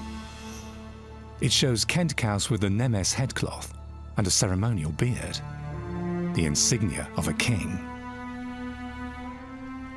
So did she in fact rule over Egypt as king? Khentkaus has a text on her tomb. It's a pyramidal tomb. It's a huge tomb. And she calls herself either the mother of 2 kings of Upper and Lower Egypt, or one way to read it is the mother of the king of Upper and Lower Egypt and king of Upper and Lower Egypt. If that's the correct reading, then she was like an early Hatshepsut, who became king in her own right. Yet, whether as ruler or regent, Kent Kaus apparently wields extraordinary power during her lifetime. She's in charge of the country's administration, economy, and even its military. With her tomb, she erects a monument to herself demonstrating her position. Initially, the complex is planned as a rock tomb, but then her builders add a mastaba-like step, until her tomb resembles the famous step pyramid in Saqqara.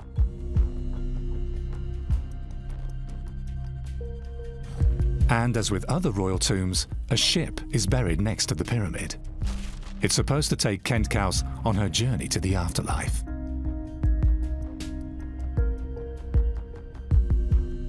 The monumental tomb is meant to ensure eternal remembrance for its builder.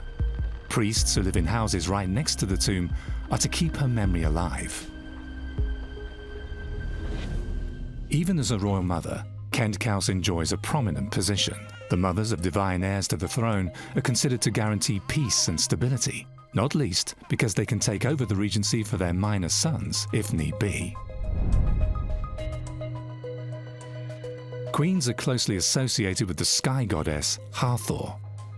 She's considered the mother of the falcon god Horus, who has been the patron god of the pharaohs since early dynastic times. Just as the king was the incarnation of Horus, the queen mother especially, if she had a child who was to become king, was the incarnation of Hathor, the mother goddess. Her name literally means the estate or the mansion of Horus. If she is the place of Horus, and she holds the potential new Horus, even just the potential for conceiving a new Horus, and Horus dies, and there's no other obvious legitimate heir to the throne, as the holder of the place of Horus, she can assume power. Statues of royal mothers show their potential. Some are clearly modeled on the goddess Hathor. On their laps, they hold the future heirs to the throne. As servants to Hathor, women even conquer another male bastion, the priesthood. From the 5th dynasty onwards, the number of Hathor priestesses rises significantly. One of them is Hetepet. She bears the sonorous titles Priestess of Hathor, she close to the king, and she who owns land. In 2017, her burial chamber is rediscovered. Its wall paintings show everyday scenes from her life. Represented more than life-size, Hetepet sits on an elegant seat and receives precious gifts. This kind of oversized representation was a definite statement. Usually it was reserved for the men of the elite, who could afford to have a tomb built and decorated. As all this was, of course, very expensive, it was a clear demonstration of power and status, not least towards the other priests. Gradually, Hathor merges with Isis, the goddess of birth and rebirth. Isis takes over more and more of Hathor's functions, even her position as mother of Horus. Isis becomes the most famous deity of ancient Egypt, and even beyond its borders. She'll be worshipped throughout the later Roman Empire. Isis is a goddess who has many facets and appealed to many people, because she wasn't only considered responsible for this world, but for the afterlife too. Adoration for her became common across all strata of Roman society. As far away as the Roman provincial capital of Mainz, Germany, believers erected shrines to the goddess. There was a special rite practiced here for a certain time. People would inscribe lead tablets with wishes and curses. They're actually quite marvelous to read. One example calls for someone to die little by little. Finally, the eyes should also die and everyone should watch. So it's quite brutal. Or people would fabricate dolls in proper voodoo manner, with needles stuck in the head and the body. Yet Isis is most popular because of her gentle side. As the caring mother of God, she becomes an icon. It's a representation that also finds its way into Christianity.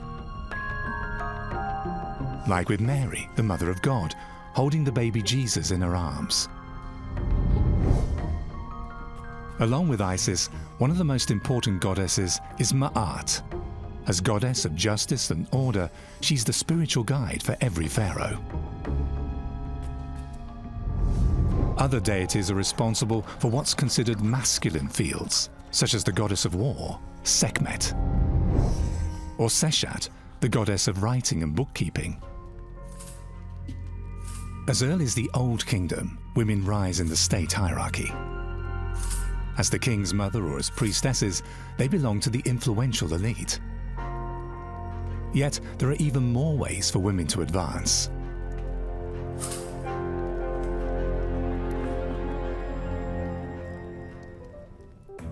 Some upper-class women are given high offices. In the 6th dynasty, a woman named Nebet is appointed vizier, the second highest office in the empire.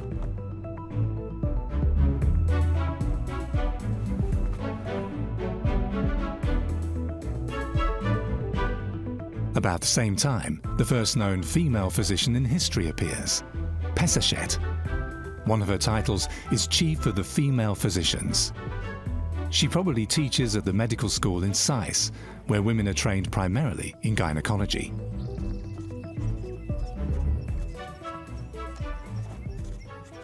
A successful career was by no means limited to women of the high society. Those from lower classes could also make a career. It was common in those days for women of the elite to have an all-female staff of servants. These women then managed the estates of their mistresses as treasurers or overseers. To the Greek historian Herodotus, Egyptian society seems strange. In Egypt, the women go to the market and trade, whereas the men sit at home and weave, he notes in his histories.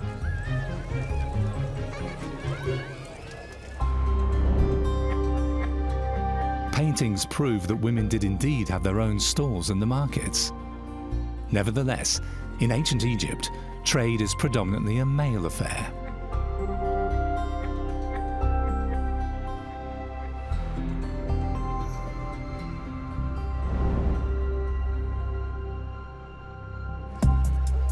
Yet, a good number of occupations long considered typically male are also practiced by women.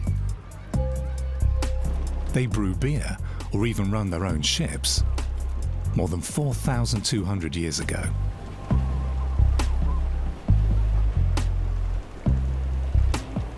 Around 2200 BC, the Old Kingdom ends in chaos.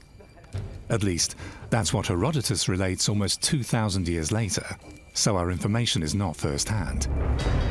Like that of the story of Nitocris. When her father, the pharaoh, is assassinated, Nitocris invites the perpetrators to a banquet in a specially built underground hall.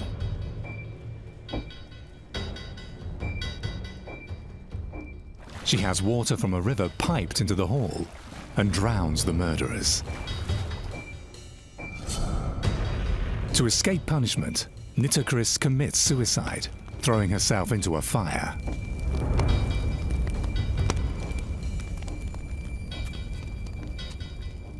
Nitocris is still a mystery for archaeologists, but she has inspired a lot of artists, a lot of writers. For instance, Tennessee Williams. But at the end, as for historical facts, there is nothing much to grasp. But the idea of the intrigue surrounding Nitocris gives her this ambiance. In the wake of her death, the Egyptian state disintegrates. It's the beginning of the so-called First Intermediate Period.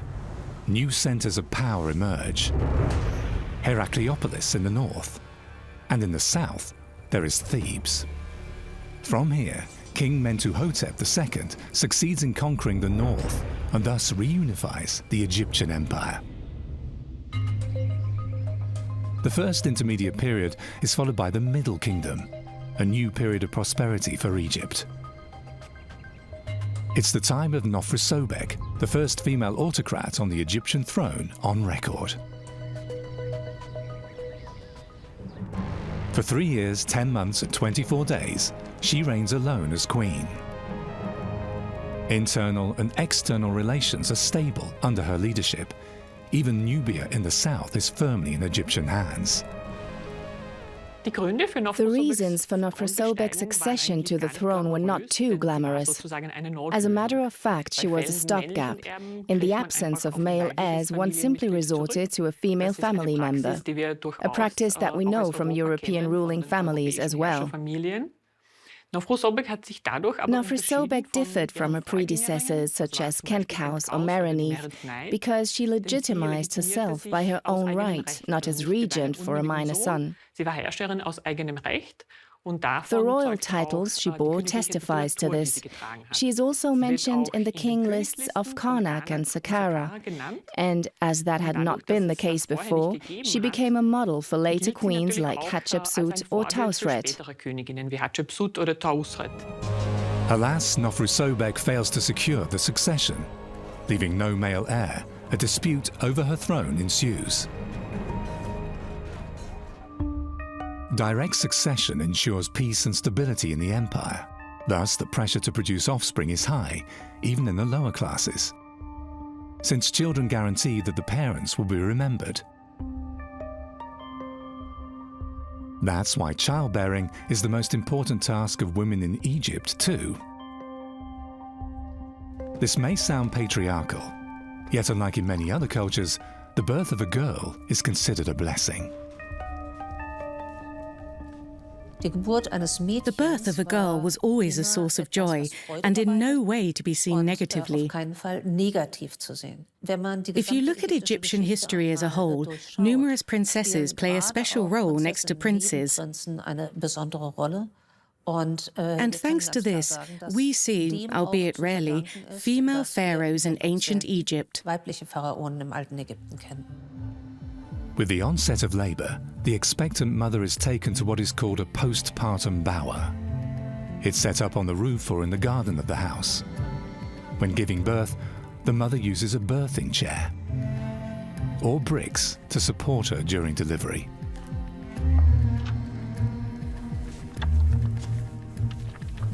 The expectant mother places herself under the protection of Meseknet, the goddess of childbearing. Men have to wait outside. Bringing children into the world is the business of women. On the day of birth, friends and relatives call with gifts. After birth, it's mainly the mother who takes care of the child. To remain mobile, she wraps the baby in a sling. When the child gets older, the mother carries it on her hip. Those who can afford it hire a wet nurse for breastfeeding. These women are cherished by their nurturing children and often shown close to them.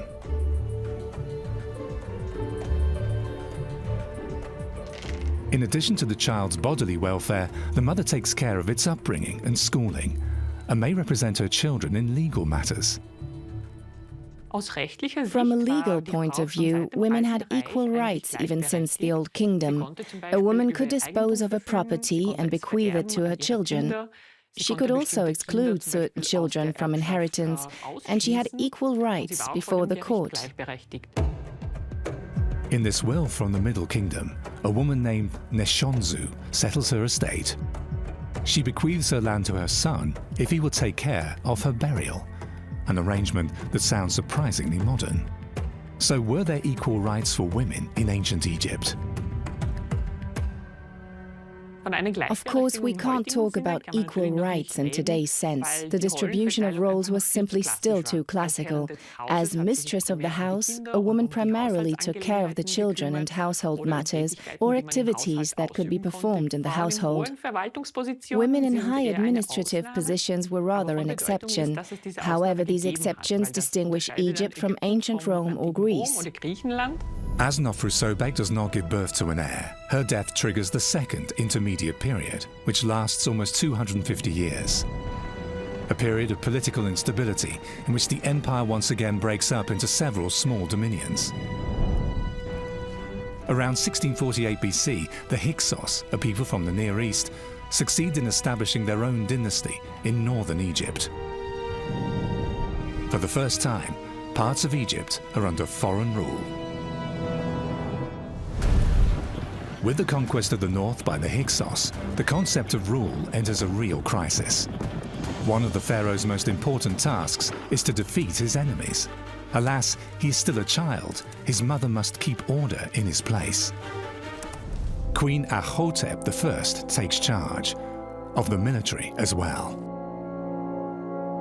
In her tomb, there are ceremonial axes, daggers, and even the so-called Gold of Honor, an ancient Egyptian order that's bestowed only on persons of exceptional merit. Imhotep reigns at the end of the second intermediate period. Political struggles and unrest shake the country. In the north, after about 100 years, the foreign Hyksos still rule. In this difficult time, Imhotep demonstrates true leadership. For many years, she keeps the Hyksos at bay, until her son, Ahmose, is old enough to ascend the throne. Imhotep can really be called the unifier of Egypt. She comes at a very difficult time. Her husband, Seknenre, is killed fighting the Hyksos, and she has to become the ruler in the place of her minor son, Ahmose I. At the time where there is a lot of political struggle and disorder in Egypt, she is able to really safely take the rule and hand it over to her son, Ahmose. When Ahmose ascends the throne, he succeeds in completing his mother's work. He drives the Hyksos out of Egypt for good. In gratitude, he honors his mother, Imhotep, not just with a golden medal. On a memorial stone, he is erected at the 8th pylon in Karnak. He praises her importance for Egypt. Praise the mistress of the land who guides the people, the king's wife and king's mother, the glorious one. She gathered the army, protected and united Egypt. The queen Imhotep, long live she. Imhotep's son Ahmose becomes first king of the new kingdom, arguably the most glorious era in ancient Egypt. He erects the last Egyptian pyramid. From then on, underground tombs are built. Near the Valley of the Kings is the funerary temple of Ahmose's descendant Hatshepsut, built by the most powerful and successful female pharaoh on the Egyptian throne. Hatshepsut's mortuary temple is one of the most beautiful and impressive structures left to us by the ancient Egyptians.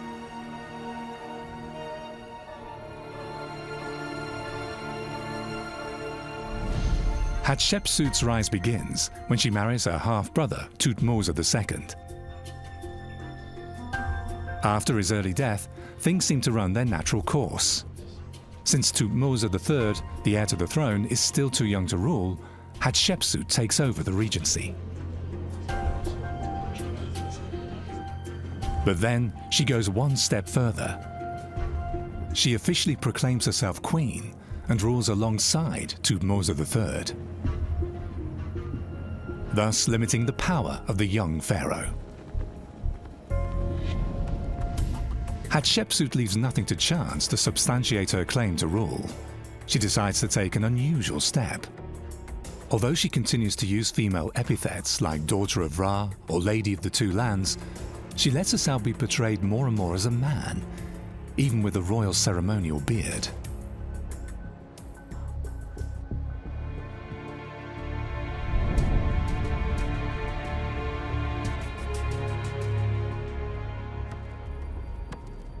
Hatshepsut even has the story of her conception retold.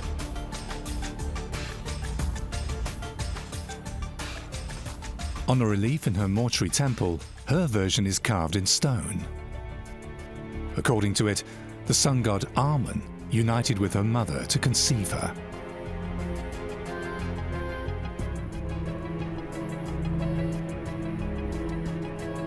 Thus, she not only legitimizes herself as queen, but makes herself a living demigoddess. Under her leadership, Egypt experiences a period of prosperity. Her trade missions lead as far as the legendary land of Punt. They bring back wealth and rare luxury goods.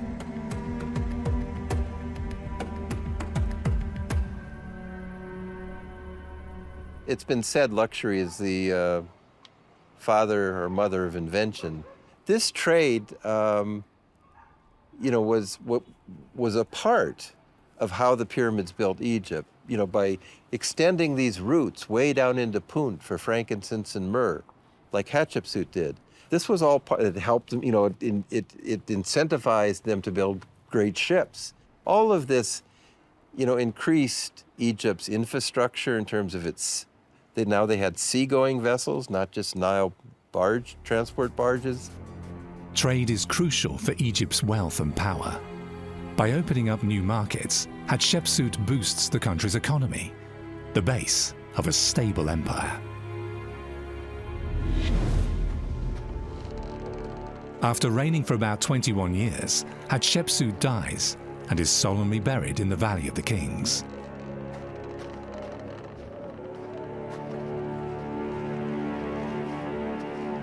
Following her death, however, her memory is systematically destroyed.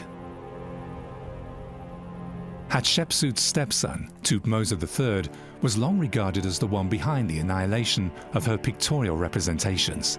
However, recent research dates the destruction into later times. Whoever it was, he did not succeed in erasing Hatshepsut's memory. With Hatshepsut begins the glorious era of the New Kingdom.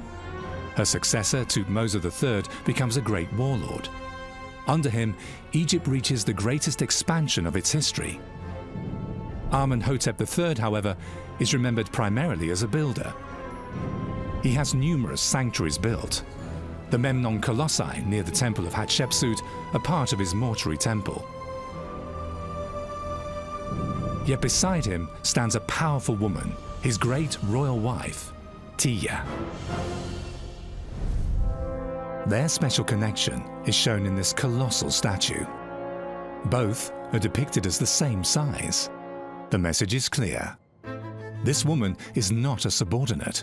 She is a partner. Officially, Tiya is merely Amenhotep's wife, yet for all practical purposes, she's his co-ruler. Together, they determine the fate of the empire on the Nile. When Amenhotep III declares himself a god, Tiya appears as his female counterpart at his side.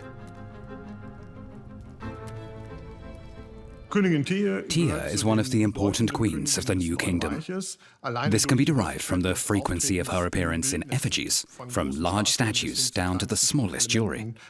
No queen before her is depicted as often as she is.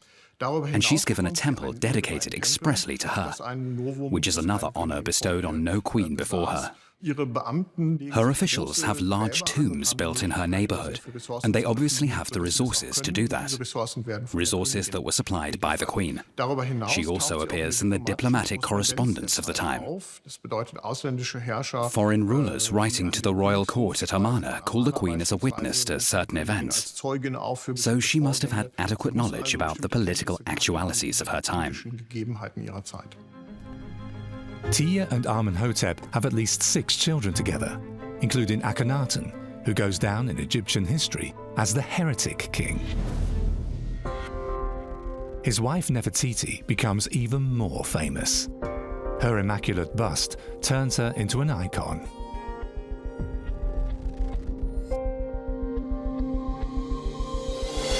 Her name means the beautiful one has come. But where she actually came from remains a mystery to this day. She was probably a member of the Egyptian upper class.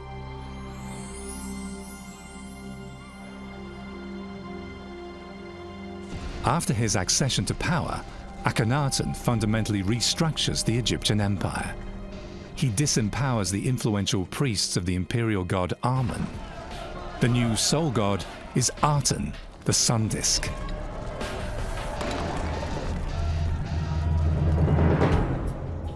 He founds a new capital, Akhet-Aten, far away from Thebes, the seat of the Amun priesthood. From here, he and Nefertiti rule the land.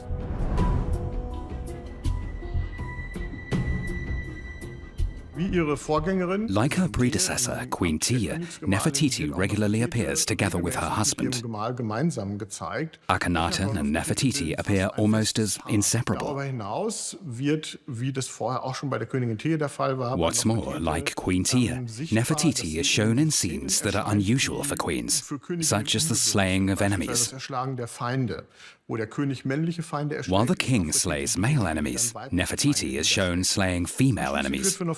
Finally, there's a crown that only she wears. No queen before her and no queen after her are depicted with such a crown. In Karnak, we see another telling detail in a temple where reliefs on the pillars show the queen sacrificing to the god Aten without her husband. This too is a novelty, that the queen may appear alone at rites. Together, the couple revolutionizes art. The so-called Amarna style shows the royal family in their private surroundings for the very first time. They stage themselves as a kind of holy family. A counter-design to the traditional group representation of the Egyptian gods. At the same time, these images portray them as approachable and thoroughly human. It's a style that still seems amazingly modern.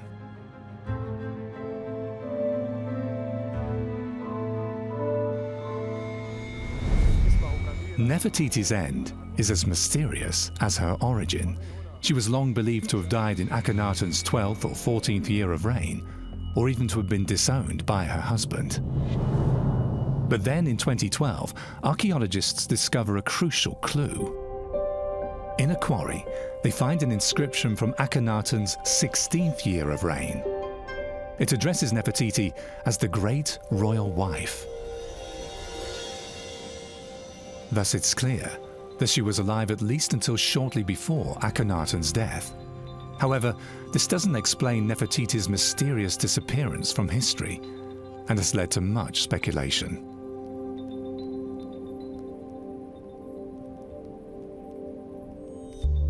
It has been assumed that she continued to rule independently under the name of Pharaoh Semenkhare after Akhenaten's death, since some images show her with the crown of a pharaoh.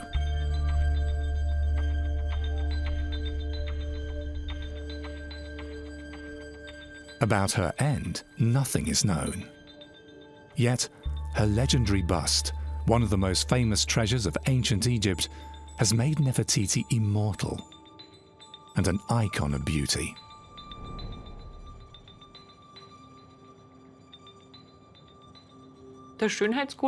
Beauty was highly important in ancient Egypt. However, it didn't just matter how one looked. A well-groomed appearance brought order to a person's natural state, and that's why it was important for women as well as for men. One of the most famous beauty features is the eyeliner, so typical for the ancient Egyptians. Apart from enhancing your makeup, it has a very practical purpose. The lead compound used for the kohl protects the eyes from infections. Wigs are another popular accessory. They even serve for lovemaking, as texts tell us. To arouse her man, the Egyptian woman does not put on a fine negligee, but her wig instead.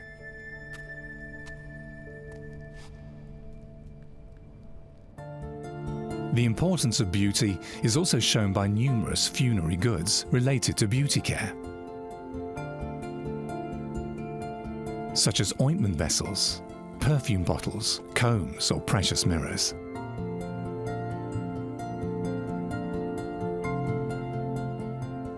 It's nowhere better illustrated than in the tomb of Nefertari in the Valley of the Queens. On every pillar and on every wall, she's shown with different robes and pieces of filigree jewelry, objects of timeless beauty. And timelessness is an important asset for the ancient Egyptians. In politics, too. Akhenaten's successor, Tutankhamun, restores the rule of the old gods. 11 pharaohs follow under the name of Ramses. The most famous of them is Ramses II. Under his reign, the biblical exodus from Egypt is said to have taken place.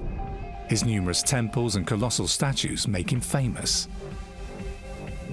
Always at his side, the fairest of the fair, his wife Nefertari. Nefertari and Ramses II are a true power couple. The pharaoh seems to know quite well what he has in his clever wife. Even if Nefertari does not rule as a pharaoh like Hatshepsut, she commands extraordinary powers and great influence. For many years, the conflict between Egypt and its northern neighbors, the Hittites, has been simmering. At Kadesh, the two empires clash. For Ramses, the battle ends in a lucky draw. The Hittites are under pressure from the growing Assyrian Empire and seek peace with Egypt.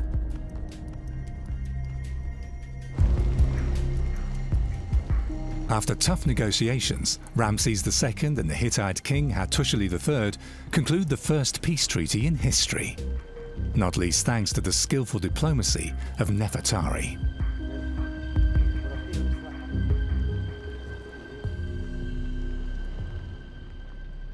Nefertari must not only have been a beautiful woman, but also a very intelligent woman. And we have clear evidence that she played a role in the negotiations for the peace treaty with the Hittites, as she was in charge of the correspondence with the Hittite queen Puduheba. So Nefertari played a crucial role in achieving the first peace treaty ever. A copy of it is hanging now in the building of the United Nations in New York. Being able to read and write hieroglyphics is far from being a commonplace skill in ancient Egypt. Only a few Egyptians mastered this art. In her tomb, Nefertari has herself depicted with a writing tablet before Thoth, the god of scribes and science. The message is unmistakable. She is a scribe.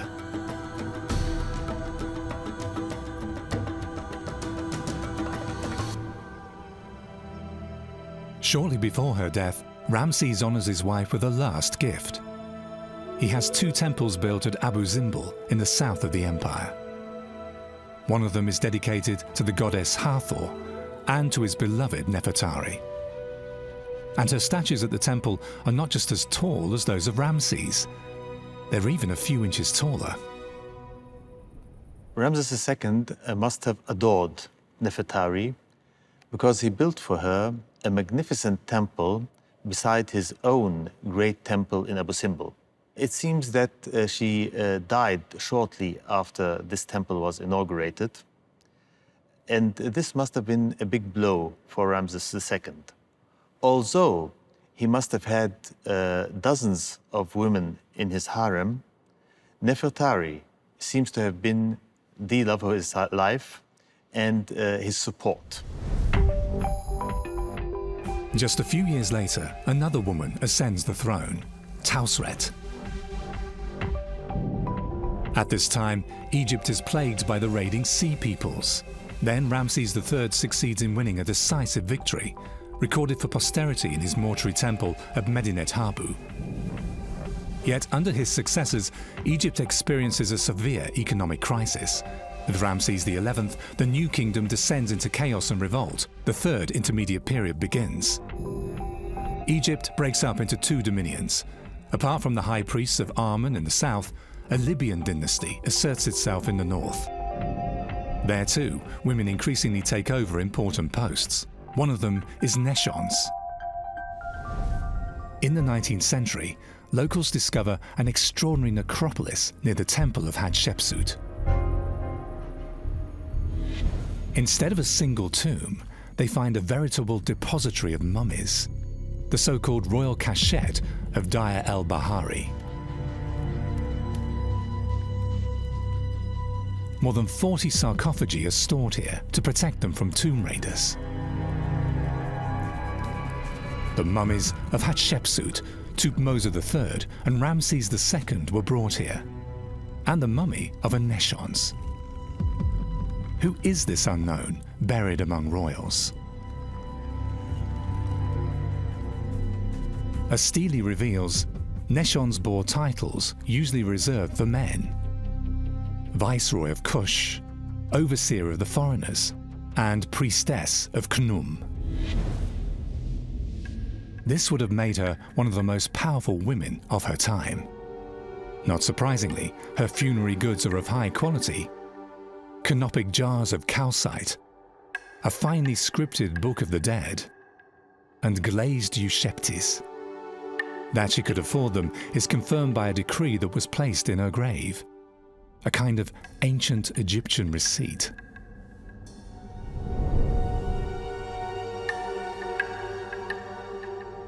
Yet Neshons is not the only woman holding extraordinary power in the Third Intermediate Period.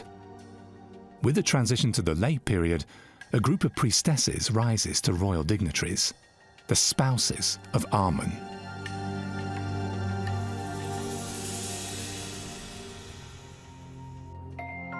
"1,200 years earlier, Amun becomes king of all gods.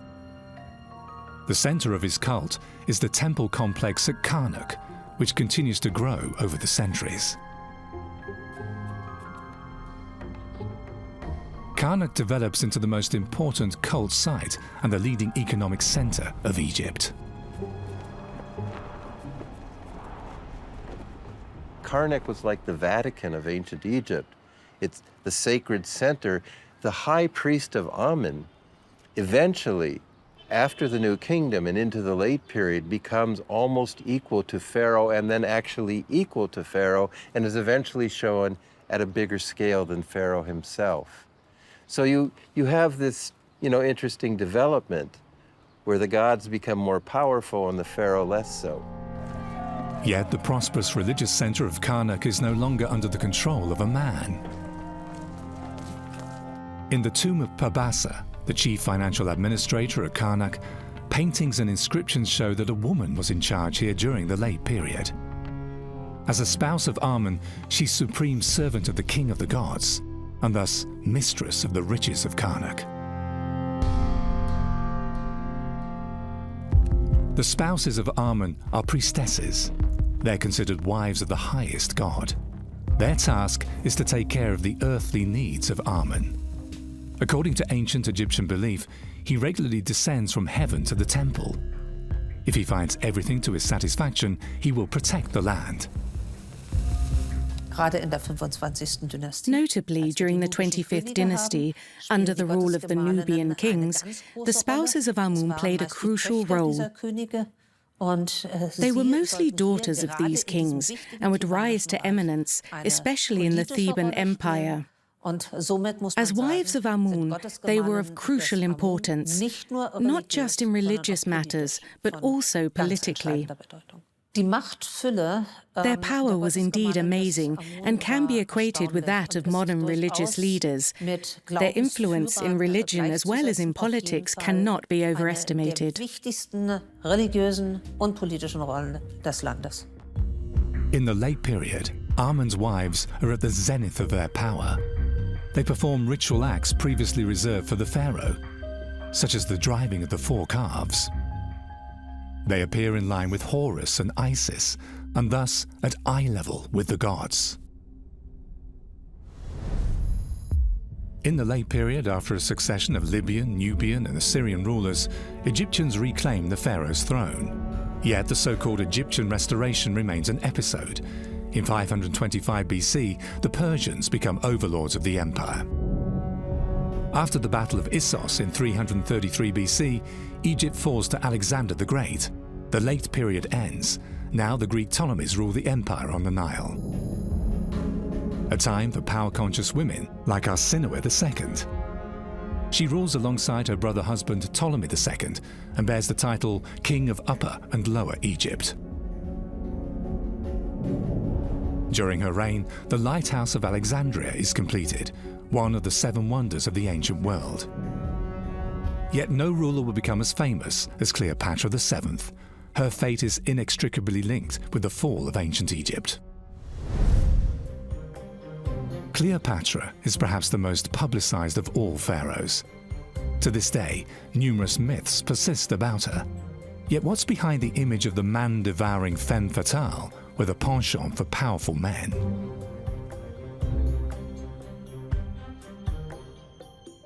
As a young girl, Cleopatra enjoys an education befitting her status. She becomes the favorite of her father, who appoints her his successor, to the chagrin of her younger brother Ptolemy. After her father's death, she ascends the throne with her brother. Yet he wants to rule alone and banishes his now 22-year-old sister. Cleopatra, however, does not give up. In the midst of their power struggle, Julius Caesar reaches Egypt. Cleopatra succeeds in winning over the most powerful man of the Roman Empire. And her efforts pay off. She wins the battle for the throne. When Ptolemy XIII perishes while fleeing from Caesar, she finally achieves her goal. Cleopatra is now sole pharaoh.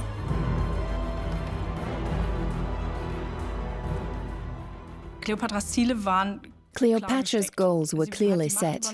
She came to power at a time when Egypt was dependent on Rome. Yet, she wanted Egypt to remain an independent empire. The question is, how could both sides get as much as possible for themselves? I think she made the most of her opportunities and thereby helped Egypt to a last renewal of its fame and power. In 44 BC, Caesar is assassinated in Rome. Cleopatra is on her own again and shows the world that she is a capable ruler.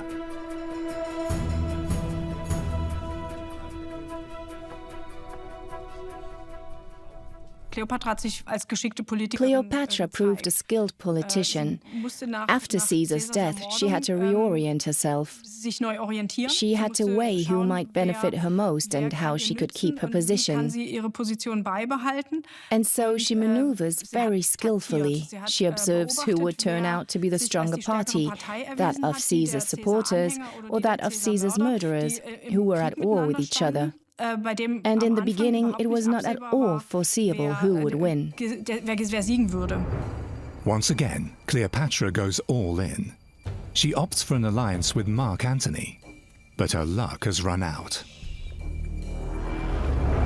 The civil war among Romans engulfs the Pharaonic Empire and drags Cleopatra into the abyss. In 31 BC, she loses the Battle of Actium against Octavian, later known as the Emperor Augustus. Deciding her own end, she commits suicide on August 12, 30 BC, choosing death rather than be paraded as a trophy by the victor. Cleopatra VII was an extraordinary ruler for the Ptolemies because she seemed to have been interested in Egypt, had a sense of responsibility. She seems to have known Egyptian, the language, not just spoken in Greek. So she had a real appreciation and care for her country. And she did try and fight to keep Egypt intact and away from Roman rule. Cleopatra's death spells the end of the dynasty of the Ptolemies, yet also the end of 3 millennia of ancient Egyptian history. The end of an empire where women could take their destiny into their own hands. Due to their social status, they enjoyed an astonishing array of rights and liberties. The myth of Egypt lives on, not least thanks to them. Since it's not just the tales of powerful men that keep the fascination for Egypt alive, there are also the stories of strong, extraordinary women. Egypt's long history is also a history of confrontations and bloody wars. The empire's relations to its neighbors are characterized by competition and conflict. yet also by diplomacy and cooperation. Egypt is the hub of the world. As such, it must be defended. Whoever is for us is a friend. Whoever is against us must be fought. What role do wars play in the empire of the pharaohs?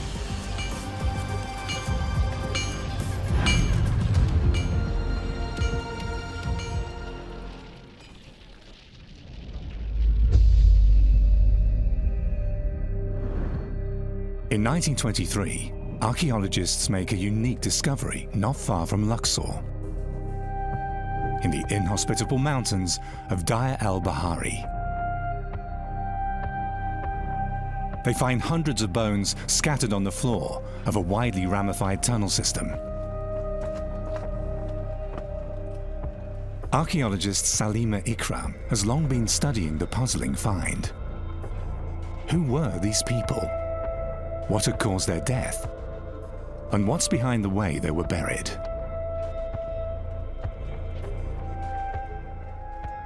When this tomb was found, they went in and discovered that it was filled with bodies. And when they started to examine these mummies, they found that they actually had lots of injuries, as if they had died in battle. So the conclusion was that this was a mass grave of warriors that had been gathered up from the battlefield and then buried here. The grave is more than 4,000 years old. After analysing the bones, Salima Ikram concludes that there are about 60 dead buried in the tunnel. All of them male and between 20 and 40 years old at the time of their death. The wounds that these people had suffered were extraordinary. You could see that there were examples of, blunt force trauma, as if they had been hit with a mace. These people had been stabbed with knives, with swords, and suffered a great deal, and maybe even axes. And what was really quite horrible was that some of them were found, and it looked as if they had been lying on the battlefield and birds of prey had come and pecked at them and ripped at their flesh. The bodies were taken to the cave and given an honourable burial. They are wrapped in linen cloths, a precious item in ancient Egypt. Later, the tomb was looted and the remains were carelessly scattered on the ground. Yet, who were the dead? Some people think that this tomb was right at the cusp between the New Kingdom and the Second Intermediate Period, and therefore these warriors would have been people who had been fighting against the Hyksos and making sure that the Egyptians, true Egyptians, could rule Egypt again. The Hyksos are invaders from the east. Around 1550 BC, the Egyptians succeed in driving them out, so perhaps the tomb dates from the time of this struggle. What is really touching is that this is perhaps one of the first, if not the first, war grave in history. It is really a testament to the Egyptians, their armies, and also how they treated their soldiers.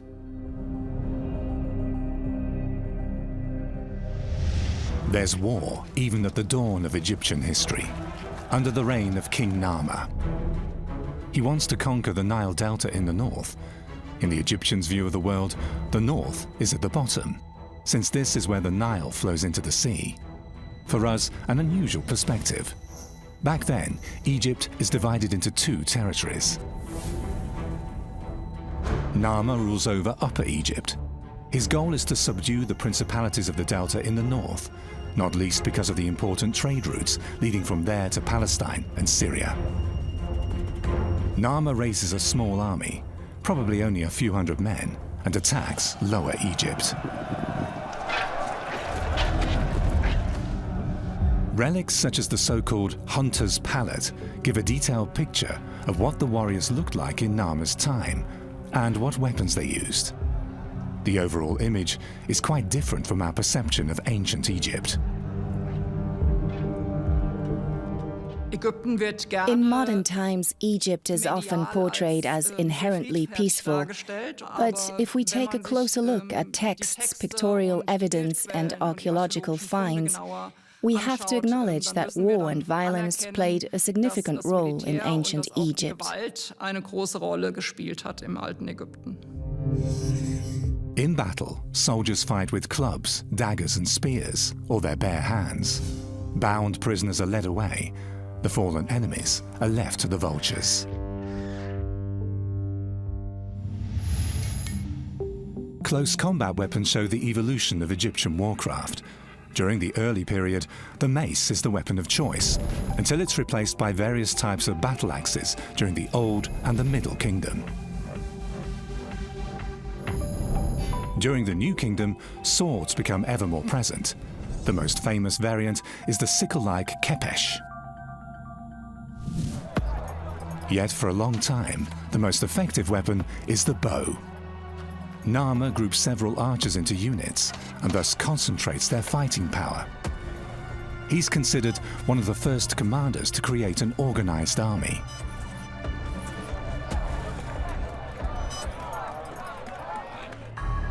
And his new tactics win him battles, as is testified by a unique object, the Narmer palette. It shows the king as a triumphant warlord. Narmer is shown about to slay a prisoner with a club. Or is there another message underneath this image?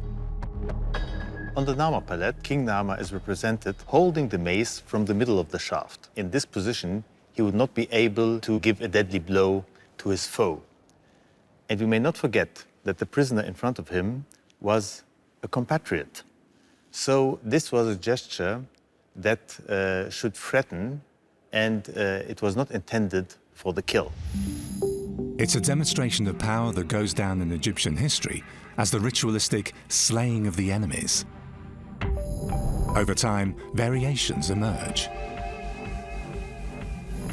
In his raised hand, the pharaoh holds a club, or sometimes a sword or a spear, while with his other hand, he grabs one or even an entire bundle of vanquished enemies by the scruff of the neck. It's a gesture of absolute dominance that becomes a trademark of the ruler, with a clear message: don't mess with the pharaoh. King Narmer's show of force finally leads to success. Around 3000 BC, he succeeds in uniting Upper and Lower Egypt. It's the first nation-state in history. Egypt's first capital is built at the intersection of the two halves of the empire, Memphis, called the Scales of the Two Countries. It's the most important strategical point in Egypt. It's also the headquarters of the army, the guarantor of Egypt's strength and unity. From now on, the world beyond Egypt is divided into friend and foe.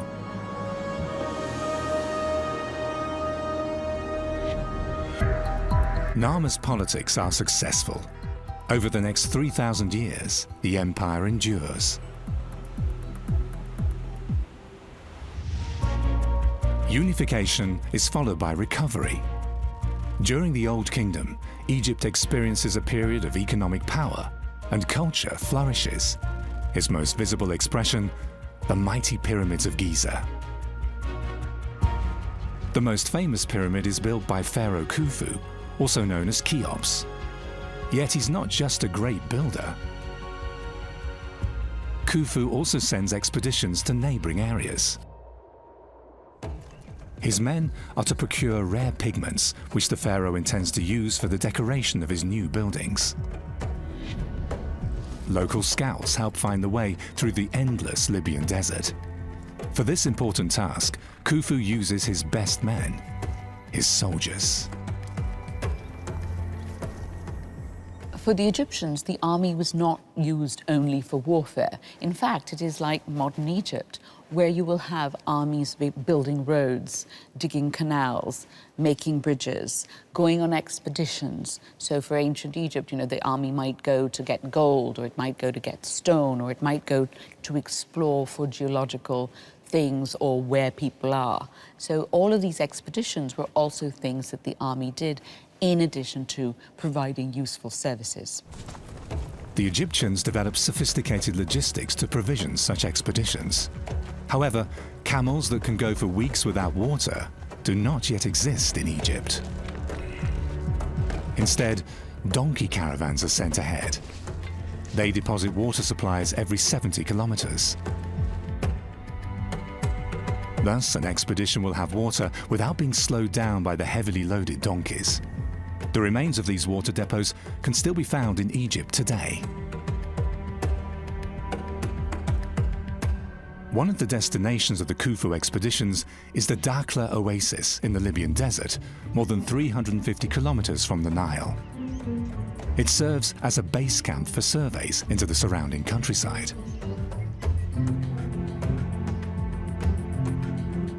The region around Dakhla is rich with deposits of red sandstone containing iron oxide, from which color pigments can be extracted. Impatiently, Khufu awaits the raw material he needs for his architectural visions. His soldiers have completed their task. They bring back the precious color pigments by the basketful. Trade expeditions remain of high importance to the pharaonic empire. These expeditions are a very important part of the Egyptian economy. The logistics must have been enormous. There were often hundreds or thousands of men sent out into inhospitable regions, into the desert or across the Red Sea to Punt. Alas, where Punt was located is no longer known. Temple reliefs record an expedition to the legendary land of incense. On ocean-going ships, the Egyptians set out on the long journey.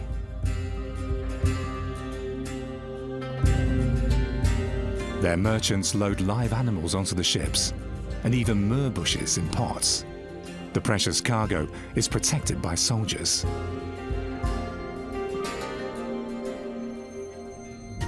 Expeditions are sent in all directions, deep into the western deserts and to the shores of the Red Sea. They also regularly go to Sinai, where copper and turquoise are extracted. Most often, however, the pharaoh's men travel up the Nile to the south, where they suspect great riches in fabled Nubia.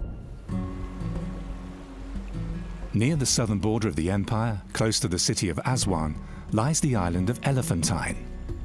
It's the starting point for expeditions to the neighboring country.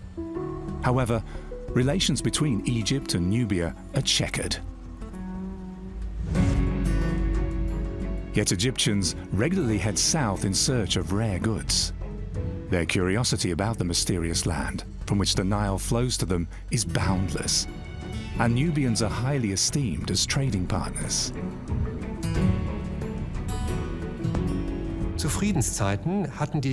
In times of peace, the Egyptians had constant trade relations with their neighbors, and interaction was certainly on an equal footing.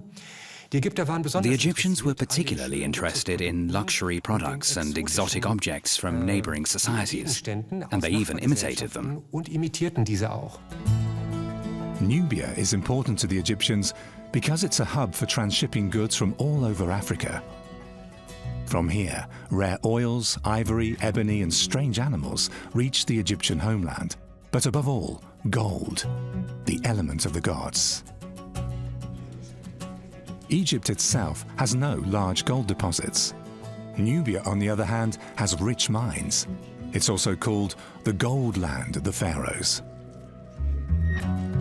The pharaohs acquire the precious metal either by trade or by sending their soldiers to mine it directly in the Nubian deposits. It's probably gold from Nubia, with which Khufu has the top of his great pyramid covered.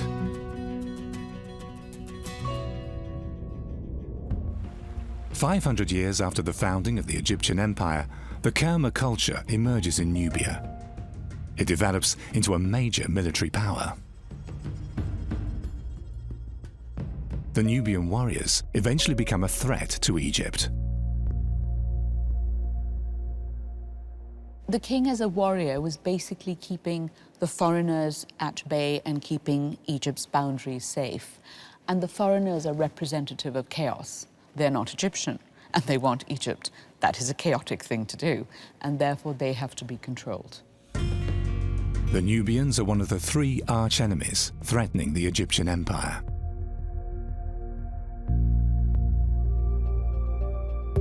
In the south, Nubian attackers can use the Nile as an advance route for invasion. In the west, the Libyans pose a constant threat. From the desert, they threaten the Nile Delta. Northeastern Egypt, on the other hand, is a gateway for invaders from Asia, for Hyksos, Hittites, Assyrians, and Persians. Yet it's not foreign invaders, but throne disputes and civil wars that lead to the fall of the Old Kingdom. Around 2170 BC, the first intermediate period begins. It lasts 150 years until the era of the Middle Kingdom begins. Egypt regains its old strength. Pharaohs like Senusret III pay special attention to the defenses of their empire.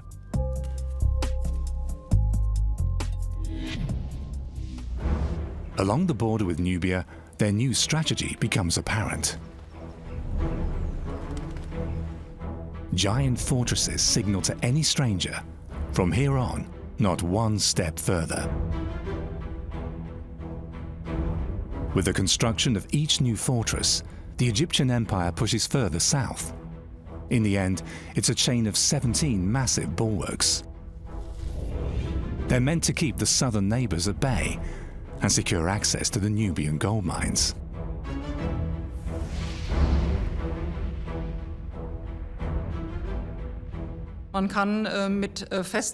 We know an entire chain of fortresses in the Nubian area, and we assume that they were built mainly to control the Nubian gold deposits in the eastern desert.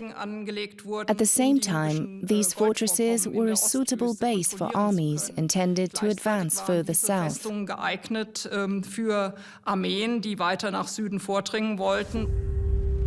After the fall of ancient Egypt, the ruins of the forts along the Nile remain for millennia. Yet, following the construction of the Aswan Dam in the 1960s, the former fortifications disappear forever, flooded by the artificial reservoir.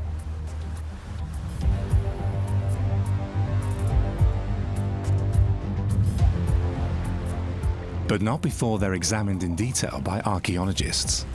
Thus, it's possible to reconstruct the appearance and the function of these structures.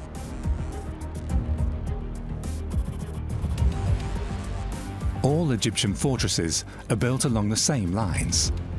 Yet the architects of the pharaohs know how to adapt each structure to conditions on site. The fortresses are surrounded by walls up to 10 meters thick and 15 meters high. There are no blind spots. No matter where attackers charge, the archers of the fortress can shower them with a hail of arrows. There are additional fortifications for the gate areas, the weak points of any fortress. Behind the walls are the quarters for officers and troops, as well as administrative buildings, temples, warehouses, and workshops. Since all fortresses have access to water, their garrisons can survive for a long time under siege. Yet, who are the men on duty in these fortifications? A wooden model from the Middle Kingdom shows a troop of Egyptian spearmen.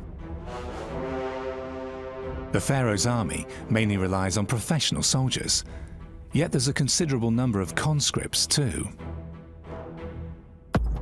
Basic training is harsh. First, the recruits' heads are shaven. Then the soldiers-to-be are drilled and trained in the use of their weapons. Physical training is a must.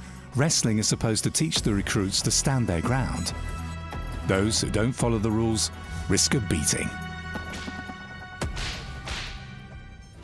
A group of Nubian archers, enlisting warriors from the neighboring countries as mercenaries, is a common part of Egyptian rule.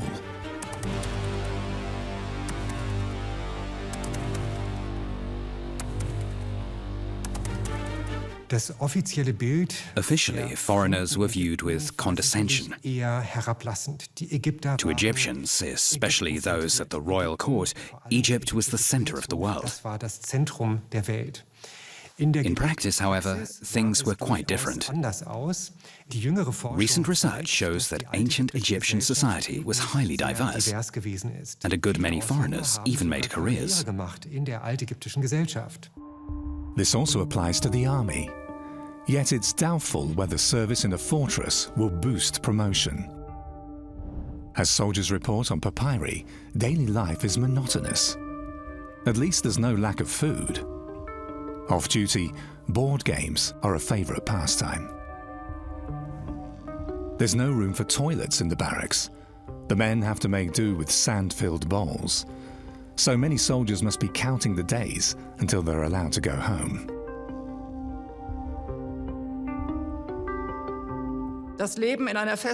Duty in a fortress meant life in a very confined space in a very inhospitable area far from home. If you're a simple soldier, you're crammed into 38 to maybe 42 square meters with 8 to 10 comrades. That's certainly a hard life. If you are a commander or a senior officer, then even if your fortress may be comparatively small, you'd still have a large building and all amenities at your disposal. Archaeological evidence shows there's a huge difference in the Egyptian army between a small elite of officers and the enlisted men.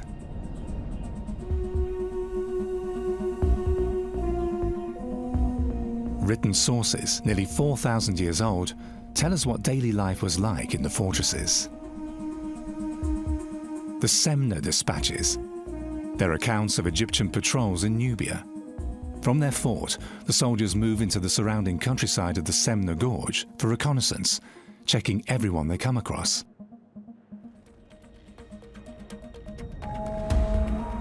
The patrols keep a special eye on Nubian traders who want to enter Egyptian territory. Only those holding a permit are allowed across the border into the empire. The fortresses on the edge of the Egyptian world are meant to uphold order, not just against armed enemies, but also against the supposed chaos of the outside world. The Egyptians also marked their territory with stelae made of stone. For a long time, this border system works. Yet around 1800 BC, the Middle Kingdom collapses, its defenses crumble. Egypt lies open to foreign invaders and learns its lesson. A professional army really started to arise in the New Kingdom after the Egyptians experienced the Hyksos, invaders from the northeast who took over the northeast delta and then basically dominated much of northern Egypt. Hyksos, called the rulers of foreign countries. They had chariotry, they had special weaponry, and so in the New Kingdom, a class of specialist warriors grew up, and then you had more of a professional standing army.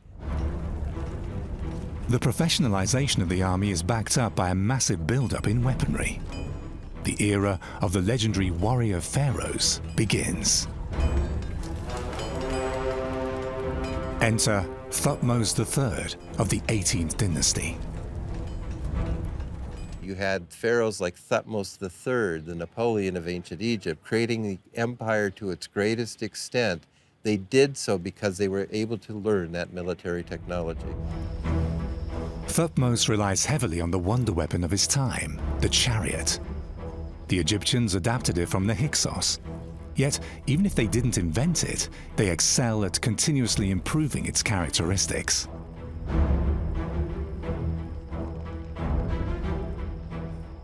The Egyptians were never particularly innovative in terms of technology, but they were quick to react. The moment they met an enemy with a new weapon, such as the Near Eastern composite bow, the Egyptians would immediately copy it.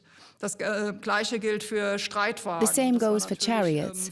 Then it was the pharaoh's job to create the appropriate logistics, expertise, and infrastructure to implement these new weapons and combat techniques. How the Egyptians optimized the construction of chariots is known thanks to Tutankhamun's treasure. A total of 6 chariots were found in the king's tomb. Among them, the pharaoh's ceremonial chariot. Although the gilded and richly decorated vehicle is unfit for battle, it shows the construction of an Egyptian chariot down to the smallest detail.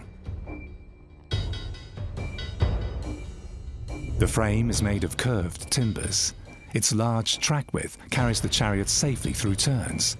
6 spokes provide stability for the wheels, which are covered with cattle intestines as a kind of ancient tire. The contraption is held together by wooden connectors and leather cords. Thus, it can be easily disassembled and transported. The Egyptian chariot was an absolute high-tech product for its time. Chariots were of great importance throughout the New Kingdom and revolutionized warfare. Egyptian troops were known to emerge at high speed, shoot their arrows, and then retreat to the side or the rear on their chariots. Thutmose has his troops train hard with a new war machine. The Egyptian chariot combines high mobility with the range of bow and arrow, making it the most feared weapon on the battlefield for a long time.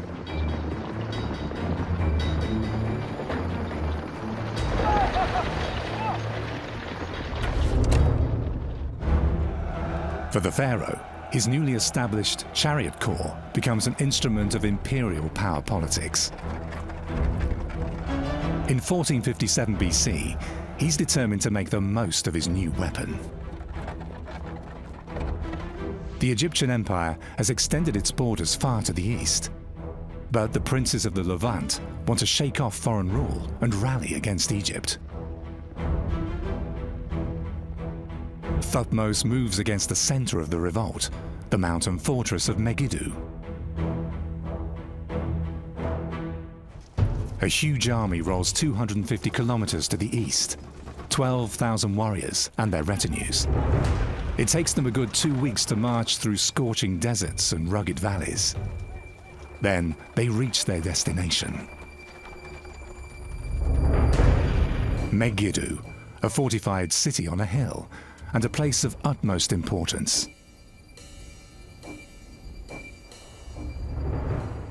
Who controls Megiddo controls the Jezreel Valley, and who controls the Jezreel Valley controls the whole region. That's why this was crucially important for the Egyptian army at the time of Thutmose III to get control of the city of Megiddo. Just one obstacle lies between the city and the Egyptian army: the Carmel Mountains. Pharaoh Thutmose wants to lead his army through a narrow pass. His officers advise against it. They think it's too risky and would rather bypass the mountain. But Thutmose sticks to his plan. Why does he take this risk? The answer is found here, in the sacred precinct of Thebes. In the temple of Karnak, Thutmose III has immortalized his war diary in stone, propagating his view of events and even explaining why he dismissed the advice of his officers the day before the battle. There he states, "No, I will go through the narrow pathway. I will not appear weak or cowardly in front of the enemy." Thutmose III is giving a clear signal to his enemies of strength and boldness. At the same time, he is encouraging his own troops. As the army sets out, everyone knows that if they are attacked in the narrow pass, they will be lost. Yet Thutmose's move pays off. No attack develops. There's nothing left to protect the rebels from the wrath of the pharaoh. The next day, the attack on the camp of the unsuspecting enemy begins.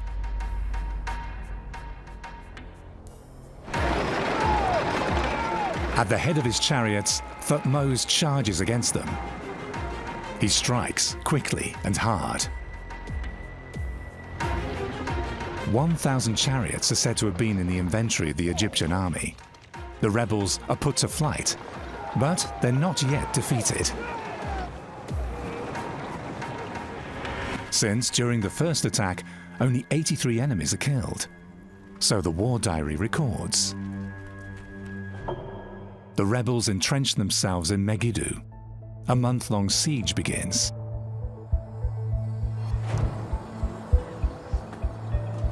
A team of archaeologists tries to find out why the defenders are able to hold on for so long. They dig their way back in time, layer by layer, to the era of the warrior pharaoh Thutmose III.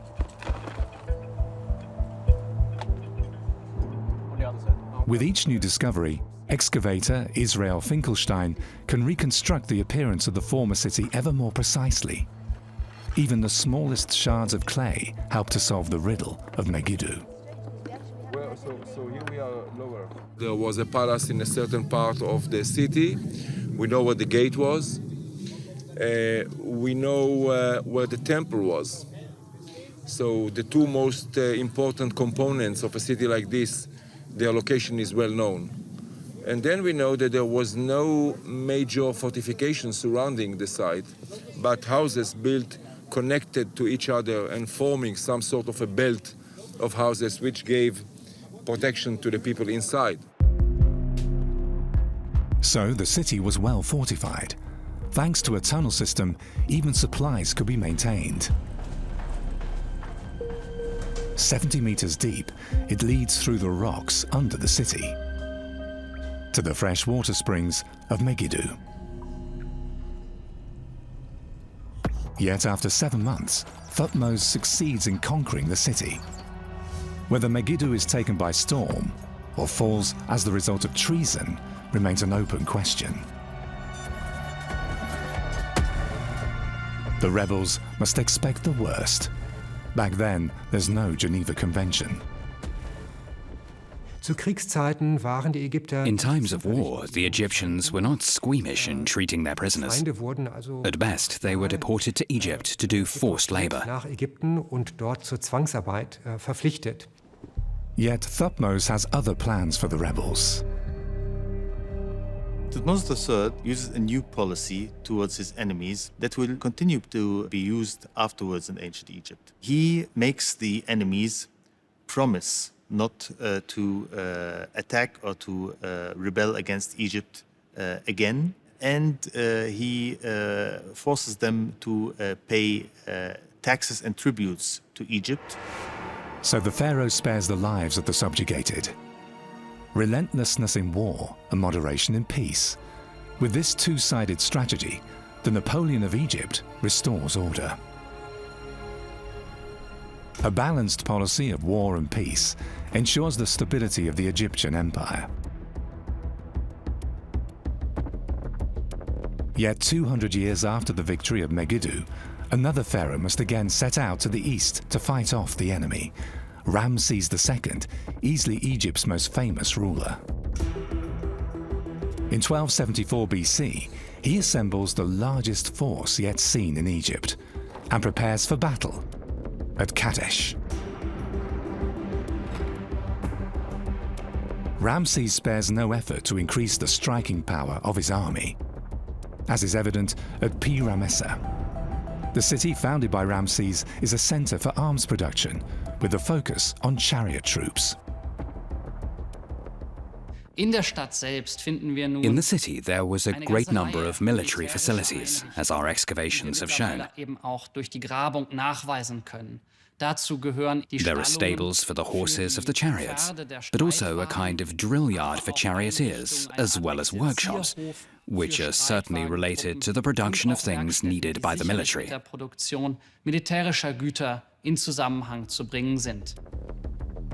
The royal stables of Pi Ramessa are a unique discovery in the history of Egypt. The facilities can accommodate up to 500 horses. In large halls, they're groomed and cared for. Archaeologists find hoof prints more than 3,000 years old. The complex shows that Ramses is making a gigantic effort to preserve the Egyptian empire.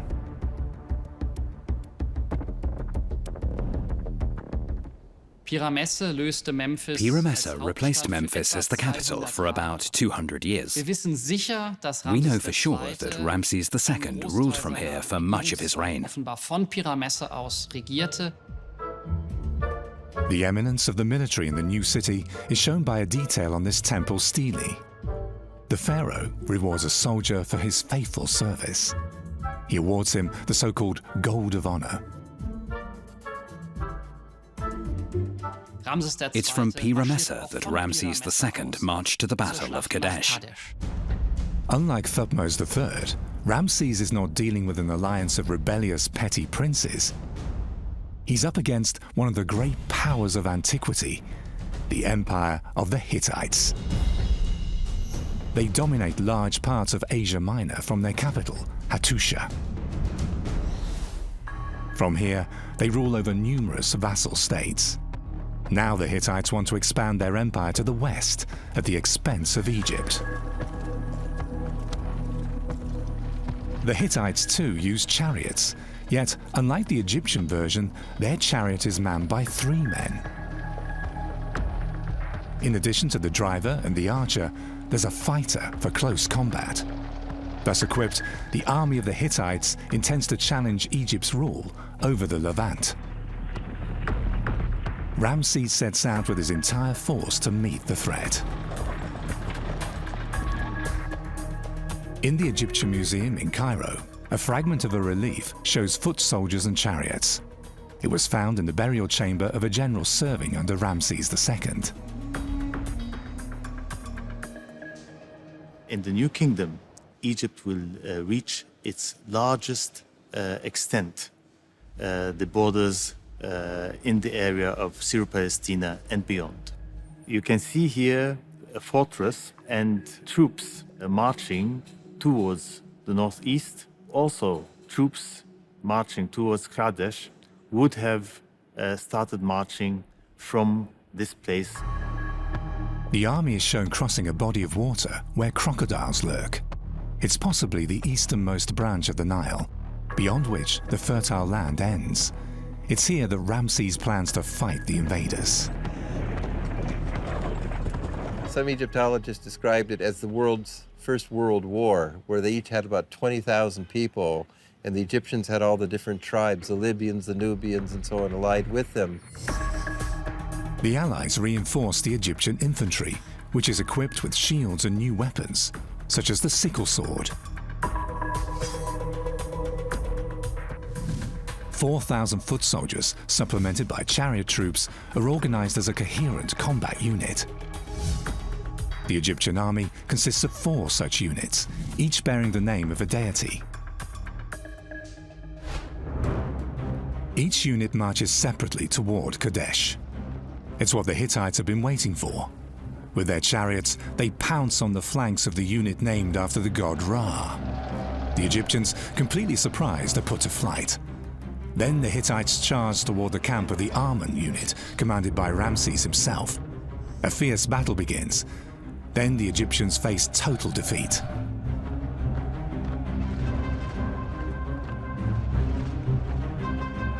Yet, at the last moment, reinforcements arrive. The Egyptian chariots gain the upper hand. Now it's the Hittites who flee in panic, pursued by Ramses and his troops. Many are killed before the fighting ends.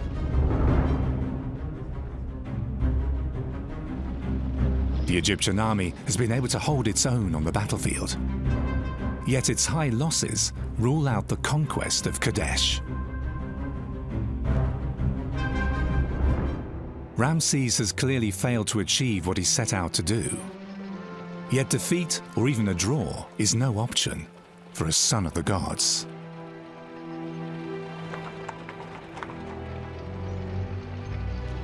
Ramses is a past master of propaganda.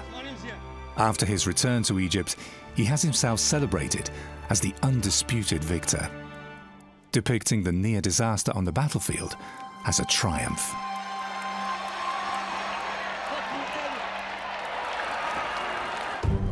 Ramses has his view of the events chiseled into the walls of 6 temples, leaving a total of 13 versions of the Battle of Kadesh. Like his ancestors, Ramses presents himself as all triumphant. Yet, there's one more twist to the story. The Battle of Kadesh is one of the most exciting battles we know from ancient Egypt. It is completely different in the way it is depicted. Unlike all other battles, not only those of Ramses the Great, but also those of other kings. Because it shows the king in a dangerous situation. Usually the king stands on his chariot and nothing can touch him. He immediately fends off all enemies. For the first time, we see a pharaoh facing annihilation with the chariots of the enemies appearing behind him. According to Ramses' propaganda, his troops have abandoned him. He seems lost. Only thanks to the help of the god Amun does he turn defeat into victory. That's something that we don't know from earlier depictions or any texts in ancient Egypt. So here's a challenge to the king. He's in mortal danger, and yet he overcomes it with the divine assistance of Amun. Yet Ramses II doesn't leave it at that. He enters diplomatic contact with the Hittites. 16 years after the battle, the pharaoh makes peace with the former enemies.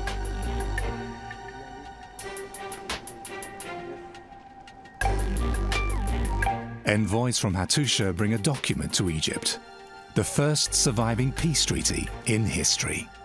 It stipulates that both sides will not attack each other and will even support each other in case of danger.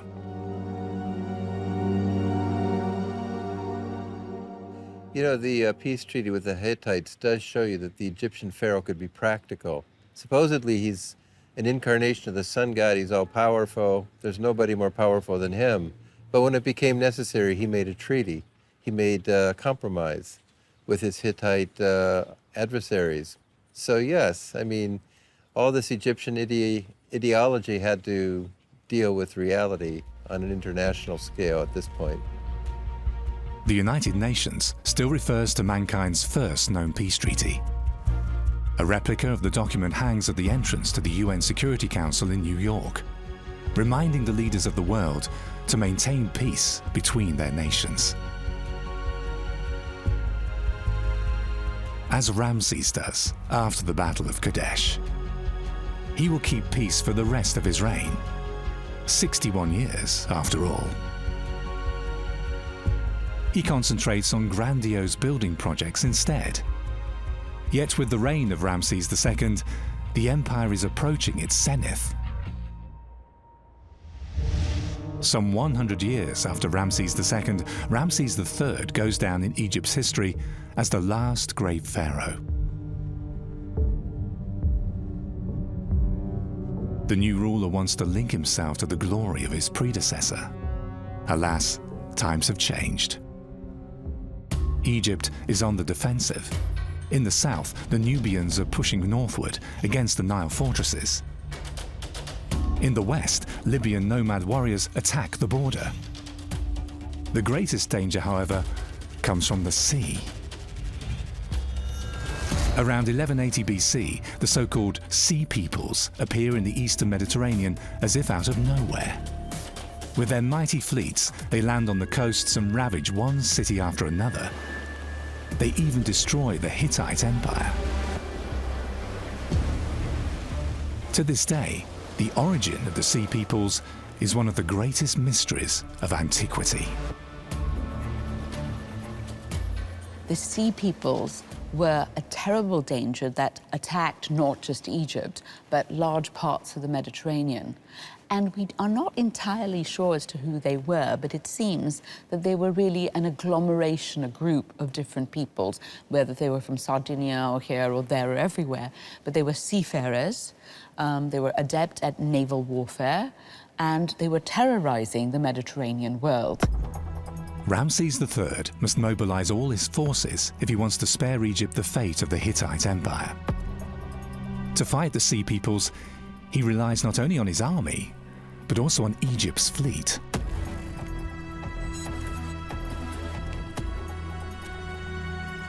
The pharaoh awaits the ships of the sea peoples in the north of his empire. He intends to use his own fleet to confront and destroy them in the Nile Delta.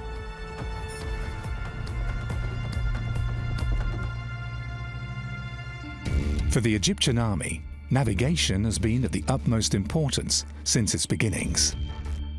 Ships are the most important means of transportation. On the Nile, troops can be quickly transported from one front to another, yet ships can also fight. The classic type has a crescent-shaped hull with raised ends at the bow and the stern, as well as a mast for a rectangular sail. For travel upstream, the ships have additional rudders, making them fast and maneuverable. Ramses III gathers everything that floats in the Nile Delta. The pharaoh intends to lure the foreign invaders into a trap. To this end, he's ordered Egyptian archers to take up positions along the banks of the river. The fleet and the army intend to overwhelm the ships of the sea peoples in a coordinated operation by killing their crews.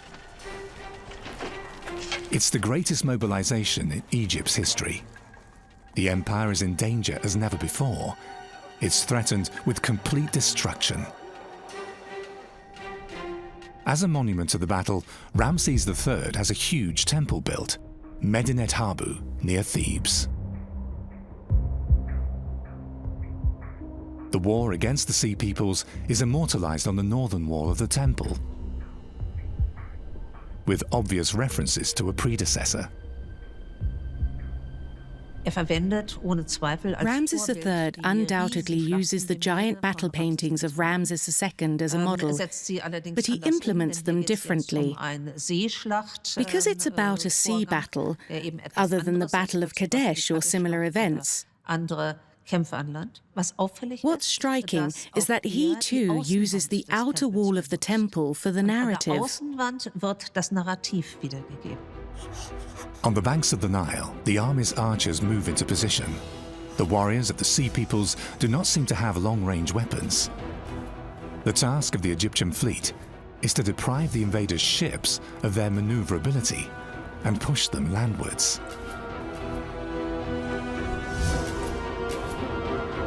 There, they become easy targets for the Egyptian archers. The foreign warriors are caught in a crossfire from sea and from land, with fatal consequences. The sea peoples are defeated, the invasion is stopped. Ramses can rightly claim to be the savior of Egypt.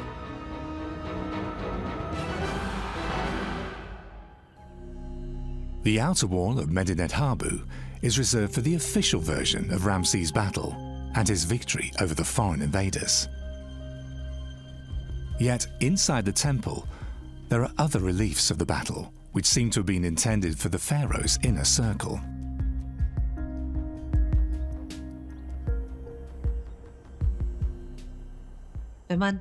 If you then go into the temple, there are representations similar to those from earlier rulers, where generals appear before the king and tell him, "I have defeated so-and-so many people." Then they hand over proof, and this could be a cut-off hand or a cut-off penis. In the temple at Medinet Habu, the perspective of the victors is immortalized in stone. The perspective of the opposing side is unknown to this day. After his victory, Ramses III continues to rule for 25 years. The triumph over the sea peoples turns him into a legend. However, the country has spent itself in the defensive wars against the invaders. With Ramses III, Egypt's last great warrior pharaoh passes away. His death is the prelude to the slow, inexorable decline of the empire. Ancient Egypt views itself as the center of the world. It endured over 3 millennia thanks to a clever strategy of war and peace. For an Egyptian king, both fortitude and diplomacy were crucial. etwas ganz Entscheidendes. In war, Egypt's armies fight with no holds barred. In times of peace, its civilization flourishes. They are the heirs of Alexander the Great, among them the most famous queen of antiquity. The Ptolemies rule Egypt longer than any other dynasty. It's a last heyday on the Nile and an era of great changes. The Ptolemaic dynasty transmitted Egypt, ancient Egypt, to the modern European world. And yet with them, the history of ancient Egypt ends. What's the Ptolemies' formula for success? And why did their empire collapse in the end?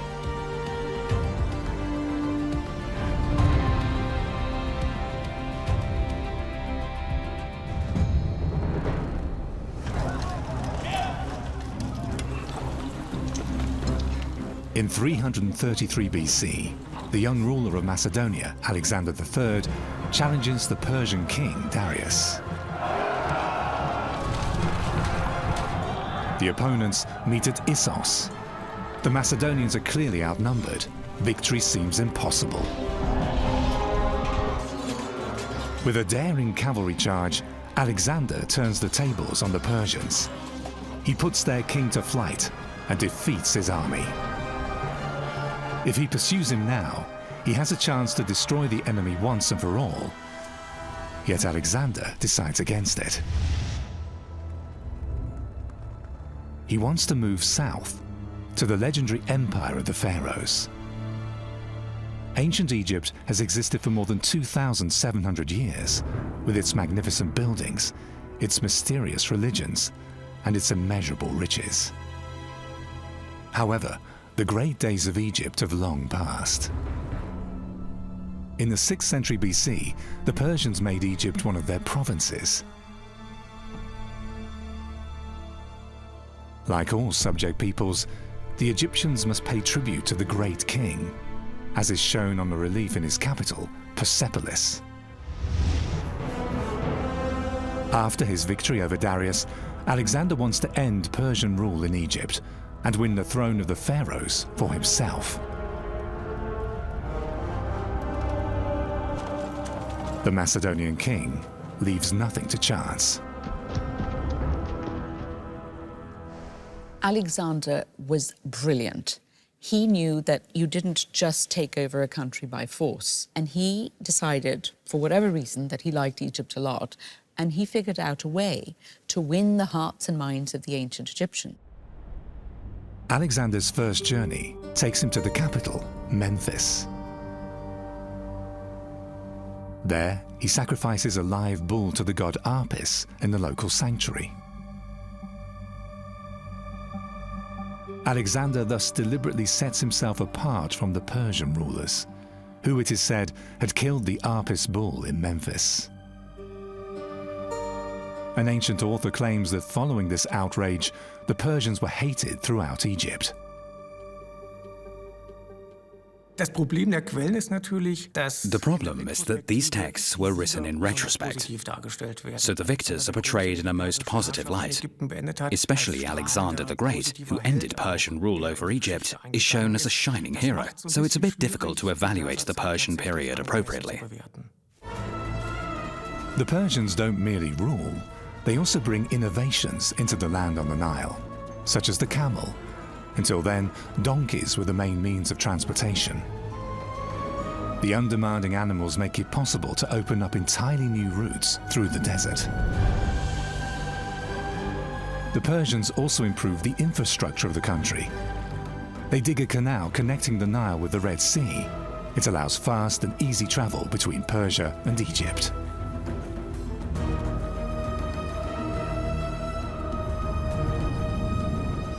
Alexander has even bigger plans for the newly won country. During an inspection trip from the Nile to the coast, he recognizes what Egypt is missing: an ocean-going port. And so he founds a city on the Mediterranean coast bearing his name. He chooses the location carefully. Alexandria was founded by Alexander at a most favorable strategic location, with harbors to the Mediterranean Sea, but also a good connection to the inland via various waterways.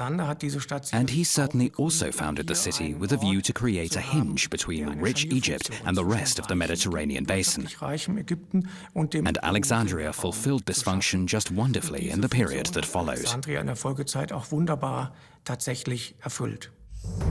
Alexander plans the city himself.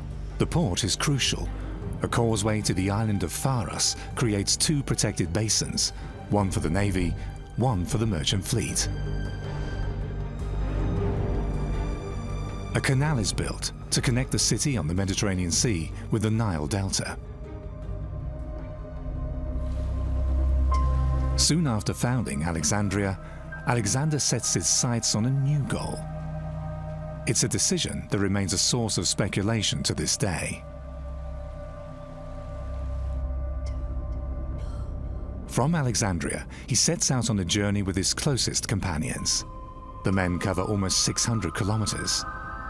Their destination is a legendary place, the oasis of Siwa in the middle of the Libyan desert.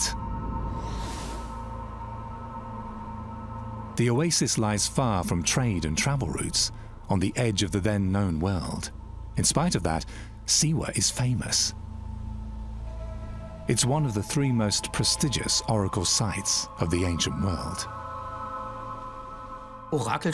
Oracle sites played an important role in classical antiquity. It was common to go there and ask for advice before making important decisions. And that's exactly what Alexander the Great did at Siwa. Oracles have a long tradition in Egypt. During the Old Kingdom, rulers consult the vulture goddess Nekbet. During the New Kingdom, an oracle saying of Amen legitimizes the rule of Queen Hatshepsut. The common people asked the gods for advice during a bark procession. Ramses I and his namesake successors turned to the god Ptah.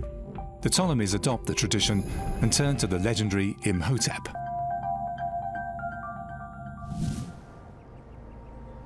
Like a hidden garden, the oracle site of Siwa lies in the middle of an impassable wasteland. It's the westernmost point of the Egyptian Empire.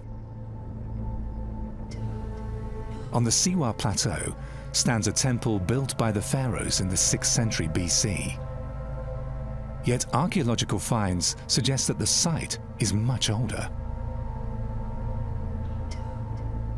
The temple is dedicated to Amen, the highest deity of the Egyptians. What exactly happens during Alexander's visit to Siwa remains a mystery to this day, since officially no one is present when he visits the oracle.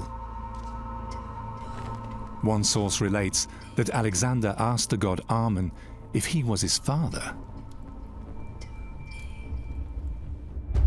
As in the temple of Siwa, Amen is represented throughout Egypt as a ram, the symbol of strength and fertility.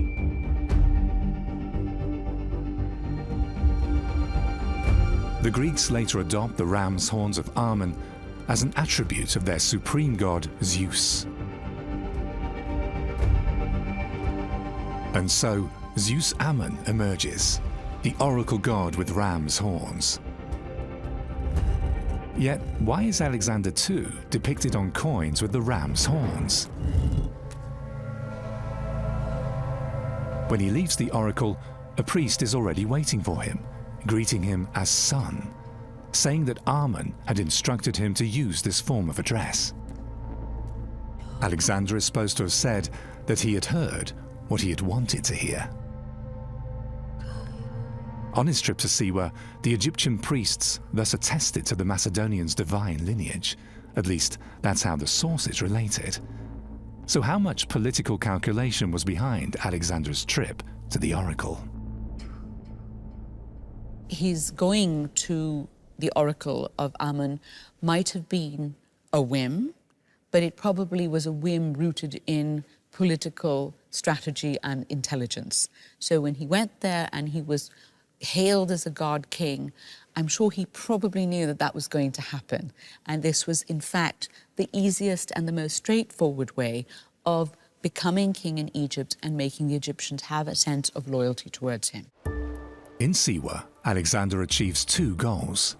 He has a godlike position confirmed for him, and he secures a pharaonic throne.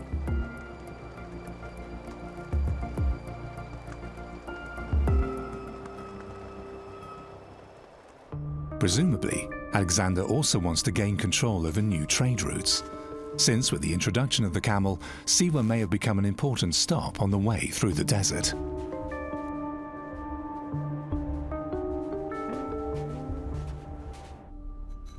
After his return from the oasis, Alexander reorganizes Egypt's internal structure. He appoints Macedonian generals as commanders of the army. Egyptians will now solely serve in administrative positions, and he secures himself the support of the priesthood.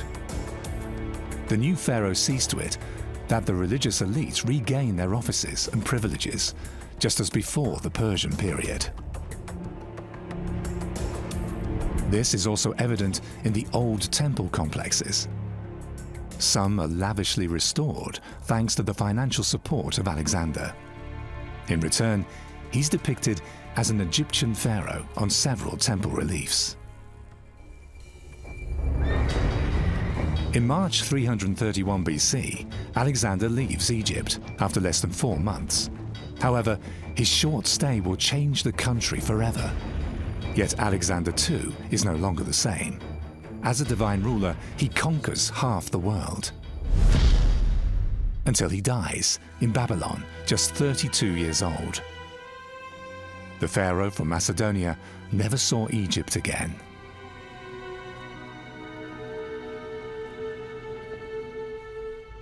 The death of Alexander shakes the world. The empire of the Macedonian king extends over parts of Europe, Asia, and Africa. Yet no one is able to follow in his footsteps. His empire breaks up. Alexander's generals divide it among themselves. For a long time, they had fought side by side. Now Alexander's former companions are at odds over his vast inheritance. They go down in history as the successors, or diadochi in ancient Greek. One of them is Ptolemy. The childhood friend of Alexander has made it to the rank of general and became one of the 7 personal bodyguards of the king. Now he wants to rule himself. Ptolemy I, the founder of the Ptolemaic dynasty, had been able to secure Egypt for himself relatively early. An excellent choice, as it turned out, since Egypt was economically prosperous and could be defended comparatively well. From here, Ptolemy plans his next steps. In 321 BC, he pulls off a coup. He seizes Alexander's body, which one of the other diadochi wanted to take to Greece. Ptolemy has it brought to Egypt, to its capital, Memphis. It's a tremendous gain in prestige, since whoever possesses the corpse can present himself as the legitimate successor of Alexander. Yet Ptolemy thus ignores the express wish of his dead friend. Alexander wanted to be buried in the oasis of Siwa, the place where he had learned of his divine descent. At Siwa, there's an important necropolis from the late Egyptian period. A huge complex with thousands of tombs carved into the mountain of the dead. The cemetery is used until the Roman era. Some believe Alexander is buried here. Alas, his tomb has never been found. It's probably only a legend that the Macedonian was buried here. He probably found his final resting place in Alexandria. Soon after the seizure of the body, Alexander's successors wage bloody campaigns against each other. They go down in history as the Wars of the Diadochi. The Egyptian empire benefits from its natural borders. An invading army from the Levant suffers heavy losses in the northeastern Nile Delta while trying to cross the river. Its soldiers fall victim to hungry crocodiles and wild hippos. Ptolemy triumphs. In 304 BC, he declares himself king of Egypt. As ruler and founder of a new dynasty, Ptolemy wants to make a clear statement. He launches several major building projects in newly founded Alexandria. The new Egyptian metropolis on the Mediterranean is intended to herald the power and durability of the Ptolemaic dynasty. One building stands out: the lighthouse. With a statue of the sea god Poseidon, it becomes the landmark of the city and will be counted among the 7 wonders of the world. Yet the lighthouse, or pharaohs, isn't merely an object of prestige. Its fire also serves as a beacon guiding ships to the great seaport of Alexandria. It may even have burned 24/7, as fire causes smoke, and smoke too can be seen from afar. And the higher it rises into the sky, just think of the Native Americans with their smoke signs, the better the tower could serve as a beacon. The lighthouse is said to have been up to 160 meters high, higher than the Great Giza Pyramid. Construction took about 20 years and was not completed until after the death of Ptolemy I. The tower is emblazoned by Egyptian sculptures. At the base, there are 12-meter-high stone figures representing Egyptian mythology.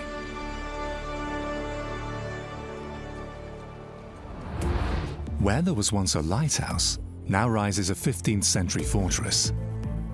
Back then, the Mameluke rulers used the ruins of Ptolemy's Pharos for its construction. To this day, it guards the port of Alexandria.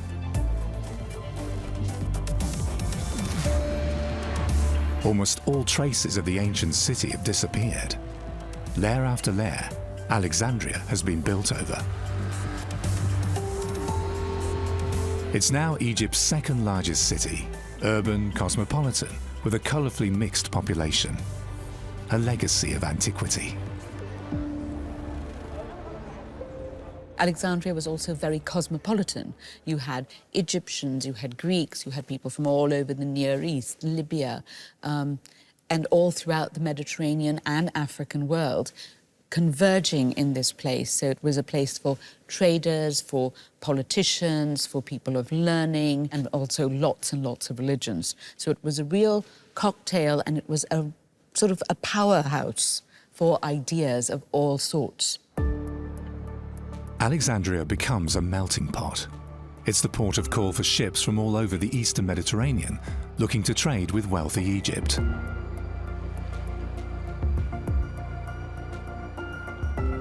It's a new experience for the empire of the pharaohs. People from various regions of Europe flock to the country and find a new home in Alexandria. The ancient metropolis shows a distinct Greek influence, yet also Jews, Thracians, and other ethnic groups settle in Egyptian Alexandria. In the southeastern part of the city, the Ptolemies build a temple, the Serapeum. Here they worship Serapis, a hybrid deity that combines Greek and Egyptian characteristics. Creating new gods is typical of Egypt. You can always create a new god, since everything around you is divine and so can be redefined, an idea that is highly unusual outside Egypt. The remains of the Serapeum can still be seen in Alexandria today, a final testament to the heyday that began with Ptolemy I. When the ruler dies in 285 BC, at the age of over 80, he leaves behind an empire that's economically, politically, and militarily stable. His son, Ptolemy II, continues his father's policy, posing as a Hellenistic king, yet at the same time taking care to be a good pharaoh for the people and to involve the Egyptian elites. The country on the Nile benefits from this open policy.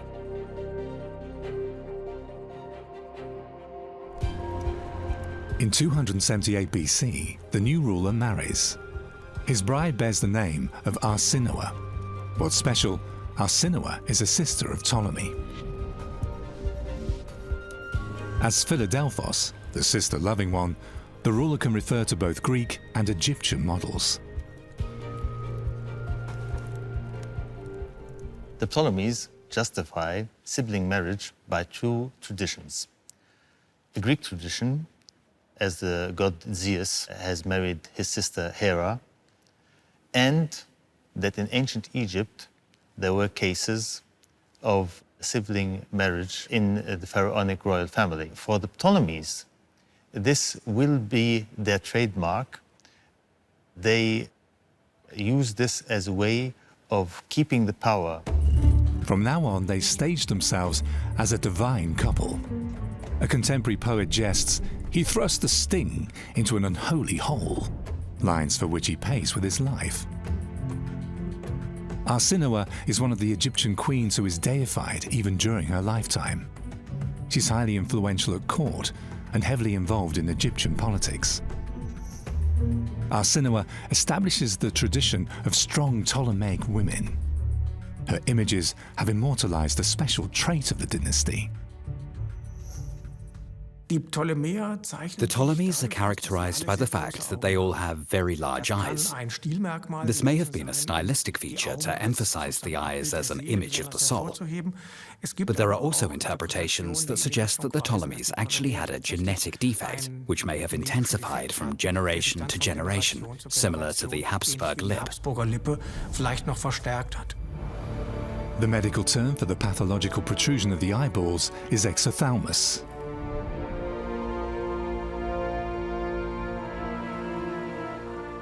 On the Nile island of Philae, on the southern border of Egypt, Ptolemy erects a magnificent temple for Arsinoe, a legitimization of the new family policy carved in stone.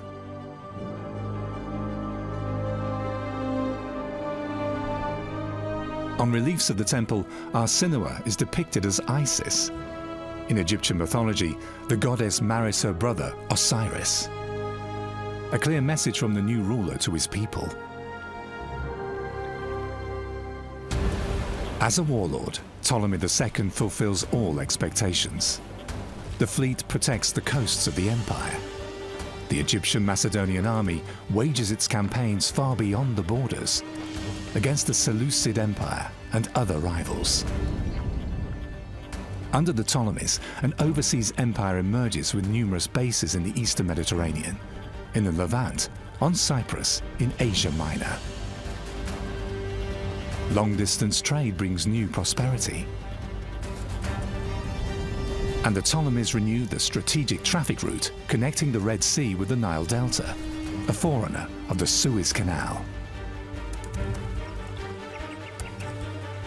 The waterway built by the Persians had silted up over time. Now it's repaired with the help of a complex system of locks. It's a stroke of genius by Ptolemy's engineers. The Ptolemies revitalized the old Suez Canal that connected the Red Sea to the eastern Nile Delta. They secured the sea routes on the Red Sea by creating an entire series of cities. And in the 2nd century BC, they succeeded in establishing a direct sea route to India. Ancient sources relate that Ptolemy sends an envoy to the empire of the Indian emperor Ashoka.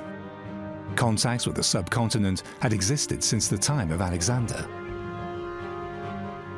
In return, Ashoka sends monks to Egypt to lecture on the teachings of Buddha, a dialogue of religions across continents. The Ptolemies also developed the Egyptian hinterland.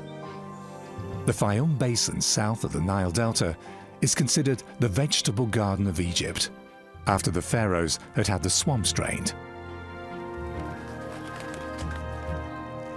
Now the Ptolemies settled their army veterans here. Greek engineers succeed in tripling the area under cultivation. Thanks largely to new techniques that greatly improve the millennia-old methods of irrigation. One of the most important inventions is the water wheel, called Noria in the Orient. it can carry water upwards, so that it can then be channeled through canals to areas previously dry, creating new arable land.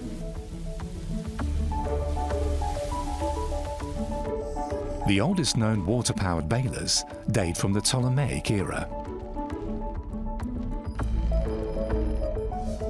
Innovations such as the Archimedean screw and the pressure pump of Ctesibios are intended to improve irrigation of the fields.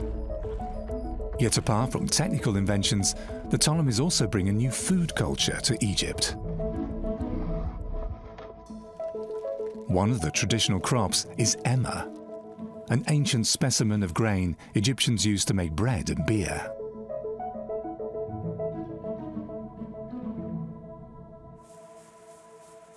Under the Ptolemies, the Egyptian diet expands.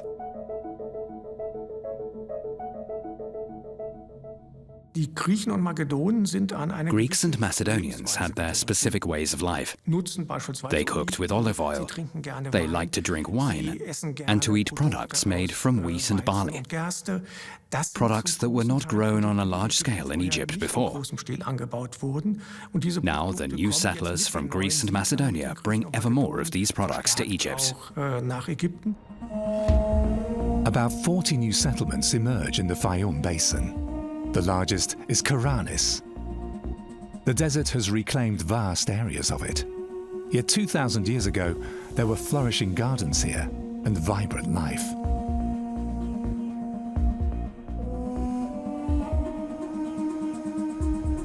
The famous mummy portraits of Fayum, pictures of the deceased painted on their sarcophagi.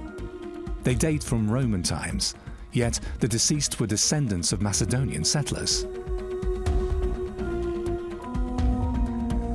In the arid climate of Egypt, the portraits with strikingly individual features have survived exceptionally well. The rich yields of the Fayum Basin provide not only food for the population, but also high tax revenues.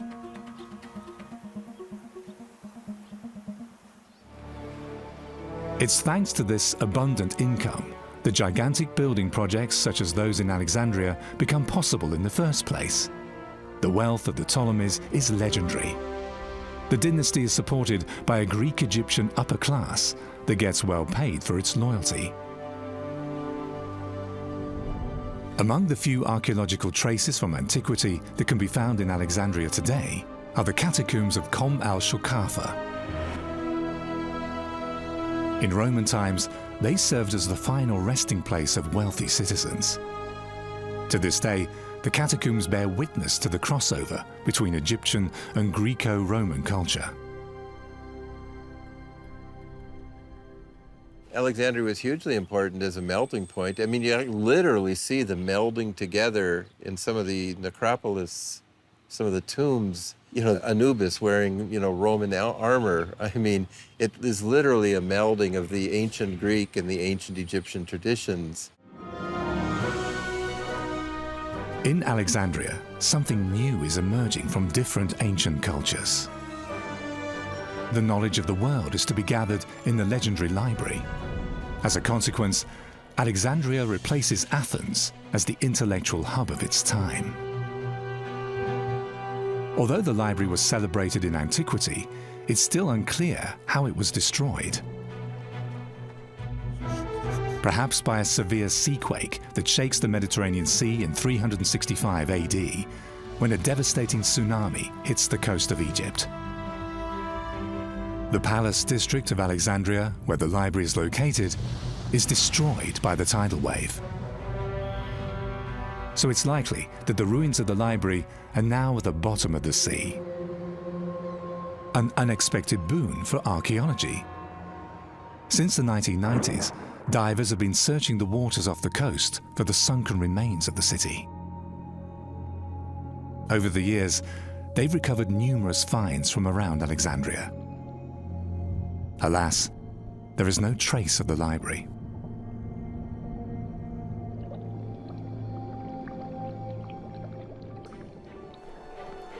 It must have been a building complex of impressive size.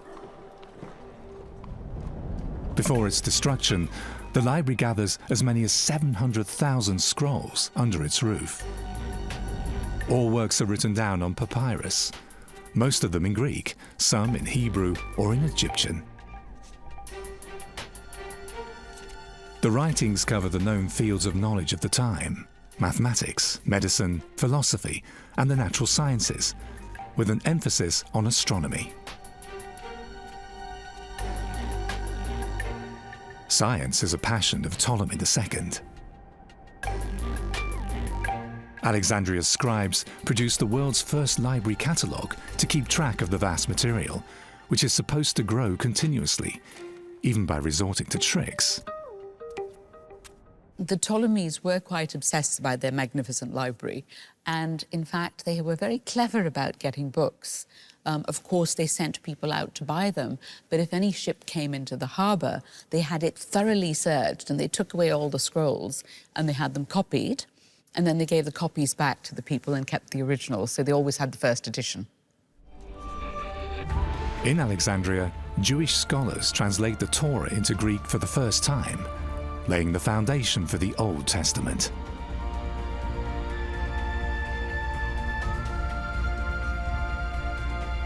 An Egyptian priest, Manetho, writes a history of the Egyptian royal dynasties from their beginnings.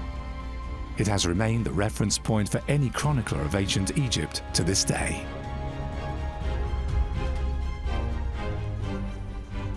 The work of Manetho is lost. However, we know excerpts by later historians. These excerpts were the basic source for early Egyptology. Even today, Egyptologists use the dynastic scheme introduced by Manetho. His division of 30 dynasties over a period of almost 3,000 years remains a key guide to Egyptian history. Although much of his information is disputed today, his work remains invaluable. Commissioned by the Ptolemies, the historian emphasizes the age of the Egyptian Empire. His counting of dynasties ends with the conquest of Egypt by Alexander the Great.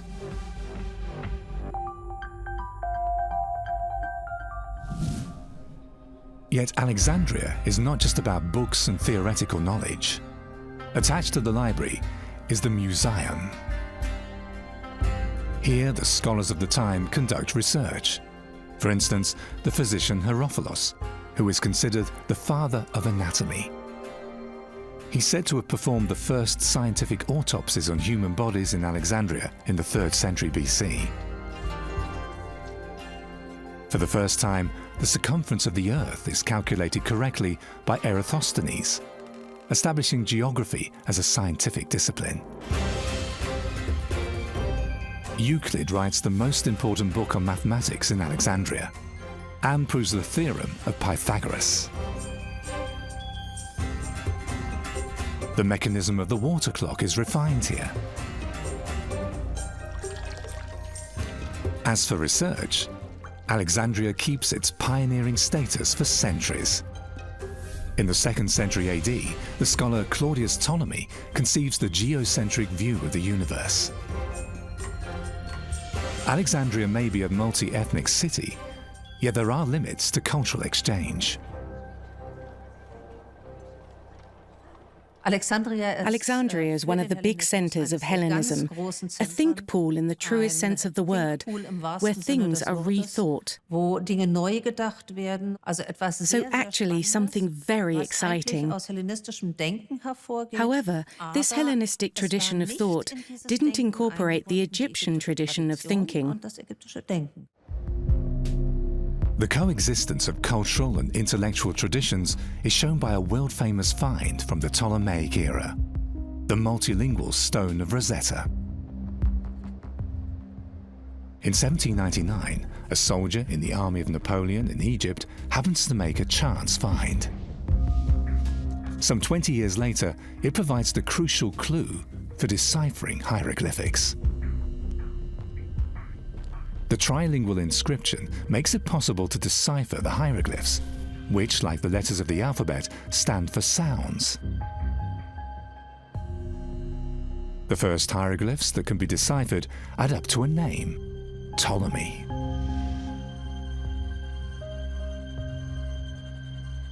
The inscription from 196 BC pays homage to the dynasty. Yet at this time, the decline of the Ptolemies has already begun. Their empire is on the defensive. The Egyptian army suffers defeat after defeat against its arch-enemy, the Seleucid dynasty in Syria.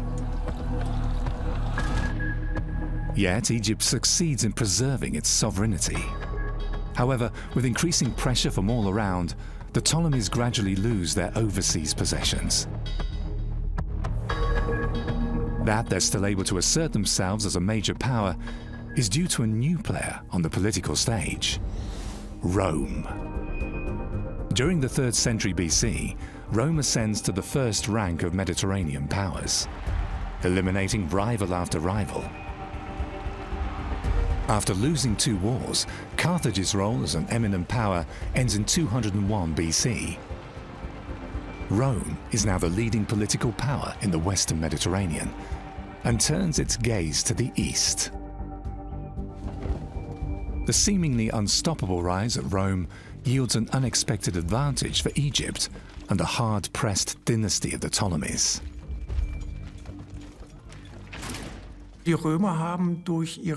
By expanding into the eastern Mediterranean, the Romans stabilized Ptolemaic rule, as Rome's wars until the middle of the 2nd century BC were usually fought against potential enemies of the Ptolemies. This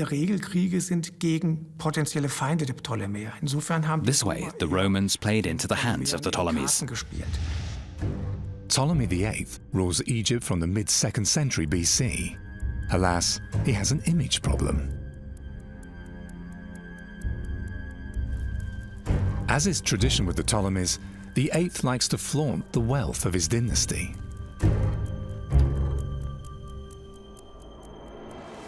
Yet while the pharaoh presents himself as the successor of Dionysus, the Greek god of wine, he has scholars and intellectuals expelled from Alexandria.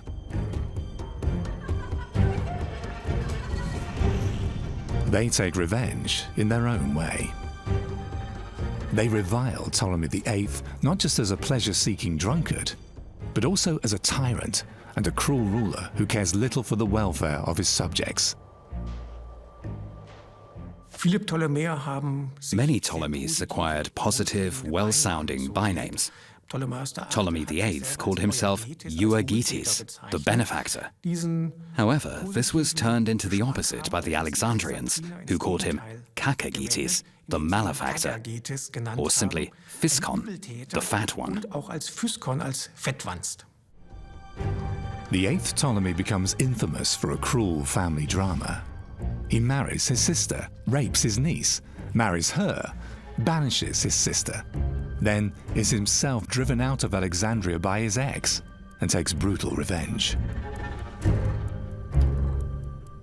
They have a child together, Memphis. Ptolemy, who was in Cyprus at the time, succeeds in luring him over to the island and kills him, cuts him up, and sends the package to his sister in Alexandria as a birthday present.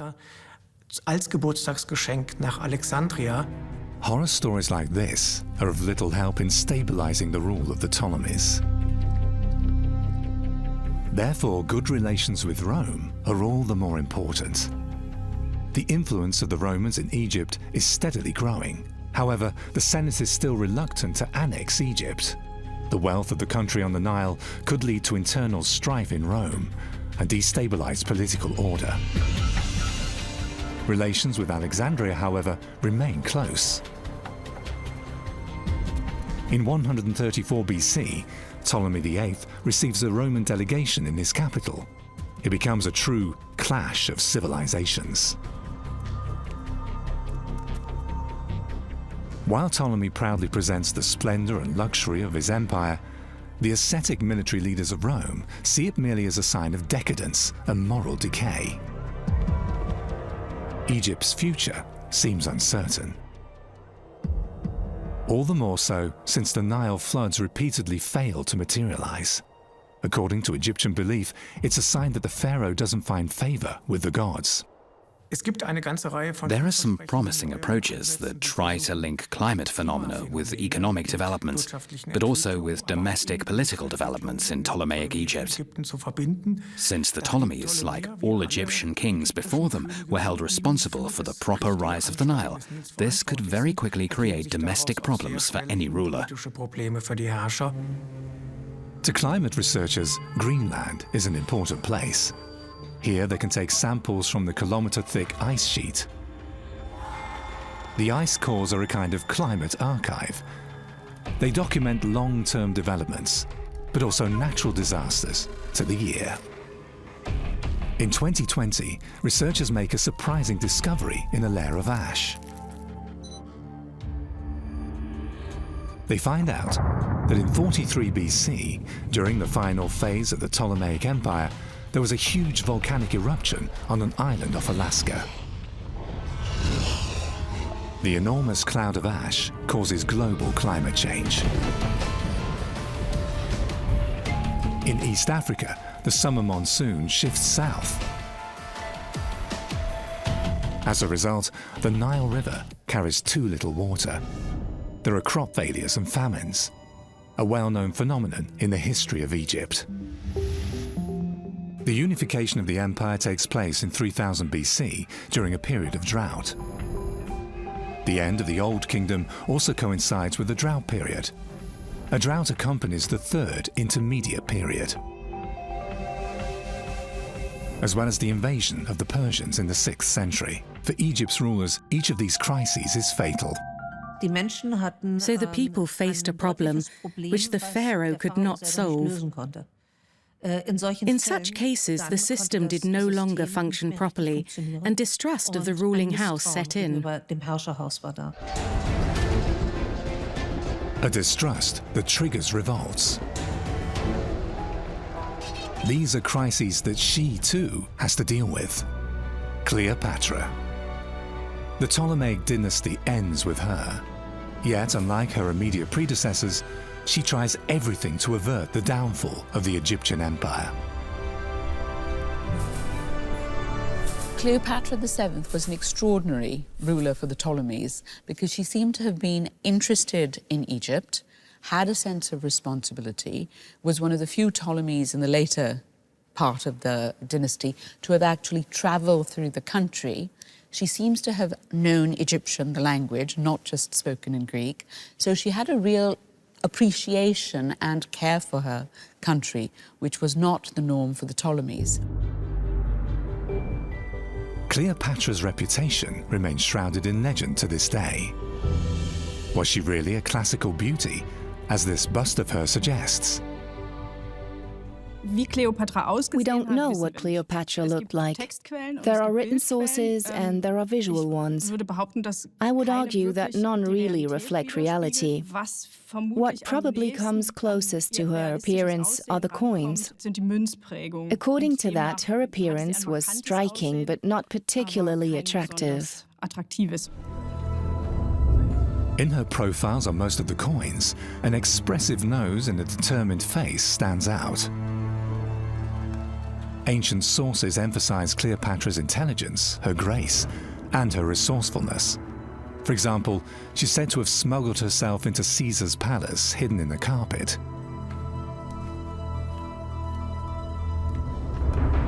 Cleopatra asked the Roman for help in the throne dispute with her brother, a risky gamble with the most powerful man in the world at the time. She's contending with this colossal giant, an empire now that dwarfs even that of Egypt at its greatest extent. Rome. I mean, Rome was so powerful. And I think maybe Cleopatra, I would like to think, was doing her best to navigate Egypt around and with this gigantic power of Rome. At the time of Cleopatra and Caesar's first meeting, Rome has long been the undisputed leader of the Mediterranean world. Caesar himself has pushed Rome's boundaries even further. So far, Egypt has been able to maintain its independence. Yet the future of the Pharaonic Empire is already inextricably linked to the fate of the Roman Empire. In Alexandria, Cleopatra and Caesar forge an alliance that benefits both. Thanks to Caesar's intervention, Cleopatra becomes the sole ruler of Egypt. Caesar, for his part, gets a reliable partner who secures him the wealth of Egypt, above all, the grain supplies for Rome. When Cleopatra becomes pregnant by Caesar, the alliance seems sealed. Her political methods were certainly unconventional, and that includes her relationship with Caesar. She had a child with him, so there must have been a kind of personal relationship. However, there certainly were bigger issues at stake. It's obvious that behind this partnership, there were some definite political intentions on both sides. Yet Cleopatra's plans fall apart when Caesar is assassinated in Rome in 44 BC. The queen must now protect herself and her son, the heir to the throne, and prevent falling victim to internal Roman politics.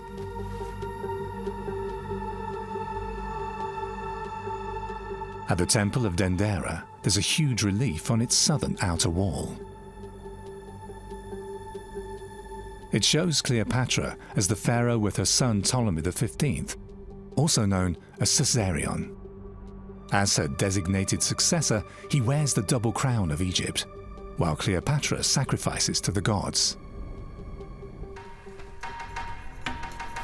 A decree from 33 BC bears the signature of Cleopatra. Under it is written in Greek, "Genosthoi, so it shall be." It's the only known handwritten record of an ancient Egyptian ruler.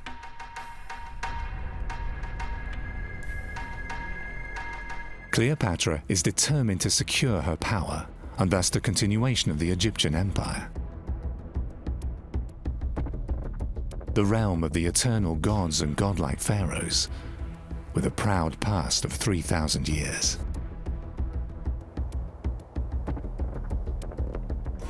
As for the complicated relationship with Rome, Cleopatra makes the most of it. After Caesar's death, she manages to win over Rome's new strongman, Mark Antony. In Alexandria, she gives the Roman general a triumphant reception. Both appear side by side for all to see.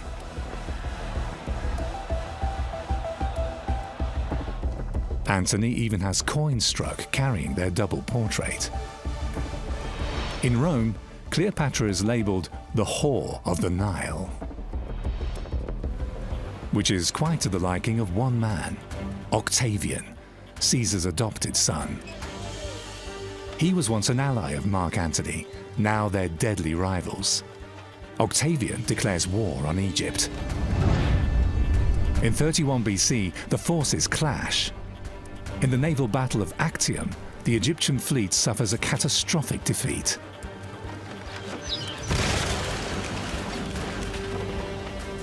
At the last moment, Cleopatra escapes with a handful of ships and flees to Alexandria.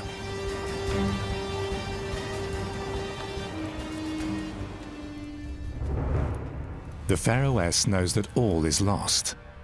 Like her lover, Mark Antony, she sees only one way out: suicide. That she kills herself by the bite of a snake probably belongs to the realm of legend. Yet most researchers agree that she resorted to some sort of poison. With Cleopatra's suicide, the history of ancient Egypt as a sovereign state ends. Cleopatra VII gambled with high stakes and lost. Actually, no ruler at that time would have been able to stand in front of the Roman supremacy. Pharaonic Egypt had outlived its time, and its structures were no more able to continue. In 1996, divers find ruins that may belong to Cleopatra's palace in the harbour of Alexandria. But does ancient Egypt ultimately perish with Cleopatra? With the death of Cleopatra VII, Ptolemaic rule ends, but that does not mean the end of pharaonic Egypt.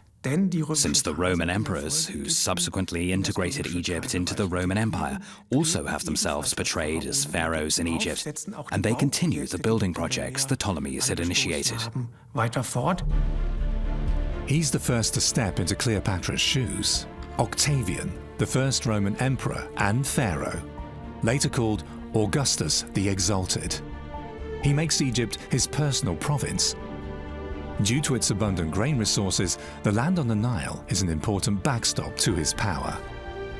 All future emperors will do likewise. Thanks to the fusion of Greek and Egyptian culture, the Ptolemaic dynasty leads Egypt into a final period of glory. When this balance breaks, their era comes to an end. Yet Egypt continues to fascinate us to this day.